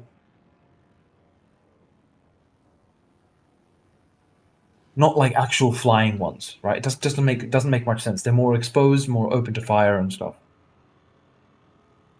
I like the idea of scaling up the railgun tank. Well, I mean, look, let's try it, right? If we just delete the stuff, put default team, whatever. Put hover tank. Oh god, spawning 2 at once accidentally. There, 8. That's the form 1, and we'll just scale up this one. Right, and you guys can tell me if you like this or not. I'm just gonna scale the whole thing up. Screw it, right? 2, okay. Yeah, probably not. Tank. It's gonna act weird, but that's okay, yeah? I mean, and then if we put the siege, what do you guys think of that? Yeah? It's an option, right? If I put a dude, oh god, that's gigantic. Jesus, like, and imagine seeing this coming at you. With a big rail tank. Yeah. I think the rail tank kind of needs to be in the ultra heavy factory for how powerful it is. Yeah, that's what we've been saying. It's like also a reason to Yeah. build the ultra heavy vehicle factory, but it also makes sense. It is ultra heavy, right? But at the same time, if it's size difference, like it's existing size difference, right? If I just move next to the making it bigger gives a bigger footprint, so it will also be a bigger target. Exactly. So if I put the two rail tanks near each other.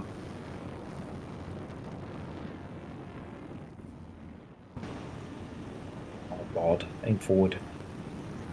You two. Then yeah, you can see the size difference. I mean, it's 50% larger, right? So you know what, guys, just land, please, for the love of God.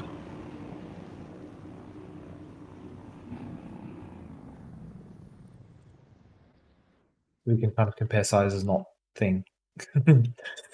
Oh god. But yeah, so like from an infantry perspective, this is much more imposing. It's much larger, but maybe it just feels a bit maybe too much. I don't know. Yeah. I don't think it's too much.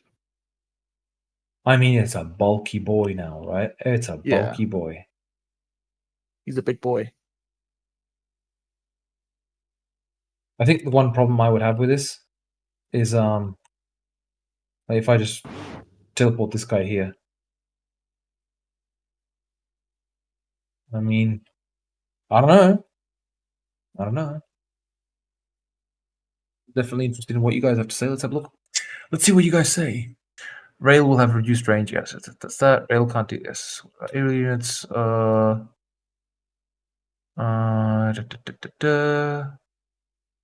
Oh god, I hate this chat window. It just jumps back and forth. It drives me mad.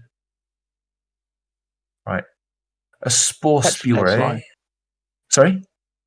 I was talking to Sly. He's going. Ah, right. Catch you, Sly, mate. See you later, man. What if you do never remove the railgun tank rockets? I love them too much. I do too. I won't remove them. I just make them maybe less accurate.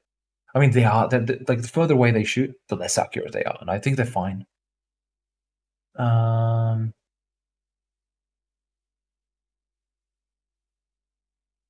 Giant mech with extremely loud and obnoxious sirens and bad techno force the enemy to surrender due to sheer psychological warfare. Make the aliens' heads explode like in Mars Attacks.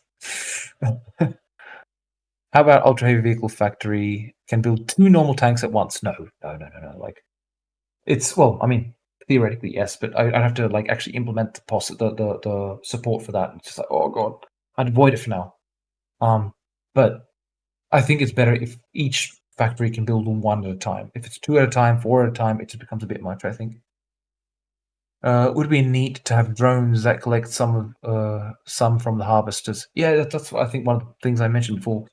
But I want to do it with the dropships, like having drones flying back and forth. Yeah, why not? Possibility. That was originally planned. I'm just not sure about it because it means you have to have a lot of them. Again, stuff you have to synchronize, stuff that eats performance, and so on. Will cats be added as mini pet soldiers to support infantry with scouting? Hey Sam, what do you think of that, man? You reckon you should be part of like Silica, running around in the deserts? You want to chew a crab? He doesn't give a Crab shit. meat. He didn't even lift his head. He just twitched one of his ears. Maybe we can be built faster. You really want advantages for the heavy vehicle like this factory. I think it's better if each factory is its own factory. It doesn't do the because then you could say, okay, what about in an ultra heavy vehicle factory? Shouldn't I be able to build 6 light pods at once? But it's just strange, right? Every factory is built for purpose. Was it a decision that human light vehicles' light doesn't turn on automatically at night? Not a serious problem, just asking. Yes, it was a decision. I originally did have it. I have the code in there, commented out. And the only reason for that is because, in fact, you know what? I'll show you. Yeah, well, basically performance, right? It eats a lot of performance. And what I would have to do is disable the shadows, and then it looks like shit. So it's a performance reason, man. It's the only reason why the lights aren't on during the night, because I really like it and it looks so epic. But yeah, it just as soon as you have like 10 vehicles, it starts to really degrade performance. So I'll have to that's why I just disabled it for now, and I'll return to it later. Polishing phase stuff.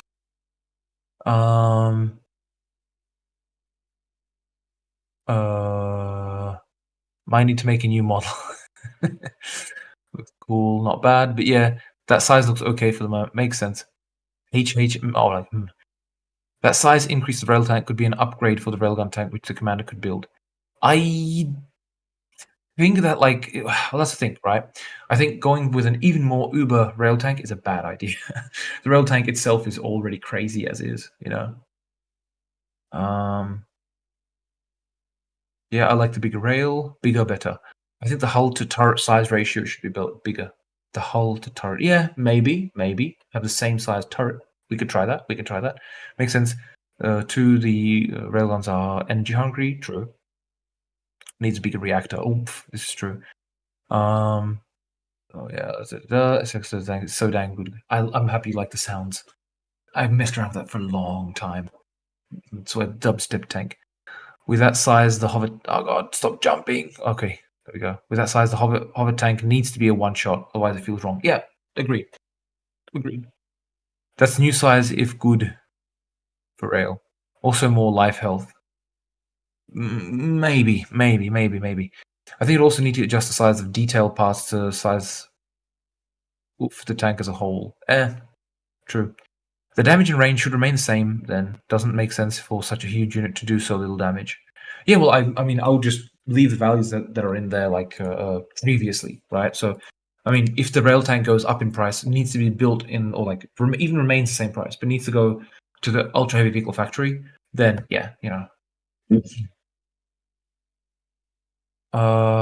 Add smoke. Oh god, it's jumping. Add smoke countermeasures to tanks. Eventually, yeah, that would make sense against like guided rockets to them, right? That would make sense. But eventually. I think the barrel on the rail tank is a tad bit too short. No, it isn't. It looks fine. No, if it was longer, then it could like clip with the surroundings. That's the issue. Barrel goes all the way inside the hull, bro. Exactly. No, you just skipped over the comment just above it. Wait, which comment? Which one did I miss? I missed it, man. Just say it again. I think I would need to adjust the size of detail parts to the size of the tank as a whole. Yeah, that's the problem. As soon as you scale up a model, you know, the detail kind of goes down. Now, 90% of the time, it's okay because you're not going to see it that close up, right? Let's be honest. But can we have a land carrier unit? It's like something from Homeworld Deserts of Karak as a new ultra heavy vehicle unit. Land carrier, yeah. So that would kill performance, maybe. But also, it's like the maps are really varied. It will be a problem. Make a very wide or long railgun tank. That would be pretty cool, but then it would have problems like a harvester. This game's SFX gives me life. It's so damn. I'm glad you like it. Really glad you like it. Make a small porthole in the barracks door so they can kill bugs that are camping the spawn. I just killed like 5 guys trying to spawn. No need, because the spawning mechanic will work differently. Yeah. Basically, you'll get to select where you spawn, which is important. So therefore, you just not spawn there. You know. Drones will be added for harvesters to gather from air. I thought the fighter was the drone before. All right. Yeah. So drones for the harvesters. I'm just not sure about it, man. Because if I add them, it's just more performance drain, you know. And I would expect, because having small drones, they'd have to carry a lot of resources, a small amount of resources. Just not sure about it, you know. Network traffic and so on. More effective is to use the dropship, like a version for it, which kind of like docks to the harvester and therefore takes the stuff from the harvester and takes it back to base. But yeah. So you guys like this, but yeah, like, you know, you've got these giant bolts. It is truly giant. It's just true. I mean, you can bloody stand under the thing. Jesus Christ.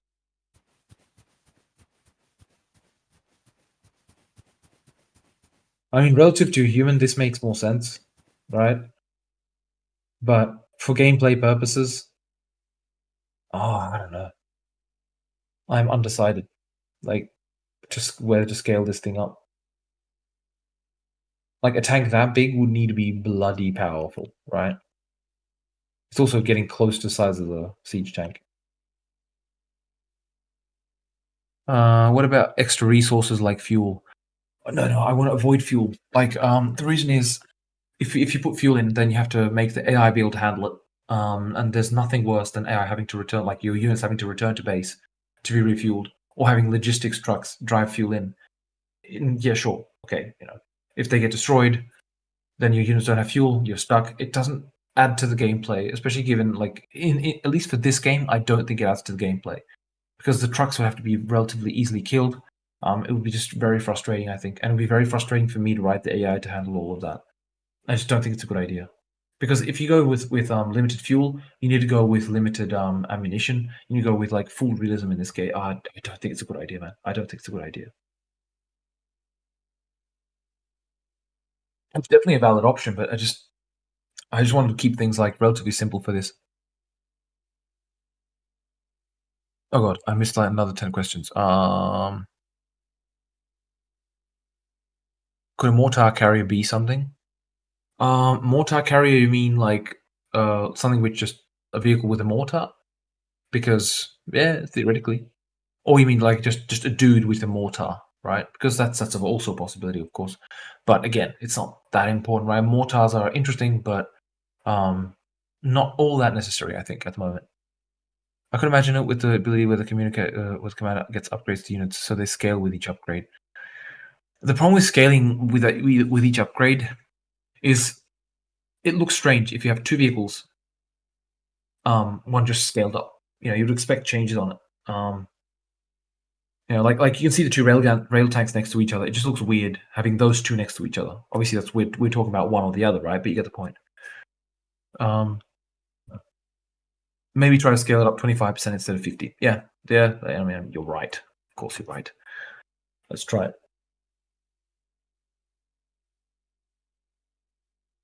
That may be actually more acceptable. Where's my dude? Here we are. Yeah, that's a bit more acceptable, I think. I think at this kind of a size, it doesn't need any change, honestly. You can... Oh, whoa. Okay, you can clip under it with a camera. But that aside... Sorry for hijacking your stream, Lycan. It's all good. I like to listen in and catch all the information. I can't speak, so I'm hearing myself back. Oh god, yeah. Well, I'll end the streaming in a sec. It just adds nothing but headache. Now I think about it more. Yeah. Also, fuel is not worth. Land carrier that can repair vehicles that is 1 1/5 the size of a harvester or a bit longer. All right. Well, so you mean like a repair vehicle? Yeah, a repair vehicle does make sense. Like a logistics support vehicle. Yeah, sure. Why not? I mean, one option is to have like a logistics support vehicle, which, if it's weak, it can be easily destroyed. But if it's near your vehicles, if for example, not increases their reload, but for example, increases the size of their magazine, maybe, or something like that. I don't know. But that's like, again, that's meta stuff. It's weird. I have to think about that. But like repairing, that's an important one as well. Will there be Steam Workshop for mods? Very good point. So I don't want to promise it because modding, I haven't had time to look into it. I don't know the extent of modding at the moment, what's possible and what will be possible. So definitely more like towards release or just after release is when I'll be diving in deeply into modding. Okay, power down the power of the current rail tank. Have it on be on power to use. Wait, be on par with a hopper used as a sniper. Then have the current rail tank's armaments on a larger tank in the ultra heavy. I'm not sure I understand what you mean, Nova. Like, okay, power down the power of the current rail. Okay, so decrease the power of the current rail tank. Okay, so I see. So have it like a hover tank, except it's just a sniper, basically. Then have the current rail tank's armaments on a larger tank in the ultra heavy. That's a possibility, but it's a possibility. Yeah. Any ideas on repair healing units for the humans? Yeah. So repairing like the units, I thought about two options. One is a bit of a meta kind of thing, where if you're nearby a base, right, like nearby a major structure, then it would automatically repair vehicles near there, as long as they're not under fire, of course. That would be kind of like to simulate, a dude runs out, helps kind of like repair the vehicle and whatnot. That's one option. Second option is there would be a repair factory. You would have to drive the vehicle in there, and it would get repaired. That's option B. Option C is a vehicle which repairs, or a unit which repairs. It could be more of them, but yeah. Once off map is added, should it cost a unique resource? No. I mean, I just wanted to keep the one resource. I don't think it adds too much to have more resources in this game, but it drastically complicates the AI. So I want to avoid it like the plague. Me and the guys have always talked about a repair unit, make units slow to repair. Yeah, I mean, like that's the thing. It's like it can be something that a player can do. I can fully imagine. Your tank comes back to base and there's this dude running on with a welder fixing shit. I like doing logistics, artillery kind of stuff. Yeah, fair enough. I mean, like artillery. Yeah, I want to add artillery, but it needs to make sense. Like how to control it. Does repair vehicles throwing repair to other tanks? Okay. Sorry, I didn't understand that entirely. Matrico, I got to go. Great news stream. I'm excited testing the new stuff. See ya. Take care, man. It was good to see you. Catch you later, Matrico, mate. And Flak, catch you later. A garage. Like Nice, option B and options and CNA is overpowered. So C would be the dude running around and fixing. B would be a garage, right? That's what you mean? And finally, you ever play Halo Wars? Any idea about the leader power menus that a commander can use? So I have not played Halo Wars, but it was very much recommended to me to have a look at it on console specifically, because the way they handle the RTS, right? Not because it would replace the controls, hell no. But as, for example, if using a gamepad, for example, right, having it simulate a mouse is nonsense. So that makes sense. And second thing is, of course, like being able to do it the other way around. In an RTS, you normally select the units, tell them to do something. From what I understand, in Halo Wars, it was you go to the point where you want to do something and request, in quotations, request units to do it.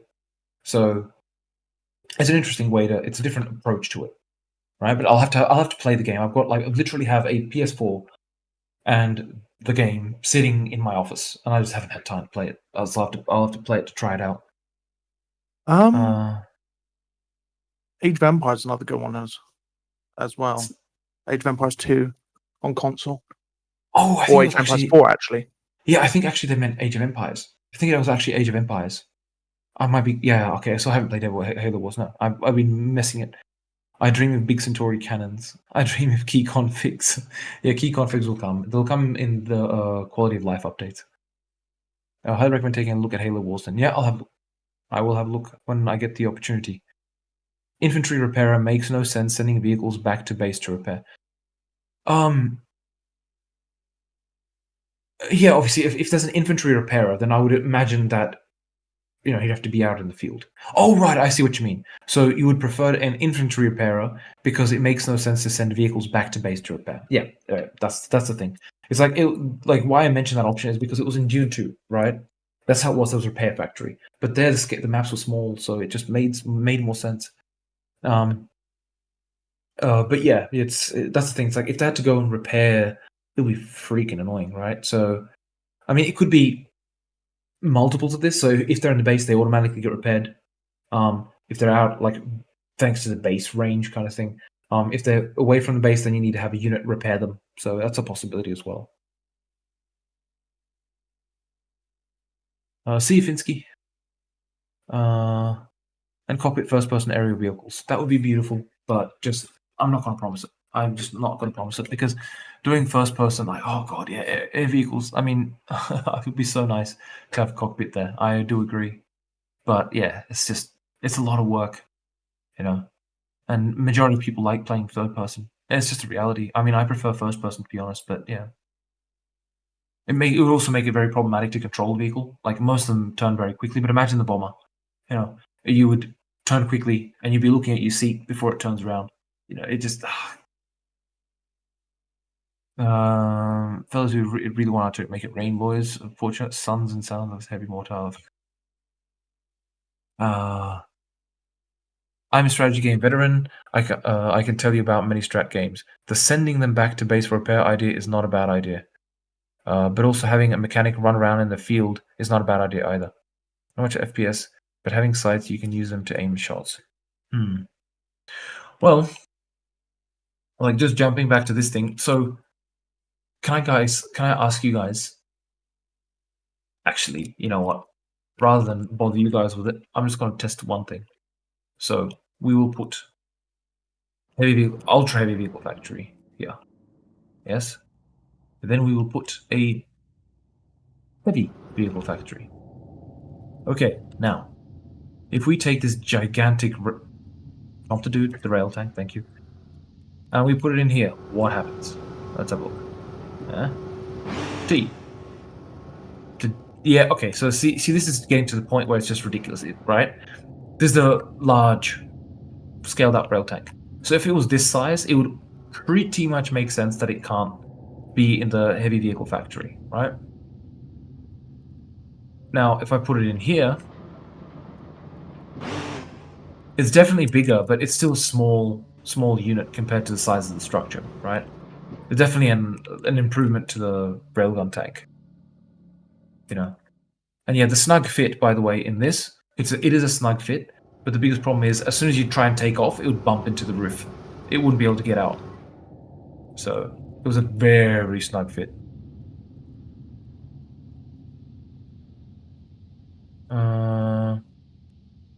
With this scale, it is a bad idea. It's not StarCraft 2. Oh, right, yeah, you mean returning to base. Yeah. Plus, yeah, that's the important thing. The vehicles are slow. Like, if you think in Naraka City, imagine if you had to send them all the way back to base. That would be frustrating. You know? Oh, lucky it was my experimental game. Righto, guys. So, you know what? I think moving the railgun tank to the ultra heavy vehicle factory, scaling it up by 25%, and putting its damage back to how it was just before is probably the way to go. What do you guys reckon?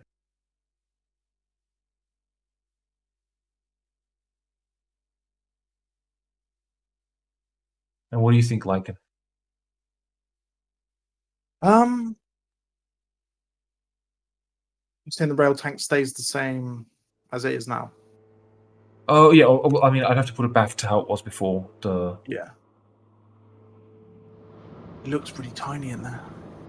It's yeah, that's a scaled up one too. Oh my god, okay. Yeah, I mean, if I take this one, right, I'll put it here.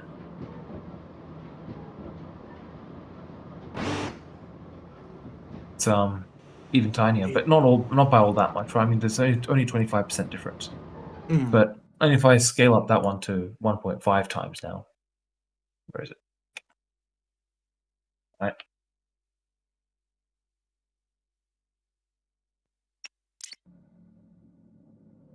I mean, that fits in better.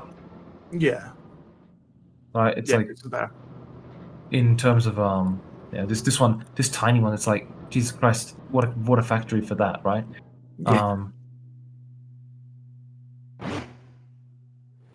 Stop turning, thank you. But that makes more sense. Yeah, so 1.5. 1.5. That's looking a lot better now. Yeah, but if I had a dude run next to it, yeah, you can go under it, man. I mean, you can't even jump on top anymore. My rail tank. Oh god, you have to like use a wheel or some obscure part to get on top of the rail tank. Oh, there we go. Managed to get on top. It's a big target. Well, it's pretty epic. I do have to say that. At this kind of a scale, in here. So, what we're saying, I'm against that. To be honest, humans versus humans will take longer. You're true, Lucka. However, there is one important thing. If I reduce the health of the buildings so they're easier to destroy, I can also then decrease how long they take to build. And it would mean it would actually increase the speed, right, of the gameplay. The important thing here is like this change is meant to also be about balance. So the scaling up of the rail tank is just to kind of more reflect its class, because right now its class it just outclasses all the other vehicles, right? And it even deals a lot of damage to the siege tank. So having it a big boy is unpleasant in some regards. Like I'd have to probably make like some spot which can help you get up on top of the rail tank, because I do really like the idea of being able to jump on top of the vehicles and and ride on top of them. But yeah. Oh, right. Would be neat if field engineers repair vehicles could repair to like 50 to 75%. Only the repair pad structure can repair to 100% and much faster. Yeah, that's not a bad idea actually. But it might be a bit frustrating, like because if they only repair to, let's say, 75%, it's that kind of like you're missing the 25%. You got that damaged group constantly to mass rails. Okay, I see. So like I says, I'm against that, to be honest. Humans versus humans will take longer to mass rails. But that's probably a good thing. Like the problem with mass rails is it's just a terrible tactic. It's fun, but it's the problem. Like it's fun at first. The first couple of rail tanks are good, but then it just doesn't feel good anymore. Because when there's too many railgun tanks driving around, it just feels wrong, man. It feels ridiculous when you got that massive rail tanks. It's not meant to be like that, if you get what I mean. Oh, having more neutral buildings that you can capture would be a cool idea. Yeah, that's planned. That's planned. Why is it jumping all the time? Nah, I don't like the idea. Just make a new tank. Well, that's the problem. Like right now, the railgun tank is in a position where it's absolutely preferenced over other tanks. And of course, I could leave it in the heavy vehicle factory, but it would then need to decrease its power, right? Here, I could in fact increase its health somewhat, leave its power as is, or just make it relative to its chunky size, and then it's then you have to have an ultra heavy vehicle factory to actually build it.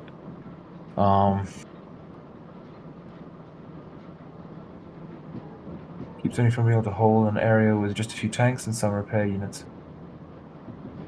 As long as my repair units don't die. In Mammoth Tank, rail tank version, yeah. I mean longer due to cost. Oh, right. Yeah. Not to mention base sniping. Right, tanks. Oh god, it just jumps all over the place like Halo 1 and 2. Well, I mean, right now you can jump on top of the tanks. Level, you can see it, so... you can pop the super heavy vehicle factory from the other side of the map. True. But, I mean, that's the disadvantage of it. I mean, if this was what built your rail tanks, then you'd have to, take care of it, in quotations, more. But, yeah, I mean... There's a lot of variables, shall we say. Mass rails is silly. Humans versus humans is just all about rails and a couple of rockets. Just the most versatile unit in the setup. Versatile. As of right now. Poor Dram is far back in the chat. Yeah, I'm trying to catch up. I agree with Lucka. Hi Dram, whenever you catch up. Thank you, I've just caught up. Or make the rail only be able to shoot the rail when landed. Yeah, I thought about that, but I don't like that option, because it means, imagine you as a player driving, and whenever you want to shoot, you have to land. It will be frustrating as hell, I vote new tanks. Fair enough. I feel like Dram already talked about that. He said most people shoot only when landed anyways. Yeah, that too, but I mean, that's the thing. It's like, if you want to move and shoot, you have to stop, land, shoot, get up. Move, stop, shoot, get up. It would be just very annoying. Welcome to the present. Indeed, welcome to the present. Well, it's a contentious issue, shall we say? Yeah, because it's upscaling it to this size is But God, we've completely diverted from the stream. This is meant to be playing, but it's a different one, shall we say? It's a different one. But yeah, you guys can like kind of see the like some of the stuff like with regards to the development. It's oh God, come on guys, you got to admit that's epic. Yeah, I mean when you see how tiny the dude is on top of it.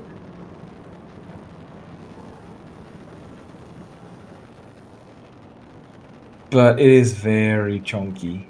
Like it feels a little bit wrong.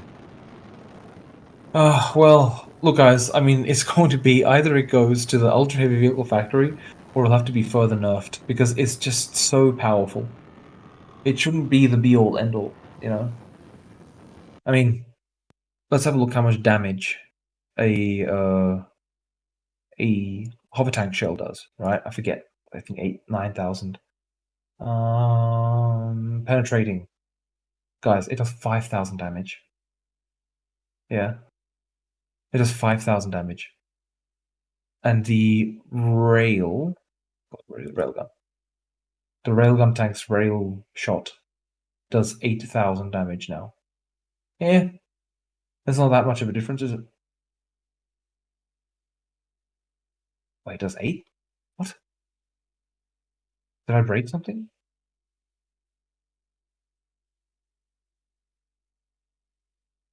Well, that doesn't make sense. What have I done? What have I done? Did I change it at some point? You've broken it. Wait, it's not possible. Oh God, bouncing. Right, fine. I'm going to go and shoot the hover tank in the back, see how much damage we do. It's weird. I remember it doing more damage than that. 13,000. Yeah, it was almost a thing. No? That's correct. Alright, fair enough. I guess I got a bit lost in it. I forget the different thing. Okay, so where was I? It felt as if we were off topic. We were a little bit, weren't we? I tried programming once. It was maddening. I couldn't do it solo. It was mind-numbing. I'm amazed you can do this. Certainly, it does help having someone to BS with. Yeah, like no, programming can be very annoying. It's like at times. I mean, it's. I mean, sometimes you just like, oh, I should have chosen a different job. Playing Peak Tram's mind and how much content we can pile on that plate. Well, no, I mean, there's things like there's priorities. Yeah, there's priorities. The massive chonka. Ultra heavy vehicle factory gets my vote then, because with how it is used, its range and versatility and damage, it's already kind of a super tank. How much HP does a super heavy vehicle factory have? 60k like the refinery? No.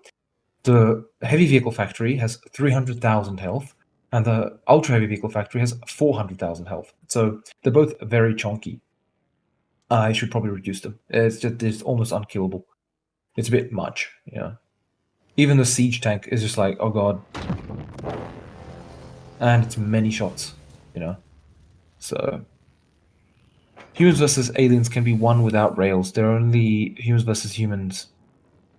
I would argue to make hovers get some useful role in humans versus humans somehow. Well, I mean, to be fair, like hovers are very versatile. If railgun tanks were not so powerful, then the hover tanks are the unit of choice because they can easily destroy the lighter vehicles, right? Of course, the heavy armored car can deal a lot of damage to the hover tank, but it's the railgun tank which just outclasses the previous tanks. Now, one option is to increase the cost significantly, right? Leave it as is, just leave the damage, leave everything as it was before I changed it locally, and just increase the cost, right? That way, it just really limits how many of them you can build. Now, I don't remember the cost from the top of my mind, so I'll just check. Railgun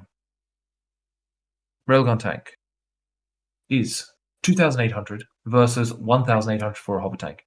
And it outclasses it, right? If I made it, let's say, 3,800, then yeah, you can have more than two. You can, well, two. But if it costs double, I mean, that's the thing. It doesn't even cost double a hover tank, but it easily outclasses 2 hover tanks. You know, so upping the price of the railgun tank may just simply be enough. You know, it's a chonky unit. I mean, maybe there is no need to put into the ultra heavy vehicle factory, but just increase the price. You know. Hovers are kind of cheap, and a nice upgrade from the armored cars. 50 railgun shots to take down super factory with railgun. I'm okay with that when I can hit from the other side of the map. Yeah, exactly. Yeah, that's the thing. It's like that's the thing. You know, the vehicle, the structures are way too healthy, So I need to reduce that because it really slows down the combat as well. You know. So I will be reducing the health significantly, eventually, of course.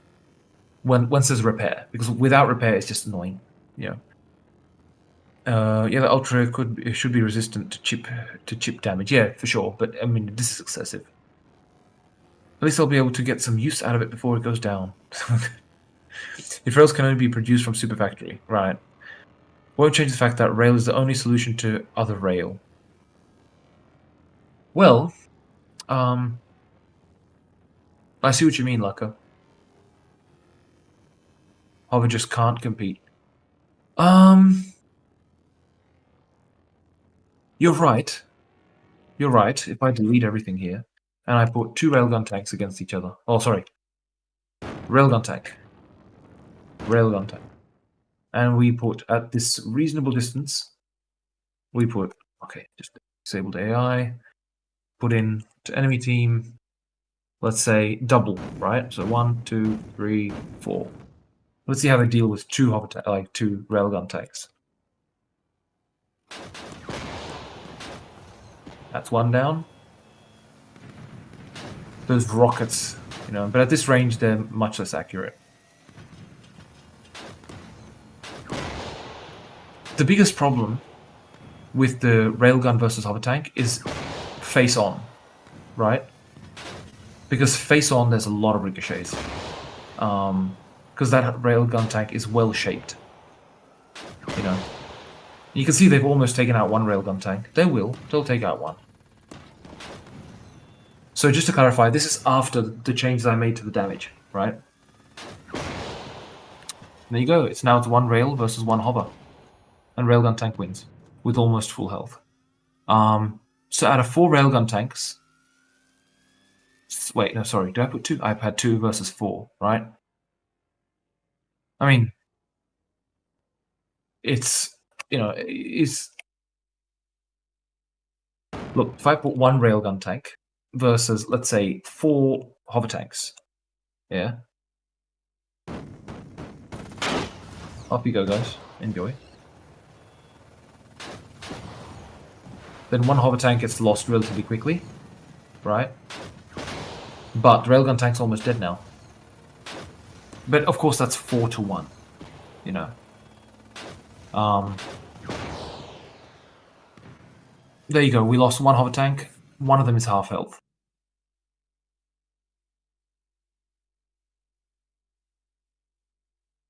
Now, I mean, what I can do, of course, there's a bit of random in it because it can ricochet. The AI doesn't aim perfectly and so on, right? So, I mean, 1v1 or 1v2, right? Let's try that.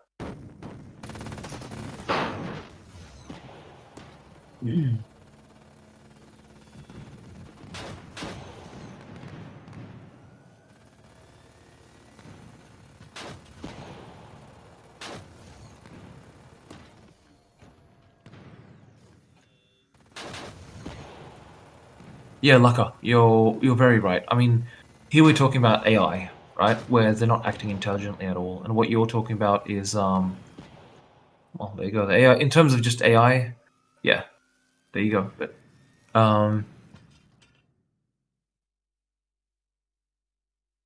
What I could do is reduce the armor of the railgun tank so there's less ricochets on it, so that it's easier to actually hit. But I mean, honestly, I'd probably be more for increasing the price of the railgun tank so you don't get rail spam. And that would probably just be enough, I think. Because the reality is, if you have, for the price of one railgun tank, you can have 2 hopper tanks. Then, it's your choice. What do you choose? And yeah, sure, railgun tank, can be extremely powerful. It's very fun to use. That's one thing. So, like, nerfing it too much, it's a bad idea because it is one of the most fun tanks to use, I have to admit. So I'm honestly more leaning towards price,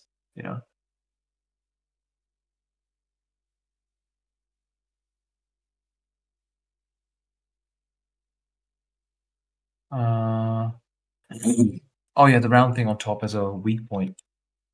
That's a good point. I don't remember now. Let's have a look. If it is a weak point now. Oh god, the damage manager somewhere down the bottom.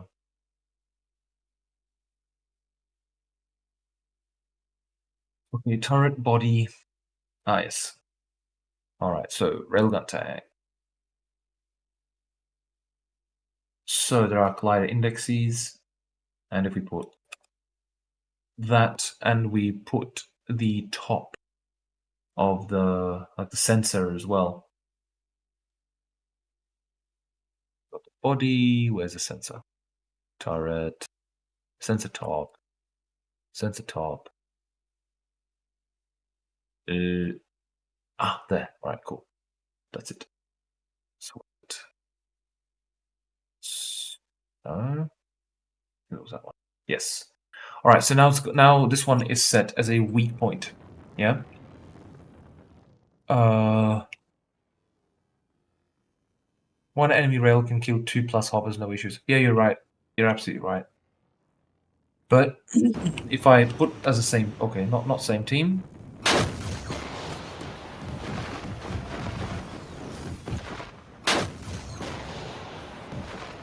I mean, I'm kind of being dumb right now, right? Let's be honest. Didn't last long, did I? If I take a rail, and I hit that weak point, it does a quite reasonable amount of damage. Yeah, the sensor on top, I think that's probably the way to go as well for having that as a weak point. You're right, Lewis. I will do that. Right, watch it, dude. Take care, man.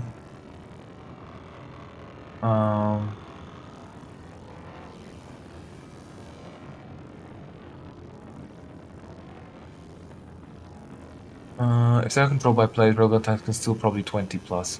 To a degree. But if they don't reflect, like, don't ricochet as much, right? And that's another thing.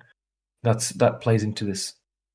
Hopper tank, armor hit adjust is 0.25. Railgun tank, the same. Right? Now, if I reduce the armor on the railgun tank, yeah, it's a bit weird to have it on the railgun tank reduced and not on the hopper tank, right? This thing looks like a bulky boy. But whatever, God, guys, sorry. Yeah, we've absolutely hijacked your stream, man. Oh, good. Enjoyed it. You've seen all sorts of goodies. You've seen Yeah. the big old teleport as well. My favorite thing. No, it's all good. It's all good. What do you think, guys? Just going through. Nice talking to you. Thanks, guys. Thanks very much. It's always a pleasure to talk to you guys. It's always fun. I will stop streaming the screen. Yeah. It's 1:15 a.m. my end, so I will go to sleep. Yeah, it's quarter past. Is it quarter past midnight? Yeah, it's quarter past midnight here. Yeah. So I'm killing the screen. Late. There we go. Yeah, that was a lot of fun. a lot to think about. Like the railgun tank definitely needs a bit of a nerf, right? I think Bit of a it's nerf? fair to say. Just a little bit of a nerf. Yeah, it definitely needs like it's just way too excessive right now. It's like and yeah, like one of the things that was mentioned, it's a very good point. You know, as long as rails eat hovers for breakfast, there would be no change in humans versus humans meta. Even rails for 4K will still be spammed against each other. You're right, Lucker. You are right.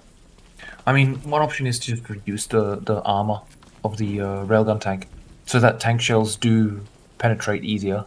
You know. I mean, I can reduce the damage even more, but honestly, I think it's it's already reduced slightly, and I think it makes sense the way it is. Like, just to clarify, right? I will tell you how much damage it has. Oh, you've got that, Lycan? Hey. You have that game? Yeah, it's the demo for it. Ah, right. Yeah, that game looks epic, very epic.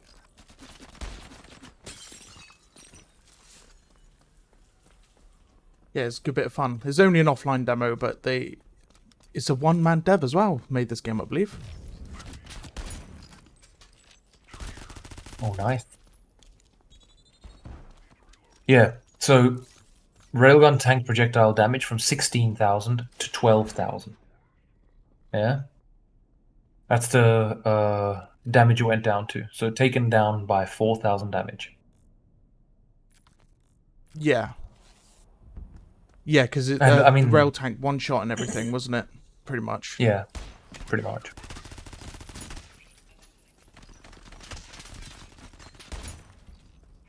Yeah. Actually, that's a good point, Lewis. Let's have a look at the health difference. So, hover tank 13,000, railgun tank 18,000. I'm not sure I would reduce it by all that much, man. Like, you know.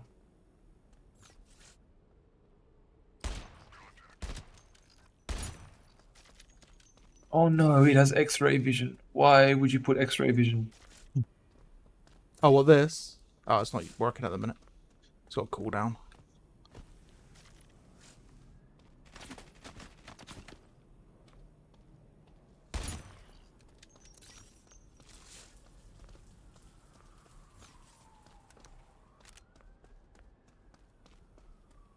Well, not a bad little game, to be honest. it's very nice. I like the graphics for it as well. The graphics like shell shaded. Yeah, Has that very it's a very interesting style. Oh god.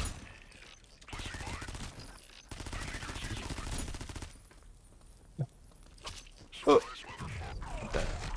I'm dead. Right, anyway, sorry, I was just playing that whilst you was doing your thing. How many games of Silica did I play tonight? I think I played like 7 or 8. Lucker was there the whole time as well. He was like, I gotta go. He was like, damn, man. How many games was it, Lucker? Must have been like 7 or 8. Yeah, that. If you're interested in that game, by the way, it's called Out of Action, and it's the demo that's out on Steam. Quite interesting. The graphics are like a shell. It's almost like if you took Borderlands and Half-Life and combined them, I suppose. Yeah, it's very, very unique. But it's not multiplayer. Well, it's meant to be multiplayer, but that's just an offline demo. So you just go against bots and you can try it. It's pretty cool. But yeah, well, yeah, it's 1:20 for Dram. Thank you for joining us today, Dram. Very much appreciated. Saturday. No, my pleasure, man. Thank you for having me. Thank you for showing us everything as well. Showing us all the hidden bits that you're planning to bring out, and like discussing with the guys about like certain balances and changes, and looking at the rail tank stuff as well. It's all good to see. Yeah, it's yeah, the railgun tank is a particularly problematic one because it's a very fun unit. Yeah, I don't want to nerf it to infinity and beyond. Yeah, I love the rail tank, but I've always known, like, even when it's when its pinpoint accuracy was nerfed to diversion. It's still OP. The tank's insanely like not broken, but insanely like powerful. Yeah, it is. Like having 10 rail tanks could just win a map on their own. So yeah, that's true. It's just they're a lot of fun. I mean, one option is to do a much longer cooldown, but it's a hard one. then it's not going to be as like fun. the Dragonfly as well, isn't it? It's the Yeah, same kind of scenario. Dragonfly. Well, sort of like the. Wait, what's this?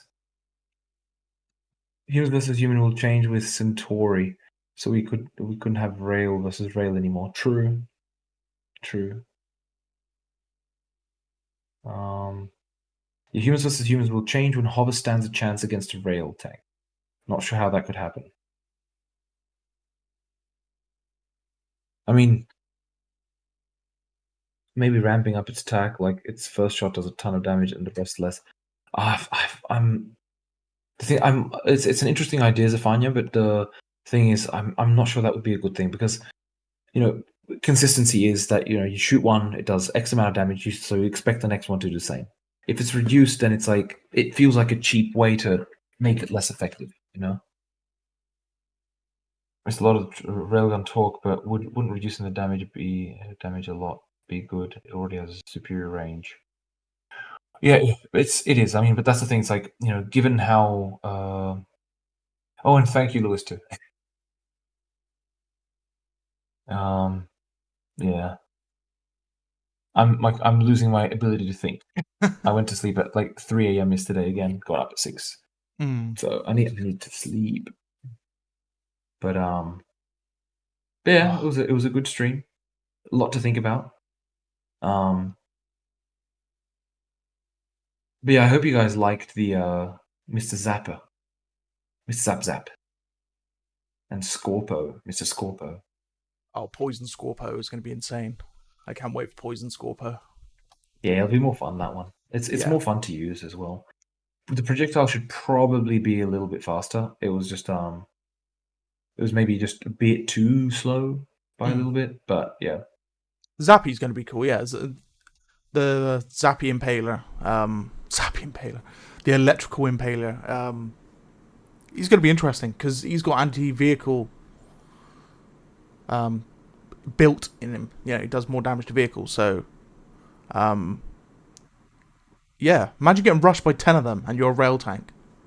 Yeah, well, you'd be screwed. Womp.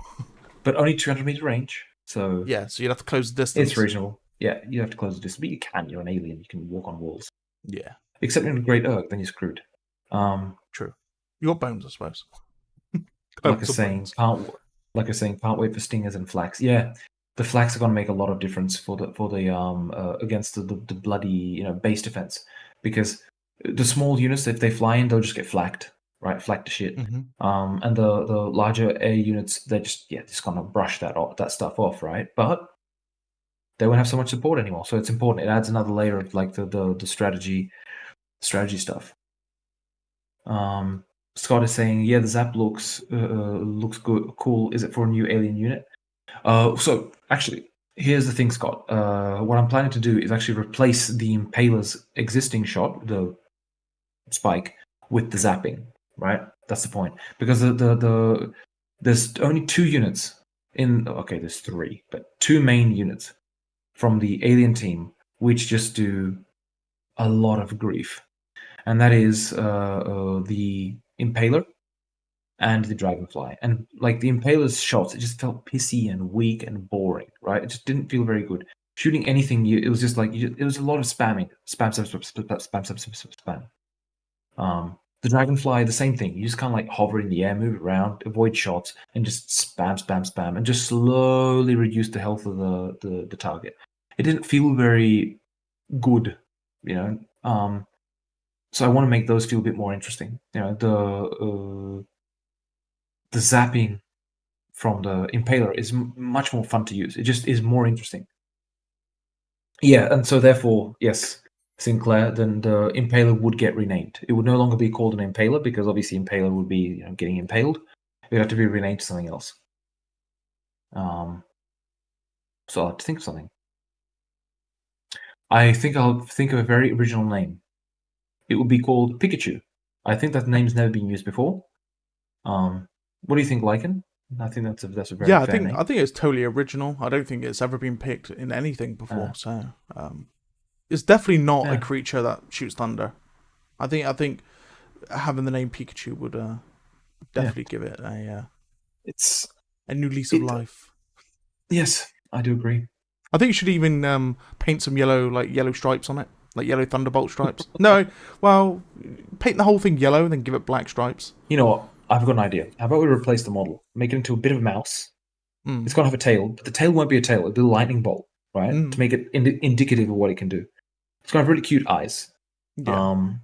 It'll be yellow with black stripes on its back, or brownish, really. Sinclair's saying Nintendo's lawyers are already en route. Stream gets deleted. Oh, Scott also asked, when will Flaks and Stingers be added? Okay, Stingers just a little bit later, because those ones, I'm looking forward to those ones as well. But I need to get the animations in. And otherwise, the projectile itself, that's easy. But yeah, the animations in. So I need to set it up, send it to the animator for animation. And yeah, we put it in then afterwards. The Flak, hopefully next update, or the one after that. The Flaks are practically done, right? I just need to fix the minor bugs on the but basically just balancing really the projectile. Lewis, Tesla Scorpion. Make it repeat its name every freaking second. Pika Pika Pikachu Pikachu. Oh, gotcha Pikachu. Oh god. Imagine it every time it's shot. Pika Pika Pika Pika Pika Pika. Ah! Yeah. Oh god, man. Oh god. But yeah, obviously it requires a rename. I'm not sure what I would call it.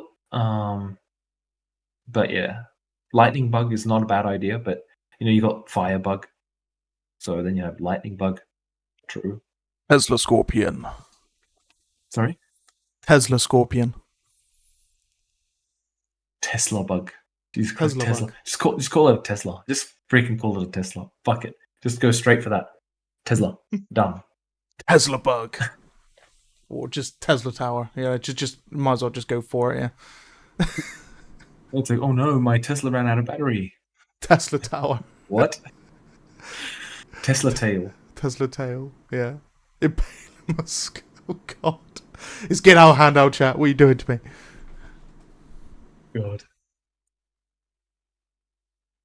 I'll have to think something. Electro bug. That's a possibility. Electro bug. Electra. There you go. Electro. Wait, hold on. We're talking about Spider-Man now. Quick, Sony's on the phone. Shut the stream down. I mean, Electrode, right? Yeah. But then I think even some freaking Pokemon is called that as well, I bet. Yeah, it sounds familiar. Yes, Electrode, of course. Let's have a look. Electrode. God, I used to love Pokemon. Yeah, of course it is. It's a bloody ball. Looks like a bloody Pokeball. Yes. All right, never mind. Oh, damn it. What about Volt bug? Voltaire. Sorry, I just said. God, here we go again. Voltron. No mercy. All the lawyers are on route. Yeah. Voltron. The attack of Voltron. Volt. I freaking hell. What's an alternative name for a bug? Time to bring up Thesaurus. The mighty Thesaurus. Bug. Let's have a look. Disease, germ, in fact, probably not. Gnat. Louse, or lose. Vermin. Beetle, ant, flea, pest. Volt flea. The Volt flea. Sounds like so you would name the shrimp. Volt flea. Well, I mean, to be fair, if you're going to go with something that kind of like is more in line with what it appears to be, it would be earwig. Volt earwig. Tesla earwig. Volt wig. Yeah, Volt Ear wig. Volt. Lewis, Usain Volt. Isn't Surge Voltron an Autobot? I don't think it's a Transformer, is it? In a Voltron does sound very familiar. It's definitely Voltron, used. Voltron, Voltron. Zappy Tail, Surge Tail, Bitzer. Oh, I guess Blitzer. Volton, Happy Celine. I mean, if we're going down the German route, just call it Kartoffel salad, which is Yeah. just German for potato salad. Don't ask me how I know that. Oh, Kartoffler, yeah. Kartoffel salad. Indeed. Oh, bloody hell. I don't know. It's. Why do I do this to myself? Just increase my workload. Megawatt. Dernoble. Megawatt. Hmm.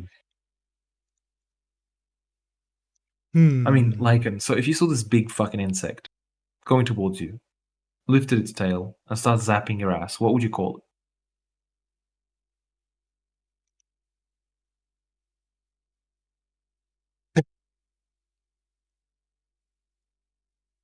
It's your electric tail off my ass.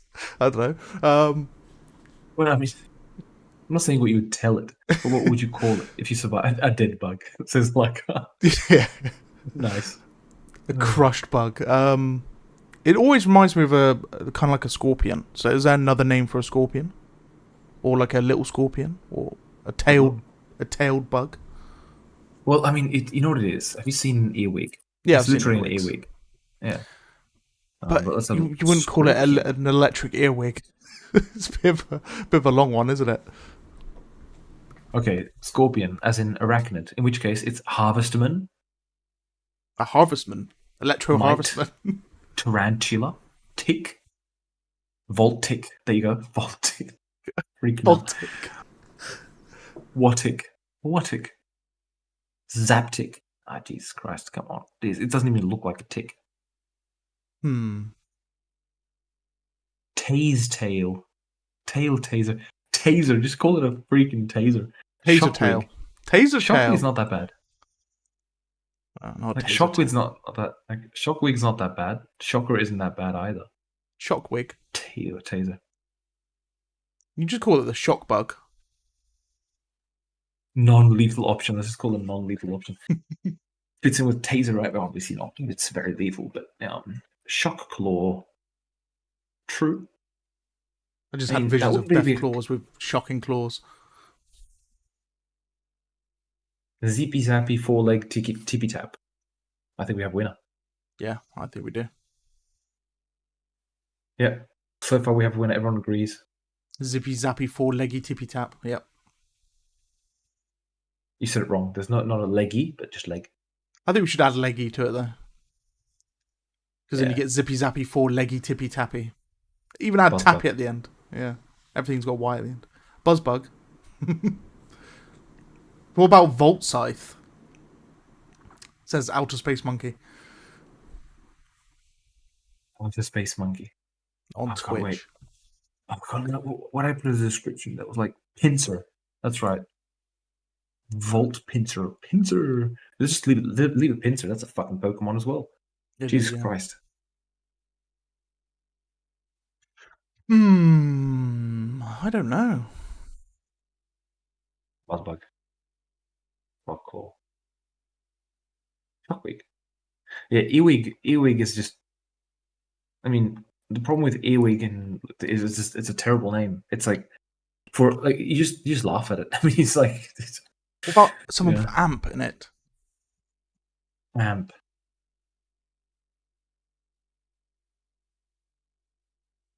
Mm. Amp tail? No. Amp claw? No. Amp bug? No. Earwig, any of the numerous elongate Jewels. nocturnal insect of the order Dermaptera. Probably Dermap? Screw Yeah, that well, name. Volt Dermaptera. Yeah, English. Having a pair of large movable pincers at the rear of the abdomen. Which is our case, right? Impaler. Yeah, Impaler. There you go. Oh god. Yes. Taylor. Oh Yes. my god. Big old brain. There you go. Change the Impaler to Ampaler. Yeah, Done. you guys have just been saying it wrong the whole time. It's Ampaler. Not Impaler, but Ampaler, you know? That's the way you can do it. You've been saying it wrong. Yeah. Giga Dodge. No one would actually notice. Like, literally, it'd be like name changed from Impaler to Ampaler. And then everyone goes, Lucker, give me some Impalers, please. And no one's going to notice for ages because it looks the same. Yeah. The Zapaler?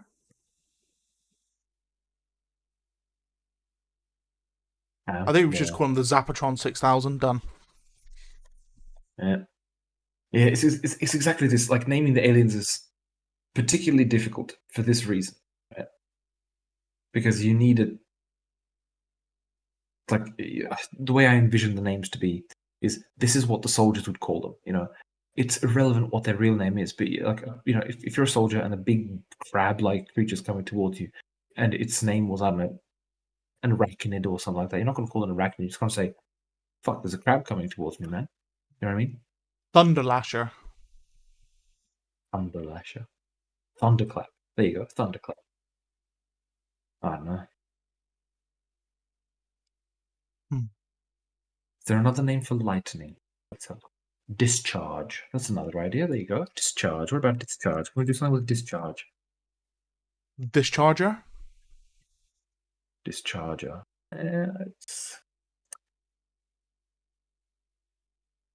Oh, man. Electrical bolt, of course. Bolt. There you go. Bolt. Yeah, I was saying bolt. There you go. Thor As mentioned before. Thor. Yeah, it's called Thor. Screw it. Tasers. Discharger. Could sound like something else. Yeah, like discharger.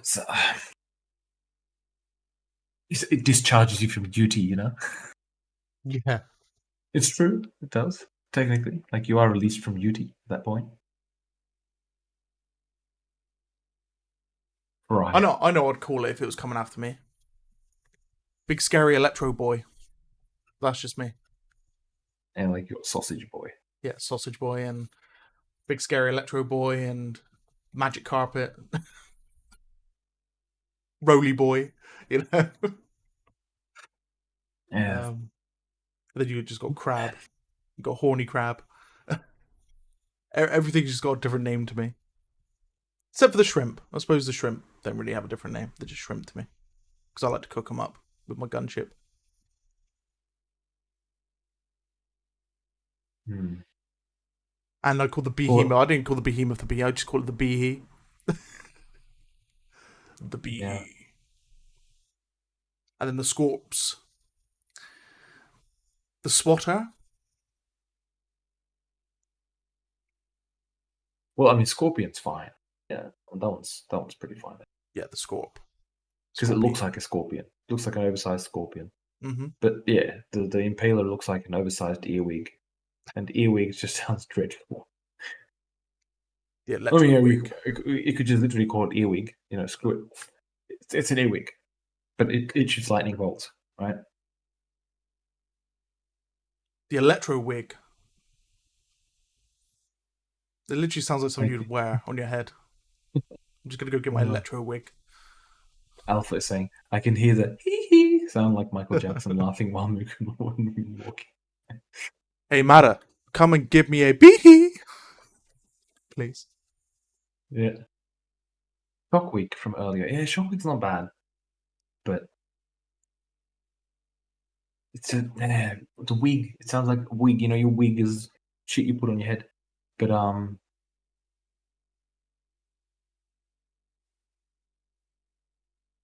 don't know, man. See, so we have two people on camera with glasses and beards and incapable of coming up with something. Let that be known. It's a very deep message, isn't it? Like, yes. It is. Shock gnat. There you go. But a gnat is a tiny little creature, isn't it? That also flies. Dude, can you start being proactive? Like, can you start being supportive? Yeah. Yeah, shock gnat's good. We must keep the name. Maybe not for that What creature about- though, but for something else. Bolt. Flash, projectile, arrow, missile, shaft. Thunderbolt. Thunderstroke. Jesus Christ. Thundershaft. No. No. No. No. No. Like, you've got Thunderstroke. Yeah? I'm not even gonna say it. I'm not even gonna say it. No, don't say it. Oh, screw it. I mean, I get... Yeah, nah, don't. Yeah, probably not. No, I'm not going to ruin your stream. You don't want the Thunderstroke with the Thundershaft. It's just not gonna work. It'd be too much high voltage. Oh god, yeah, high voltage. The voltage tick. No, Voltage tick. it's not a tick though, is it? Thundercock. Oh god. Thundercock. Voltic. Yeah. It's not bad, but it doesn't look like a tick. That's the issue. Voltor. It's interesting, but Voltor sounds like a god. Oh, wait, Lucas says, by the way, Dram, any plans for flame attack? Okay, Lucas, how's this? We take the railgun tank, we increase its size, we put it into the ultra heavy vehicle factory, and we replace the little rockets with a flamethrower, and make the ultimate unit in the game. It can kill everything close range. It can kill everything long range.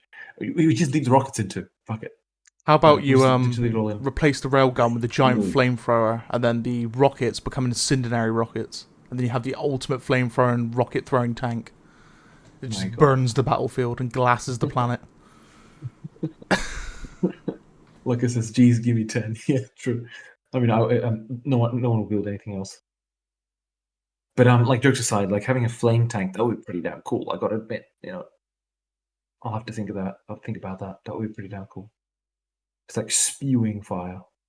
All I'm feeling is nod right now. Peace through power. Yeah. Peace through power. Anybody? Peace through power. Yes. Flame tank. The elusive Bolterous Ass Zapper. Well, there you go.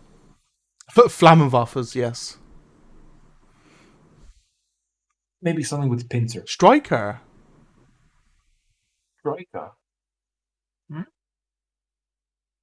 That's actually not that bad. It's currently, I think, one of the best.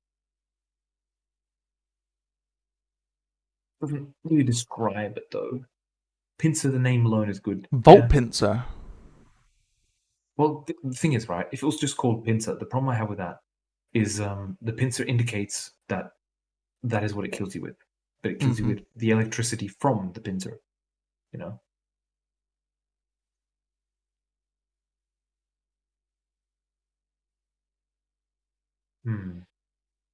Cumulonimbus.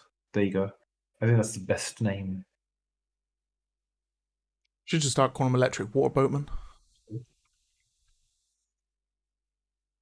Electrodic. There you go. Right tail.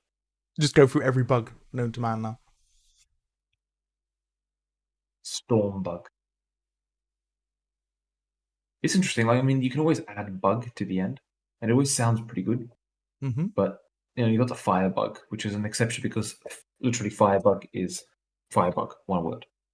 But otherwise, combining the names, I'm just not sure about it, man. I mean, like, you could change the firebug to fly magic shotgun instead. Well, thunderbug. Thunderbug, yeah. But it's lightning bug. Pikachu. I mean, tank variant with. Like it says, a hover tank variant with MG and flamer. That would be awesome. What if, right? True. What if we just turn the rail tank into a flame tank, and then we instead put in a Titan. I mean, a steel Titan, Command and Conquer Titan, yeah, with a railgun attached to it. 2 of them. I'm joking. Yeah, the Kimbo railguns. Yeah, and then you get your mech, and then you also get your flame tank. So you get both for GDI and nod at the same time. Boom, done. Job done. Oh, taser. I mean, taser is an option. Let's be honest, right? If it could just literally be called a taser. Is there another name for a taser? Marv, right? Yeah, just deploy the Marv and just harvest all the Bolterium on the map before anyone else can touch it.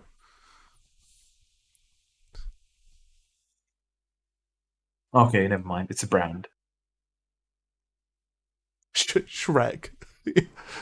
Yeah, we'll just deploy Shrek on the battlefield. Go raid the aliens. Aliens are like onions, they have layers. You just peel one alien back at a time until you find the queen. Man, we don't have too many words in the English language for zap. Like, look, I searched for zap. Bug? Zap bug? Literally, I searched for zap. You know what it says? Oh god, don't. Verb as in destroy, kill. Exterminate, kill, slaughter, terminate, kill off. Where did that come from? Yeah. Random. Lord Farquaad. In before Dram Destruction adds another faction of just Terminators. Yeah. Yeah, we just add some. Just throw the Terminators. And you always start it, and you always start in a spaceship. And you always, and as you're going down, you say for liberty. Yeah. And then we just rename you to Helldiver. Yeah. Democracy. Democracy. Spread managed democracy across the star systems. But all the Terminator species are faces? Faces. Are playing feces. Gotcha. PC, Terminator PCs. Yeah, I'm playing Just random nuts and bad bolts. YouTube shorts. Oh god. Imagine like Terminators are terminating mankind purely by forcing you to watch TikTok. Jesus Christ. Well, The YouTube algorithm's been trying to get me to watch Terminator stuff recently, just because I looked at Salvation, because it was originally a book, funny enough, Salvation. And then all of a sudden I start getting Terminator shorts about random crap, and I just keep falling into the trap, and it's bad. Like going on about oh yeah, did you know about the T-850 was a Terminator? I'm just like, oh god, leave me alone. I don't want to watch it. You get sucked into a hole when you look at something on YouTube. I mean, everyone should know. When you like search up something on YouTube, for the next 10 days, you go to your homepage and you just see a million videos of the same thing. what we call it, capacitor. It just, yeah. Obviously it's stupid, but yeah. Oh, what about the X? No, I was gonna see the X-ray bug. X-ray vision. X-ray thrower. Mhm. Ray. No. No Star Wars. Ray. I don't know. I'm getting tired. My brain's lagging. The lag bug. Patriotism. The patriotism. Ooh. That sounds like your ship, Lucker. Saber bug. Saber bug, yeah. I think we should just commit exterminus on Bolterus. Just bring in, just bring in the Space Marines. Just bring them in, land them on the planet. Yep. Awesome.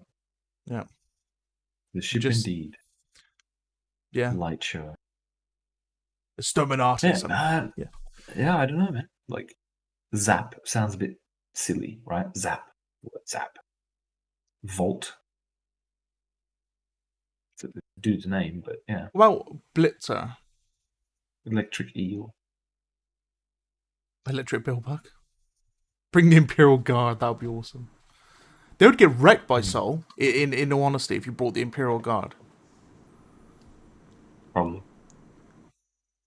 I don't think the Imperial Guard have anything that could outmatch a rail tank alone. You know, Sinclair brings up a good point. But then again, wouldn't a bunch of Marines call a bug that zaps things a zapper? Would, yeah, true. It's very logical. This is true. Or the Thunder Thrower. I mean, I'd probably just call it Zappy Boy, but that's me. The Bane Blade. Shit. Oh shit, here comes Oh yeah, Bane Thundercock. Blade is an energy tank. Yeah, true. 11 barrels of hell. But then their tanks are very square looker, so a rail tank would just punch straight through it. I suppose the only thing that the Imperial Guard could throw are Titans. But yeah, we're now talking into 40k lore, where, you know, if you throw the Space Marines in, then all of a sudden everything just gets messy and the whole planet gets glassed. But yeah. Yep.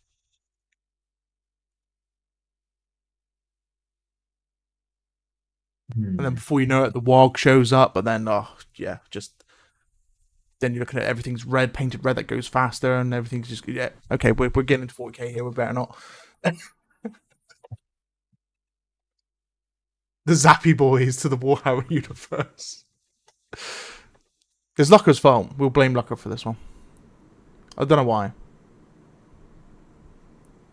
A sea of guardsmen? You mean a sea of meat for the crabs? Yes. They will eat bountiful amounts of meat. Defeat their fellow queen.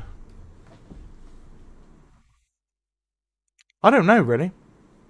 I think Zap. Yeah, Zap is probably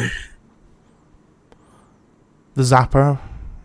Or the... What was on we had earlier? That sounded good as well. Striker. Tesla Crab, yeah. I mean, it's awesome. I like Tesla Crab the most as like a silly name, but they can't like, take in that much food. The crabs would just become really, really slow and big. Wait, you mean they would just turn into just the sheer amount of devastating Goliaths? Giant hulking crabs. Spicy crab. Tesla crab. I don't know, man. I honestly do not know. It's a silly problem. It is renaming the Impaler. It's a shocker. It is. Yeah, we call it the shocker. It's a bit of a shocker. It's a little bit of a shocker. Arc thrower. The arc thrower. Yeah. Arc is a nice word, right? Arc thrower. I think we can do better with arc. Arc caster. Zapper. Arc wig. I'm sure. Like the wig just sounds weird, you know. Like, I mean, you could have archer, right? That sounds just stupid. What's another word for shooting? Arc thrower. Well, arc thrower is 2 words. You know, you want to keep one. Louis is archer. Yeah, true. Yeah, close enough. Archon, all arcs. Arctic. On a desert fun. Thanks, Leica. That's useful. Though, to be fair, Arctic is pretty good. But Tesla Crab is just the best. Like, honestly, it's the most meme name. It's fantastic. I just had visions of a crab with like little Tesla batteries on top of it, and then, or even put little like red alert Tesla tower on top and have it shoot out little lightning bolts from its little Tesla ball on top.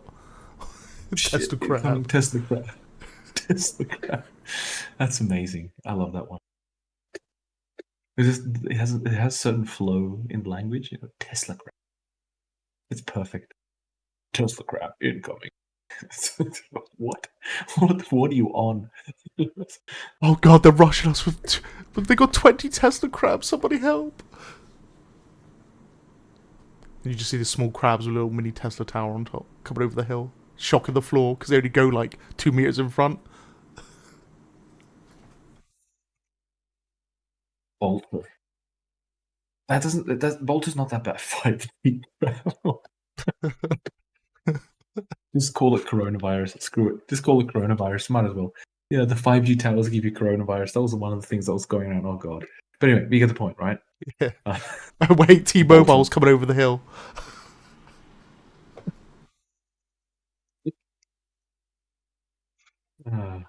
Arc bolt. Like arc sounds good, right?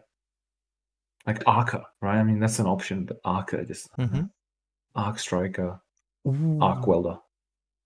Well, arc chain. No. Or chain something. Chainsaw. That's the noise it makes when it starts doing it. It starts revving up. Tesla crab. I love that one, man. That one's best. Tesla crab. We need Tesla crab. Oh, What about charge? Or charge. discharger? No, we've already had that one. Discharge. Yeah, the problem with discharger sounds like so that's the dude that just discharges you from like military service. True. I mean, it discharges any of the humans from military service. Forcefully. It does. It does. It does. Arc tail. Arctail? I've got visions of Arc. Pikachu at this point. Arc rab. Arachnid. Arachnid? Good. But then Oh, yeah, it's not really an arachnid, arachnid, is it? You're looking at an 8-legged It's big not. boy. Unless you just give him big, long 8 legs, I suppose. Then you can call him the Arc arachnid. ear. Arc ear. Yeah. Take Ear the arc. ear from earwig. Arc wig. Exactly. That was there before, I think. And then The for arc April wig. Fools, you give him a wig. An actual wig. Zaptic. Arc blast. Arcinator. Zaptic. Oh. The Glasser. Arc ward. It's a little bit awkward.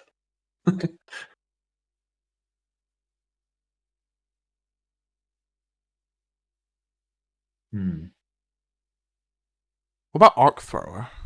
Zap. Well, arc throw sounds like a machine. That's the problem.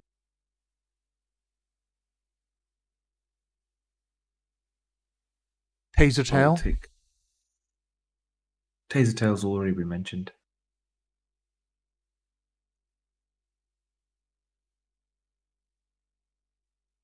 I don't know, man. Jesus Christ.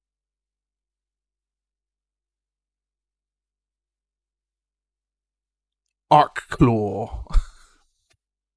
Arc law. Just arc law. Sounds like the law of something. Amp something. Amp Scythe. Nah. We're getting into the fantasy era now. I'm going to give my +1 Arc Scythe and slay this man. No. Tesla crab. I don't know why that one just cracks me up. That was awesome. Impaler 2 electric. Impaler 2 electric boogaloo. The Buzzbug. Buzzbug. Shit, buzzbug incoming. I mean, imagine that. Imagine you're like in the heat of battle and someone says, "Shit, it's fucking Tesla crab." You're like, "What are you?" Oh, that's amazing. I don't know. I love that one. Tesla Great, crab's the best. Tesla crab. Like imagine, just never mind. I don't know. I'm just infantile. I like it. It's because Just leave it as Tesla an and anything after it is just epic instantly. So if you put on a crab and you just got the Tesla crab, Yeah. it just sounds like Soul captured crabs. That sounds so bad, but still, they captured a crab and just engineered it to have a Tesla coil on top of it. Hence the Tesla crab. This is true. Here we go. New Soul unit coming. The Tesla crab. Dissected crab with Tesla coils. Power like- bug. Zapper, like it doesn't make sense, right? It's like Zapper. But yeah. What about the capacitor? Capacitus. Capacitors. Charge tail. The capacitor. It literally sounds like a capacitor, to be honest. It does. What about Transformer. the MOSFET? Yeah, MOSFET. Zaps to the shock roach. Shock roach? Holy shit. Shock roach. Shock roach is a good one. Yeah, shock, Shock roach. roach. You can get Like away the with calling it a shock roach. Yeah, yeah. It looks like a shock. It looks like a roach. Mm-hmm. And shock roach. Shock roach is it's like fucking hell. It's like incoming shock roach. Like shock roach is, I would say, currently the best. Like if you think zapper or shock roach, it's just shock. Yeah, I can just imagine shock roach is just a better one. Wait, let's have a look if there's a shock roach somewhere else. Shock roach. Shock roach, literally in Half-Life. Ah. No, but it's a weapon. Well, Tesla It's roach. shock space roach. It's fine. That's fine. Fuck it. It's okay. And you got a hive hand. I mean, those are just combinations of names. Shock and roach. That's fine. Shock roach. What's this? Charge roach. Electro roach. Zap roach. Arc roach. Nah, that's shit. But roach is pretty good. I mean, shock roach is just, yeah, it's good. I like it. It's pretty good, man. Like, Ramp. Ramp, says Chris.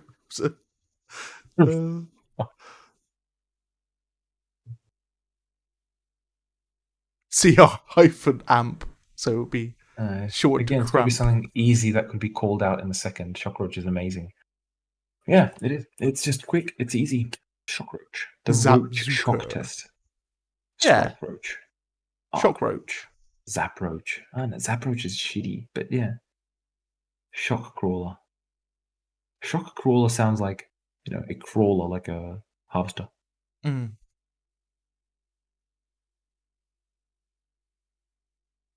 Shock roach. Bolt mantis. Lucas pulling them names, man. Lucas currently asking AI for names. Surge scarab. Probably. Bolt Surge mantis. Roach? Surge roach, I mean, would you call it that? Yeah, like shock roach. It's like, shit, there's a shock roach. You got the two shock scarab. Surge scarab or arc scarab. It doesn't look like a scarab. That's a problem, right? But roach, the fourth. Roach. What else we got for roach? Is there an alternative name for roach? Let's have a look. What is that? Shock centipede. Okay, apparently roach can also be marijuana. Did you know that? Yeah. Yeah. Well, you learn something new every day. Reefer roach. I'm sorry. Yeah, reefer roach. Bud. Ganja roach. Okay, never mind. Just I'm going off topic. Off topic. What else?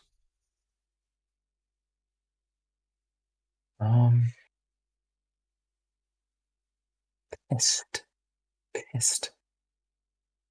A what? Pest. Pest? What, shock pest? Arc pest. Pest arc. That's shit.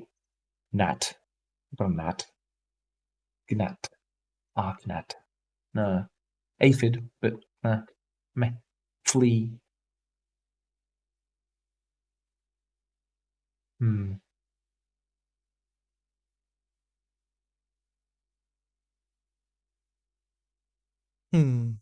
Shockapede. Shockapede? I mean, shock roach sounds better, to be perfectly honest, but it's not a bad one either. Electric human centipede. Perfect. 10 out of 10. Oh dear. That's Dynamo shocking. Beetle. Dynamo Beetle. But then it sounds like Pokemon. Yes, Dynamo Crab. Charge Cricket. Tesla Crab is just too good. Yeah. Tesla Crab is perfect, man. That was Jolta. Jolta's not bad. There you go. God, I'm wrapped up in my cable. Lightning Bug. Yeah, but that's the thing. Lightning Bug makes sense. But the thing is, that one's like 2 words. If you combine it, it's weird. Like Arc Bug, right? I mean, you could literally just call it Arc Bug, for example. Jolt Roach. Jolt Roach. I know, Shock Roach is better, man. That one, it's like Jolt. You're doing this whole jolt. Whereas Shock Roach, it's like Shock Roach. Perfect. Tesla Crab is better, though. Yeah, Tesla Crab's the best. I think you have to make one now, just for the memes. Impaler for the win. Like, jokes aside, come on. Plasma Paris. No, like, let's be honest. Shockroach is currently probably the best. Yeah. Yeah. Like, if you compare it Shockroach and Zapper, it's like Shockroach is just better. I think Shockroach, and then new alien, the Tesla crab. Well, I mean, Tram's like, you was doing this with drop pods, now you're doing it with the Tesla crab, please, no. oh no, like you had the crab cannon. Remember that one? Crab cannon's still going strong. We still need the crab cannon. Yeah. Whether it's a handheld crab cannon or an actual device that you build, it just needs to be done. Like, it needs to be like, okay, I'll tell you what we can do, right? So Centauri in lore, just put this up. Centauri captured crabs and turned them into Tesla crabs, and the way they get deployed is via the crab cannon. So you could build the crab cannon, and you could deploy Tesla crabs into battle. So there was the crabapult, right? Or the crab cannon. It was the crabapult. That was the name. Or the crabuchet. Yeah, the crabuchet is just epic. I love that name, crabuchet. And it's a literal trebuchet that launches Tesla crabs. Oh, God. God, kind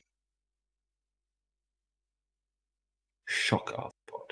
Yeah, there's 2 words, though. That's a problem. But shockroach, I don't know. I mean, I think we're reaching the Tesla termite. Teslamite. Arthroshock. Shockropod. Interesting. None of them are static crab. Yeah, static. Static is another word. But static is just too. It's like that would have to be static, just called by itself. Zapipide, Zapipede, I assume. Zapipede. Zapper. Like, it's like, let's think. Zapper. It's easy to say. Shockroach. Easy to say.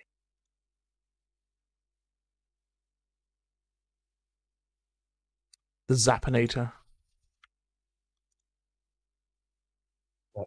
Defibroach. Literally defibrillates your heart. Yeah. First aid roach. It's not a fucking first aid roach. Oh shit, here it is. Statipede. Yeah. I don't know. Like, I don't know. Archbug is not bad. Shockroach is not bad. Zapper is not bad. Tesla crab is the best, but it's just ridiculous. Ray roach. True, not bad, but Ray roach, Ray sounds like very gentle. So here's a Ray. Zap, you fucked. But yeah. Ray. Rayman. Ray crab. Ray crab. Crab rave. There you go. Still a fan of Impaler. Just easily see shit. You got the buzz bugs coming. Very book. The buzz bug. Radiant roach.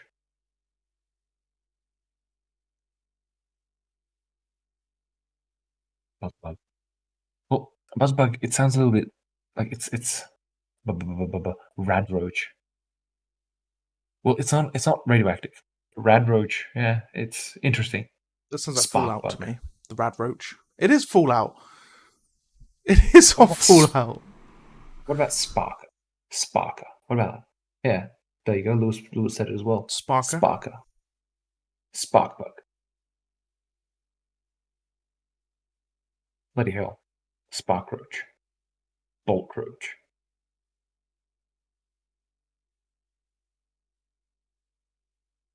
Like, Sparker doesn't sound bad. Sparkbug is a bit long. I think that one would be better to have a Arcbug, for example, rather than Spark, but just Arcbug. I mean, I'll just start writing these down because Jesus Christ, my brain is saying go offline. But all right, so we got arc bug, we got shock roach,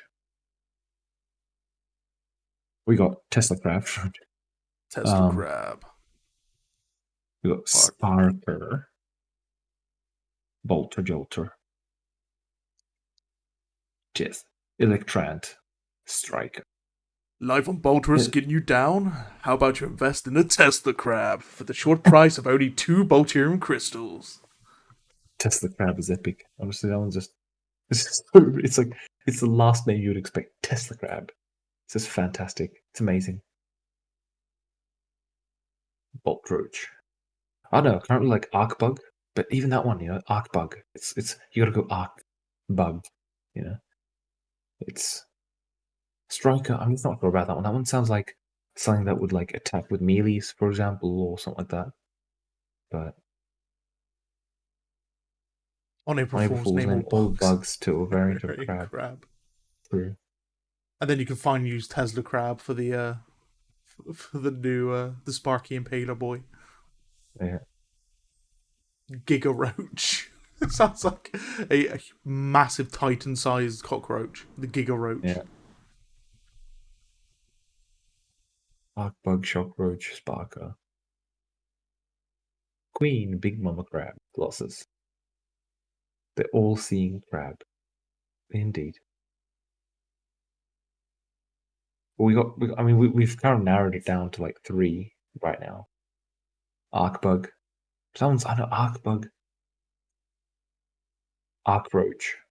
Tesla crab. What about arc roach? What do you think of that? Arc roach. Arc roach? Imagine saying, "Oh shit, guys, arc roach is incoming." It's like it just sounds terrible. Like shit, guys, shit. Like shit. Shock roach is incoming. That works. No! There's a Tesla crab on my bum. Help! He's gonna shock me in the bum. No. Sometimes you can have like a bit more of a serious kind of like when there's the combat, right? You kind of be a little bit serious and stuff. You're like, guys, quick! I have a shock roach on my. It's ridiculous. Shock roach is good, but it may sound a little bit ridiculous if you're saying, guys, I really need help getting this shock roach off my siege tank. It's like, what? Sparker, like.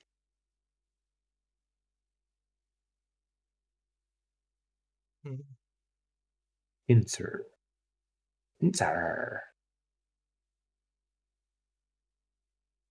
What shocker on my ass? I got a sparker on my ass. Yeah, that's not bad. Sparker on my ass. Guys, I got a sparker on my siege tank. What? What do you want about? Sparker. Spark shell. Sparks hell. Why not? Thunderbolt on legs. And menacing. Sparker. Tesla Trooper. Yeah. Yeah, you have Tesla Trooper for the humans. 50,000 volts coming up. Exactly. Tesla Trooper for the humans, and then you got the Tesla Crab for the aliens. Perfect. 10 out of 10. Would buy this game again. You need a Tesla Tower for defenses, and a Tesla Hive for the alien defenses. Yeah. And then by then, you might as well just create everything in Tesla. Tesla Harvester. I don't know. Arcbug, Shock Roach, Sparker. Tesla Crab's epic, but it's just, it's silly, obviously. I still think it needs to happen, though. For April Fools, or something. Something trolly, A Tesla Crab. Even if you give it the attack of the new electric impaler, just for a day. Well, what would be epic? If there was like some campaign, and when you like in part of it, obviously it's just ridiculous, but nonetheless, when like as part of like the campaign, you would just be killing crabs, and one of them got like into like the generator or whatever, and got one of the generators stuck in his ass, and so then it was just from then on called Test the Crab. Hey, Lord Jacob. Just got a full-on generator in his bum. Yeah, exactly. It's like, what the hell is that? Oh, it's just Tesla Crab, man. Yeah. That could be the law why humans stop using power generators, like the ones you got in the game, the ones you don't use. It's because a crab got caught in that one day and come out with a big generator on his bum. Turned into the Tesla Crab. No, like jokes aside, if I were to hear the name Tesla crab, I would imagine that there is this big crab with something protruding and is just zapping around it. Yeah. That would be a Tesla crab. ACDC bug. AC/DC What about custom team bug. battles like 2v2, 3v3? Maybe eventually Jacob, but honestly, Excuse me. probably not like till 1.0.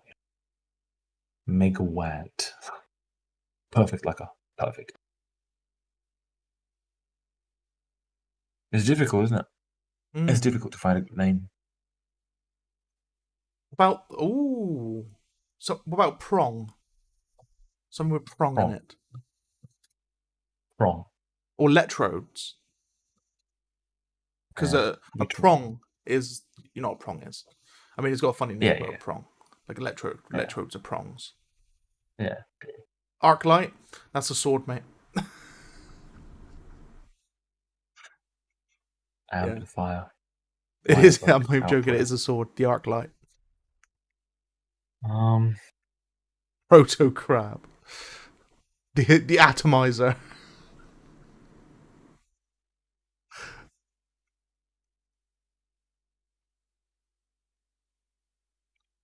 I think Tram's fallen asleep.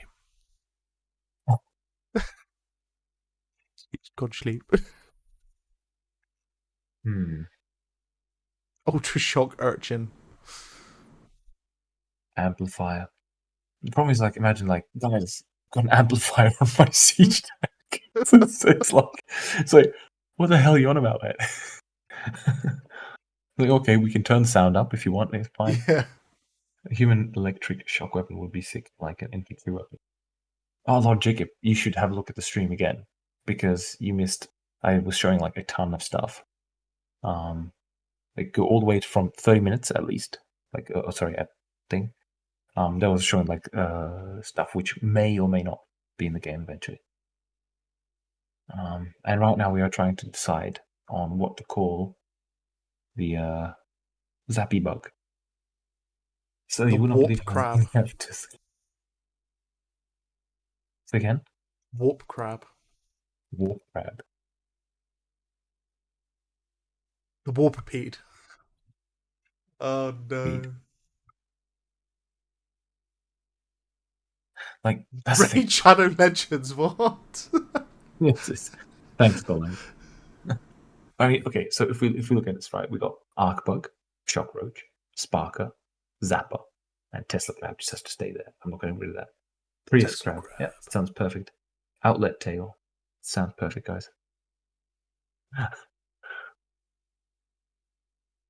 Just call it Battery Crab. Why not? Yeah, why not? Yeah, just call it the. Mobile battery. Just call it the Energizer. Connect. Duracell. Duracell. Yeah, just call it Duracell. Arctet Boy. Rectifier. Is that because it comes in from behind, Lewis? It rectifies everything. Yeah. How do the crabs get electricity?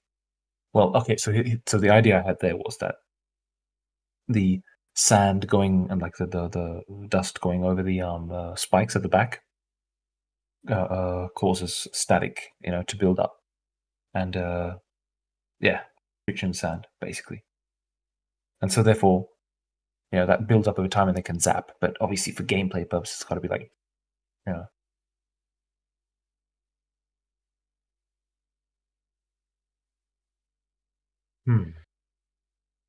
About the friction something. Friction crab.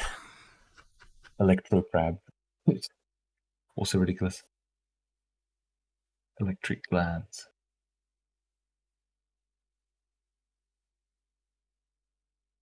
Oh, you mean like why they have electricity?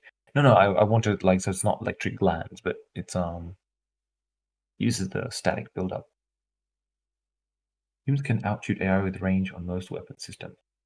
Is there a way to balance that? Yes, numbers, basically.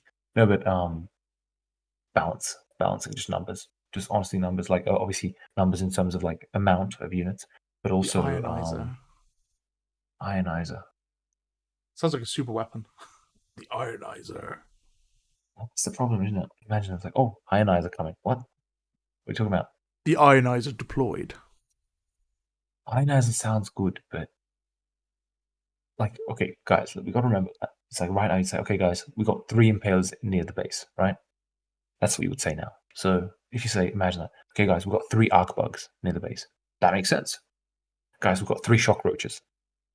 Like, a shock roach sounds a bit memey, right? That's a little bit silly, but it works. Guys, we've got 3 sparkers near the base. Not sure about Sparker. Guys, we've got 3 zappers near the base. That works-ish. It's a bit silly, but yeah, it works. We've got 3 Tesla crabs near the base. No one gets anything done. Everyone just laughs. Everyone just laughs and looks at them and just goes, wow. Look at them. Zapzilla. Zapzilla. Oh my god, imagine. Cheers, like that was good. Hey, the ramen, yep. We're coming off that in a minute. We're just discussing a name for the electric impaler. Ionizer. Surger. Surger is the problem with Surger is like Surger incoming. So sure about that one. We talked so much about crabs. There should be an April Fool's event that replaced all they needed was crabs, except they still have their fun. Indeed. No, you do that, but you just increase the size of each individual crab. So, for example, like you start with your normal crab, and then when you go up to like having Goliaths, you just have a Goliath-sized crab, and then you go up to Colossus one. Colossus-sized crab. It's just a floating crab. Just a floating crab constantly. Crab is life, indeed. And then you have the Defy crab. Like, honestly, but Tesla crab, it's just perfect. Honestly, if this game was just a joke, that would be the name I would choose. Tesla crab, 100% all the way. The Zap Zoodle.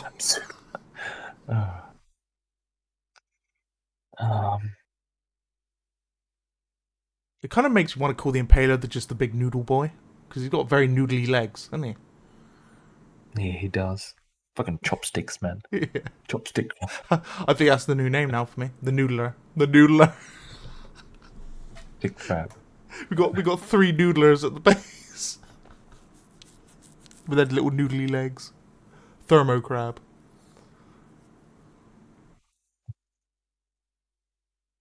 As a VO person, I take the challenge to deliver a line saying Tesla crab deadly seriously and make an exam. Yeah. Faraday bug. Oh god, no. Faraday crab. God, it's the same thing like a Tesla crab. It's insane. Electric. Like that sounds incredibly sexual, dude. It's like, imagine, just no. Just no. Just no. Oh god, no, I'm not gonna go there. No, dude, just forget it.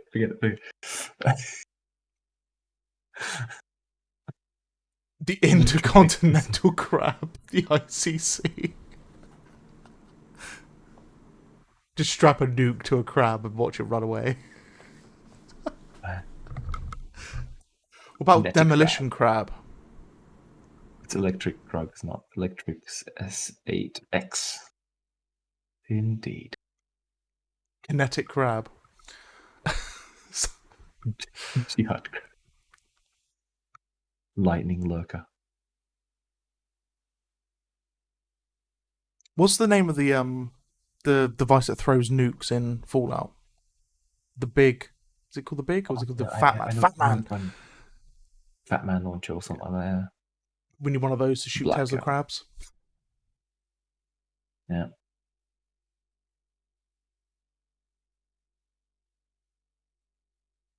Man.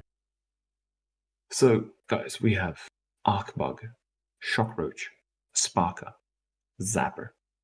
Now, the important thing to know, Crabapult, oh god, not the Crabapult, please, for the love of God, not the Crabapult.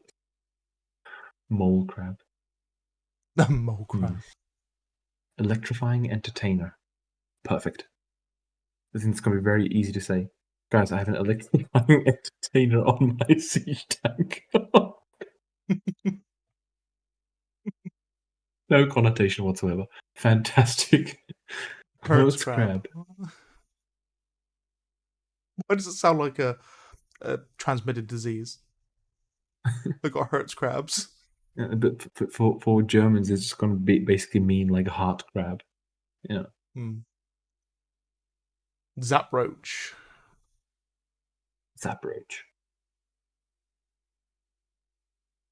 The circus is a Bolterus. Yep. New faction. The circus. Has shot crabs and all sorts of different things. There's shot crabs, Tesla crabs, and rent a crab. Yes. Ride a crab into battle. I mean, Dram's done that already, so, you know. He's rode a crab into battle. Oh, it's so difficult to think of a name, isn't it? Yeah. Ramon's Insurger. Yeah, we thought about that one, Ramon. The Bolt Blaster. Sounds like a weapon. A gun. Like a handgun. Eel crab. Apparently another name for a cockroach is water bug. Or croton bug. Proton? Croton. Croton. What the fuck? Sounds very close to crouton, which is a bit of bread you put in soup. Like a cube of bread.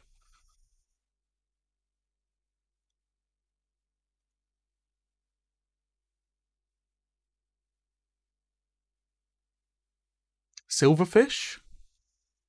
That just takes me straight back to Minecraft.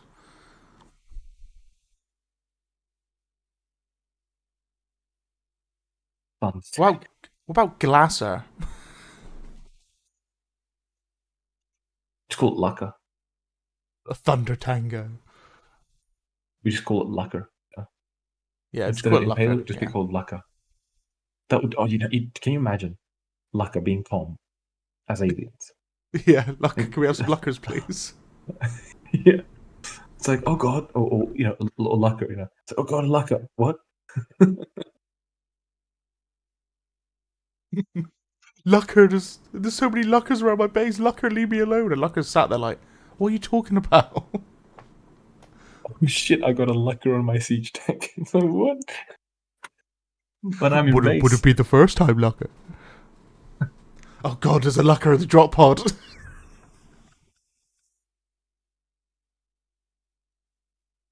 Sand Archer. Sounds like it just shoot sand though, right? Shoot sand in your face and blind you. The best Sand tactic. shrimp. Sand crab. Glad Pretty much what we got now, right? to hear you like it, man. Glad to hear you like it. The Flak truck is looking badass. Vault Chaser. That's a good name. That's a good name. That's a good name because I was going to call it like what's it called? Flak car. The Flak car, I just didn't like the name, but Flak truck is good. Vault Chaser. APC Flak. Sounds like a rapper. APC Flak. Sand control. Oh man, Jesus Christ. For one insect, Jesus Christ. Try and think of a name. At least, guys, you can see how difficult it was naming them in the first place. This was for every single creature, basically. The crab was easy. Electrosect. Buzztastic. Buzz Lightyear. Bolter. What about Bolter? That's It's like that sounds like someone like this who moves very fast.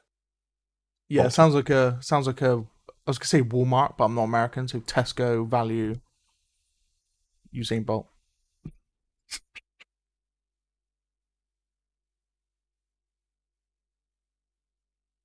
I think we've given out a bunch of good ones. Amber. No, these are good. It's like, but none of them are like, yeah, that's it, right? The closest one to that is Shockroach.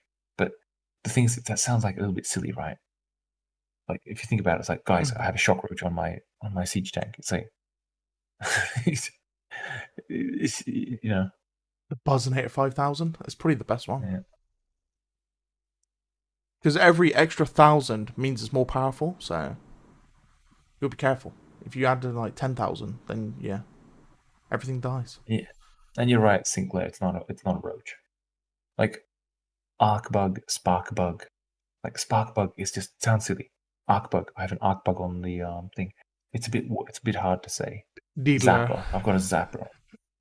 Straight away, Needler that is takes me actually not straight bad. to Halo. Needler. Yeah.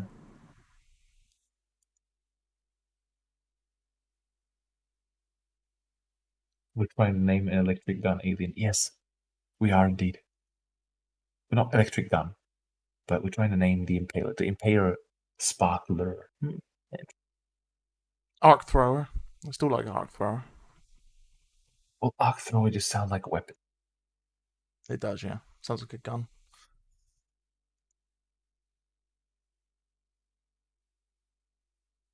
Hmm.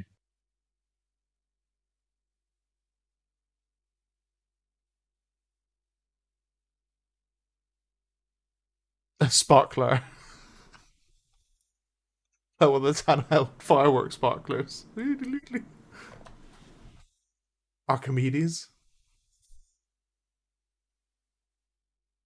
Arc might, maybe, yeah, but might sounds a little bit silly. Arc beetle. That's not bad, but it's not a beetle, is it? It's not beetle now. Arc ant. Volt ant. Doesn't look like an ant, does it? Freaking thing looks like an earwig.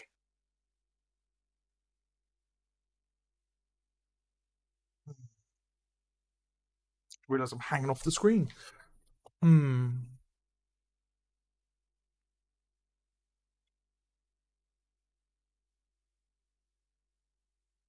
Not entirely sure. It's going to be food for thought, I think.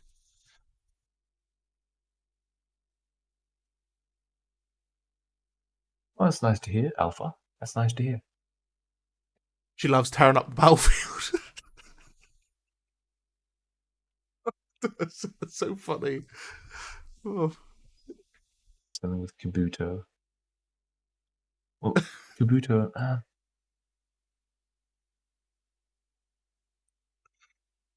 Oh, I can just imagine my daughter trying to play Silica. My God. How much stress that would be for me. Dad, I love the seed tank the most. Why is that? Not because it sounds cool, because it just blows everything up. Oh God, you're not meant to think about that at your age.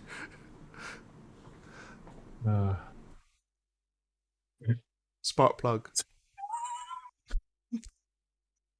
Just imagine an actual spark plug with legs walking around. Use crab. I mean, there is one option to call it Daddy Long Legs, because it does have long legs. You've got noodle legs. Big old noodles. Yeah. Just call it super noodle. You almost got me banned from Prime Italian a few months back because you attacked some friendlies. So now she only gets to play single player. That's awesome. That's awesome, man. You're doing a good job then. Were you on Soul? If you was on Soul, then it's all okay. The schnoodle. The crabbalist.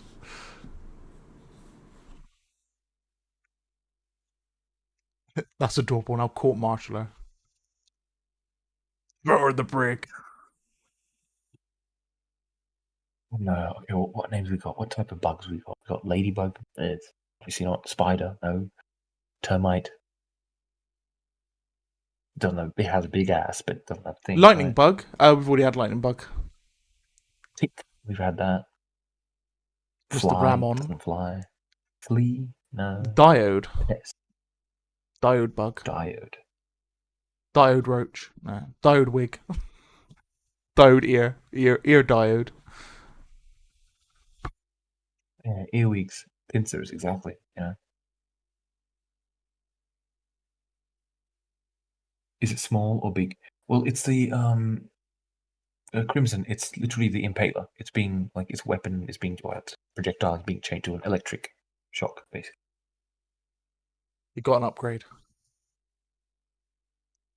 Plasma rifle with a 40-watt range.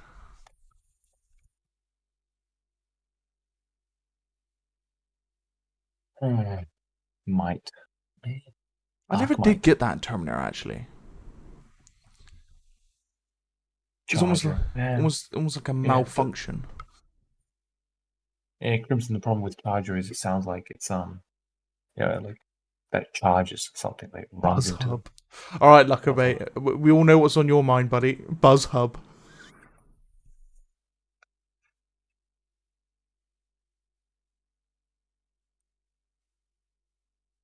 Lucker's currently scouring the wrong part of the web right now.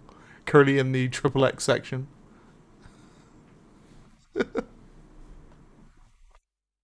Yeah, Jacob Fulgurites is nice, but it just you can't work as a name. There's a Fulgurite. Yeah, wig doesn't sound right though, Ramen. Shock wig, zap wig. Yeah, wig. It's just weird. You got to think, like, if someone's going to call out its name, where it's being attacked by it, do you really want someone to say, I'm being killed by a Zapwig? Or a Shockwig? Yeah. Arcwig, incoming. Arcbug. See, Arcbug is okay, right? Mm-hmm. Like, if I literally think about it, Shockwig. That one's...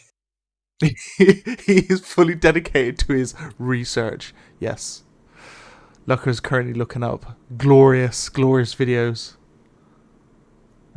It's indeed. Of all sorts of electrocution manners. Yeah, it's like I got a sparker on the siege tank. That's Ask AI. I have Lucker. I have Anna. Railbug. Jesus Christ! Now I want a railgun tank on a bug. Railbug. That'd be pretty cool. Sounds like a weapon. Bolt thrower sounds like a weapon.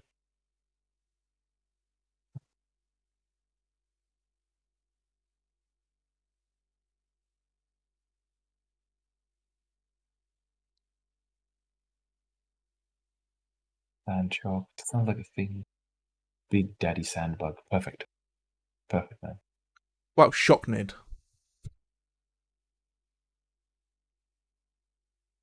Rocknid.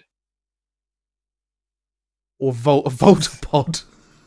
I mean, Arcanid, right? If you're going to do a thing like Arcanid, yeah. but you know, would you like again? So it's like okay, cool. It's a play almost on Arachnid, but then again, are you going to say that in the middle of the battle? Like, Arcanid incoming. So, I think Shock Roach, but then it's not a roach.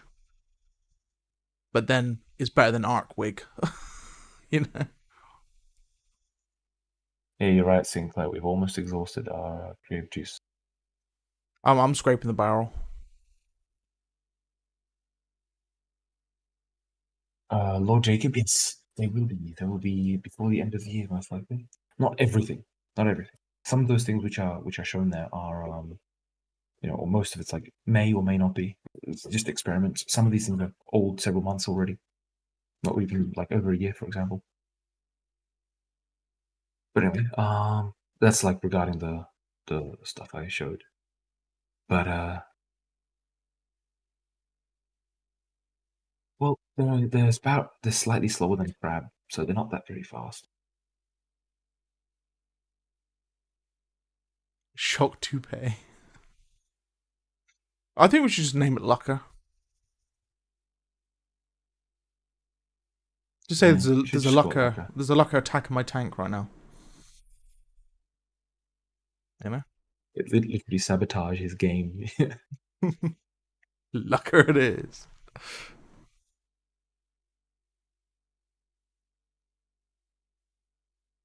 Oh man. I vote for Lucker. Name it Lucker. Yes. The Lucker bug. Arkhopper. The Buzzinator.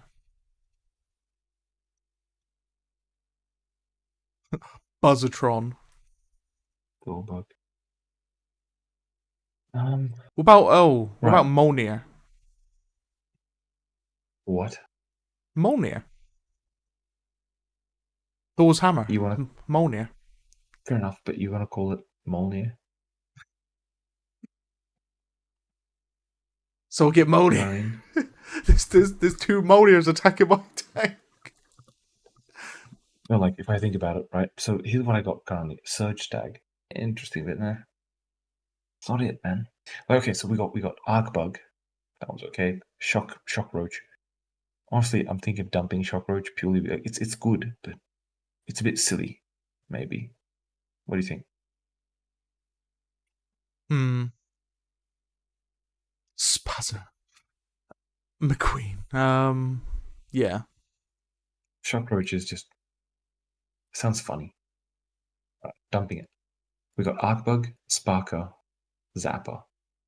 So Sparker, I'm just not sure about that one, honestly. Of course, Tesla Crab. Tesla Crab is gotta happen. We need to see it. Yeah, we do. We just need to see it.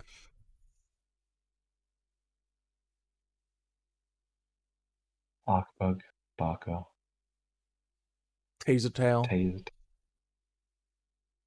It sounds silly, Taser Tail. Even Taser by itself. Doesn't sound vicious So- enough, I think. No. Because Arc Bug Taser is not okay. lethal, right? Taser's an unlethal means to zap someone.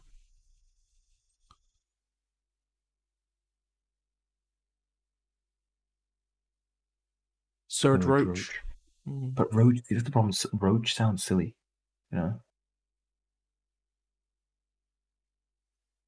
Tesla Crab, I think. Fryer. It fries you. It's obviously silly names, but God, man, why is this so difficult? Voltron, perfect.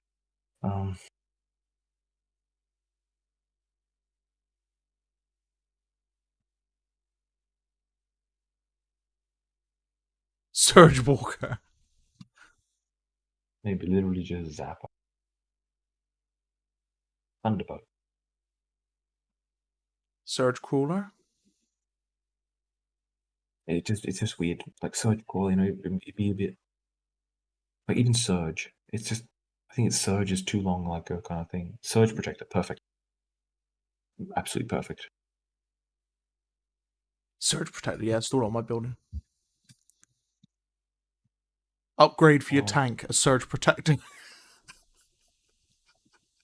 20th century technology, confirmed. Fuck. Sir Surge. Spark Crawler.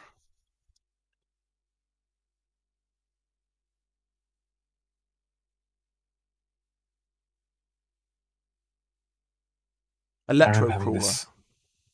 I remember specifically having this problem with the Impaler in the first place. Yeah. I was like looking for names which would work. At one point, I was thinking about Perforator, but You're gonna get because you can imagine perforated. that's basically yes. I mean, Impaler, it's the same thing. It could have been worse. You could have called it the Penetrator. It could have been. And then it would have been memes. Yeah. I've got a penetrator on my tank. You all have been at this for too long. Yes, we have indeed. Yeah, we have. Yeah. We have been way too long. My brain's fried. My brain is fried too. And yet, problem is, I can't let go. I just can't let go, man.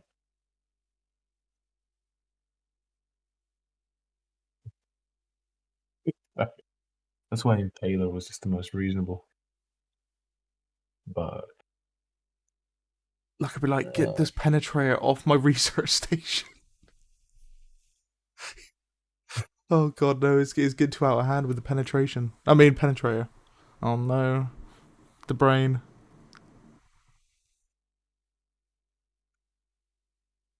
The static penetrator. Static discharge.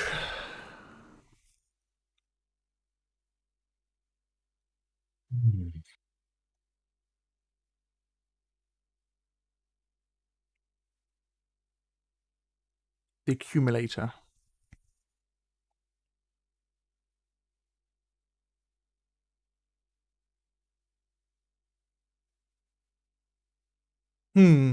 Oh God, right, okay. It's almost 3 a.m. for you, Dram. It's almost Oh, 3 jeez, a.m. fucking for you. Christ. It's almost 2 Yes, a.m. for indeed. me. Just realised, Man. like, me looking from side, my beard is got a pretty big beard. Been growing. Good. Why is it so difficult? It is late indeed. It is late indeed. Like, currently, I'll be honest, like, currently the best is probably Arcbug or Zapper. Zap bug, art bug. Tesla crab. Railgun or behemoth. Yeah.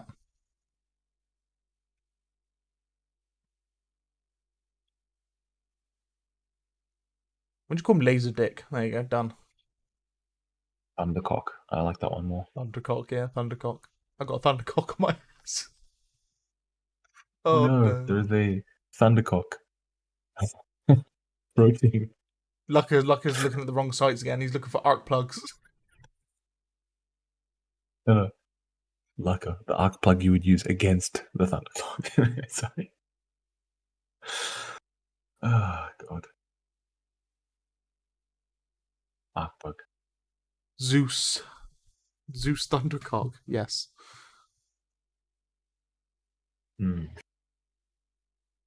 Raiden. Yeah, just call it Raiden. Give it big glowing white eyes as well. And a nice straw hat. Mortal Kombat. Do, do, do, do, do, do, do, do.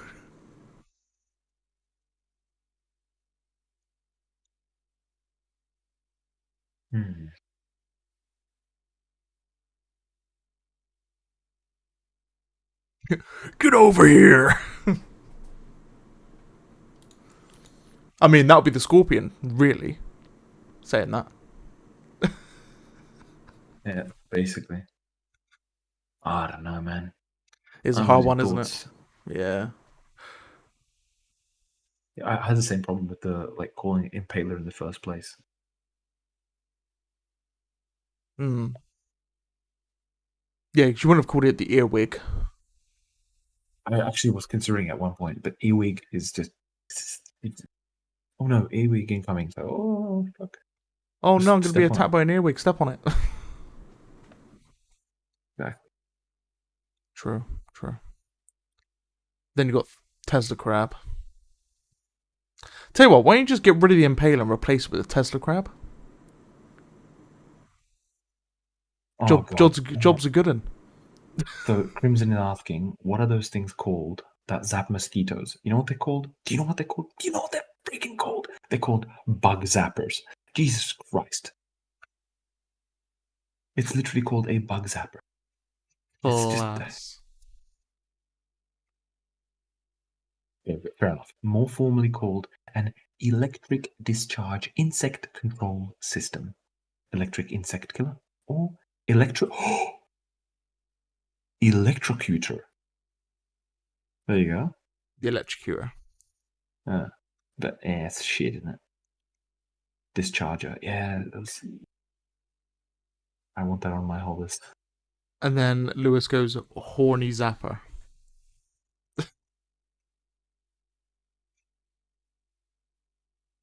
I think Lewis is starting to look at the wrong websites as well now. We're losing him. Electrocutor. The problem with electrocutor is it's too long, you know?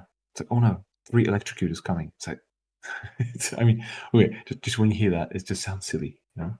3 electrocutors are coming towards me. Oh no, what are they gonna Oh, it's do? Humi. Electrocute. On my monitor, it actually looks like the R and the N are like separated. It's weird. But if I look closer, I can see it's an M. It's weird. It looks disconnected. So it looks like it says who, like double O R N Y. That's what it looks like on my monitor. It's weird. Humi Zapper. Hurry before they're researched. Stop projecting like God. it. I'm tired. Zapper. I'm tired. Let's have a look at an alternative word for electrocute. I can't stop this, man. I have to solve this. Here we go. Alternative words. literally have to solve this. Shock. Zap. Electrocute. Execute. Fry. There you go. Fryer. There you go. Just call it fryer. Yeah, just a walking deep fat fryer. You know.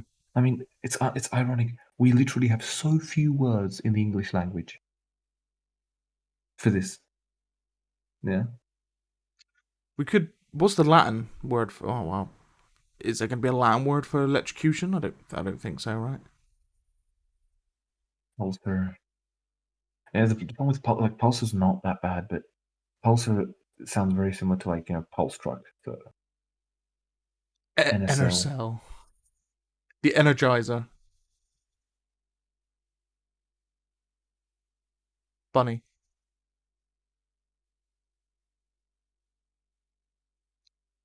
We're going in the realms of battery power. Honestly, I'm really like Sparker. It doesn't sound good.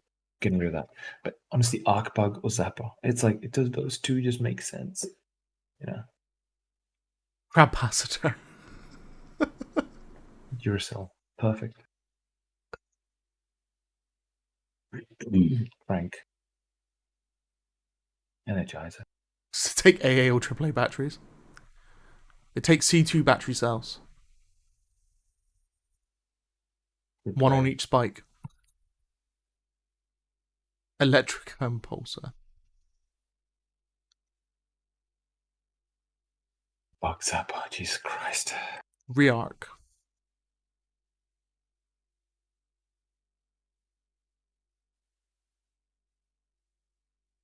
It takes D batteries. Big old beastie batteries then. Shocktopus. Only if it was an octopus.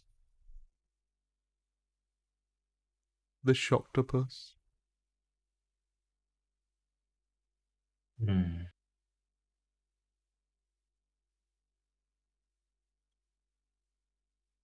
I don't actually know.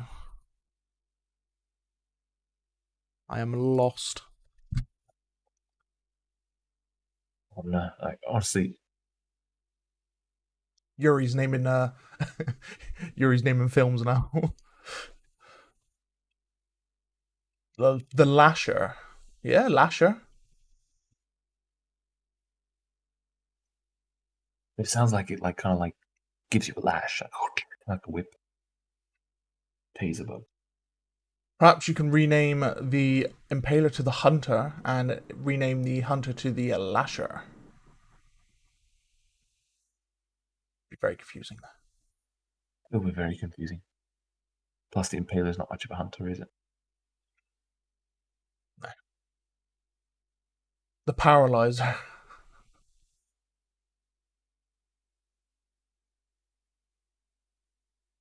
A stunner like Lewis, a real stunner. Get a room. Golf crab. So my dad got struck by lightning while golfing. Oh, Jesus. He's okay.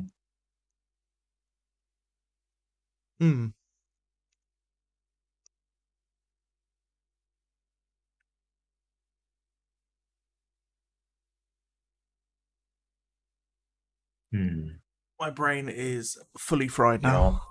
Yep. Guys, we are fried. Let's just end it. Honestly, I am really much leaning towards either Arcbug or Zapper. But Zapper makes more sense. It's like, crap, I've got 3 Zappers on my siege tank. That just makes sense, you know? Mm-hmm. Yeah. It's just Zapper makes the most sense. Thy end is upon us. Like, it sounds a little bit silly, but I can imagine, some Marines going, got 4 Zappers on the hover tank, whatever, Yeah. My light quad's being chased by Zapper. Zapper spotted. And it just literally makes sense. It's like, Zap, what does it do? What the hell do you think it does? It zaps the shit out of you. It makes sense. Impaler also makes sense. Made sense. Impaled you with its teeth. Whatever it was shooting. Was it teeth it was shooting? Like Spikes. Yeah, spines. Yeah. Spiky thingies. Yeah, because Arcbug, that would be like difficult. It's like, oh shit, Arcbug spotted. It's like difficult to say, right? Yeah. Like I've got 3 arc bugs on my siege tank, but through Zappa that just flows, you know.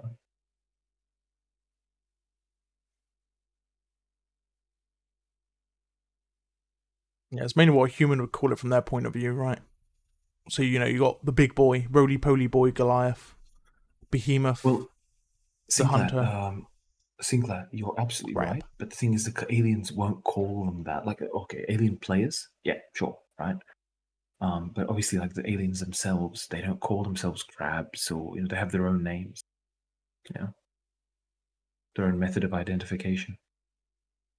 Discharger, Lord Jacob, yeah, was already mentioned, but Discharger, I'm just not sure about that one. It's like I've got 3 discharges on my siege tank. It just doesn't sound good. Sat Brian. I mean, currently, the best option is by a long shot Tesla Crab. It just sounds the best. Shit, Tesla Crab incoming. But obviously, it's just ridiculous, right? But it's the best sounding, Tesla Crab. Shit, Tesla Crab. 3 Tesla Crabs and 4 crabs and 3 horned crabs incoming. What? What are you on about? What? Oh my god, they're sending so many crabs at us. And a firebug. Firebug in the sky. Defiler coming. So it's got to be easy to say. Short. Zappa is easy. Crab. Easy. Zappa. Easy. Arcbug. That's shit. It's taking that one away. Zapper it is. Because Tesla bug. Don't forget horny crabs. I see what Tesla Lucky's been bug. looking up. Tesla bug, yeah. Well, there you go. Tesla bug works, but it's like I've got Tesla bug here. It just sounds silly, I want self-driving Tesla bikes.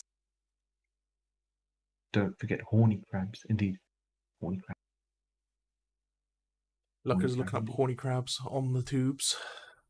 Yeah, on Buzz Hub. Yep, Buzz Hub. Yeah, guys, I think we will conclude this with. Yeah, we're gonna end it there. It's just gonna be Zappa. It's just gonna be Zappa. Yeah. Let's go with Zappa. Thanks for joining, Mr. Dram. Zapper. I'm pretty My sure pleasure. all the lads appreciate you popping on and showing all the behind the scenes deviness. It was a pleasure, man. It was Answering thank you for having me. Of course. Might see you Wednesday. Maybe, yeah. Hopefully. Yeah. Actually, I'm going to double check because I don't remember if I have anything on Wednesday. I'm dumb as hell. No, hopefully should be good. Cool. We might be, me and Dram and 2 other of you glorious fellows, we might be doing some democracy on Wednesday, if you know the meaning of democracy.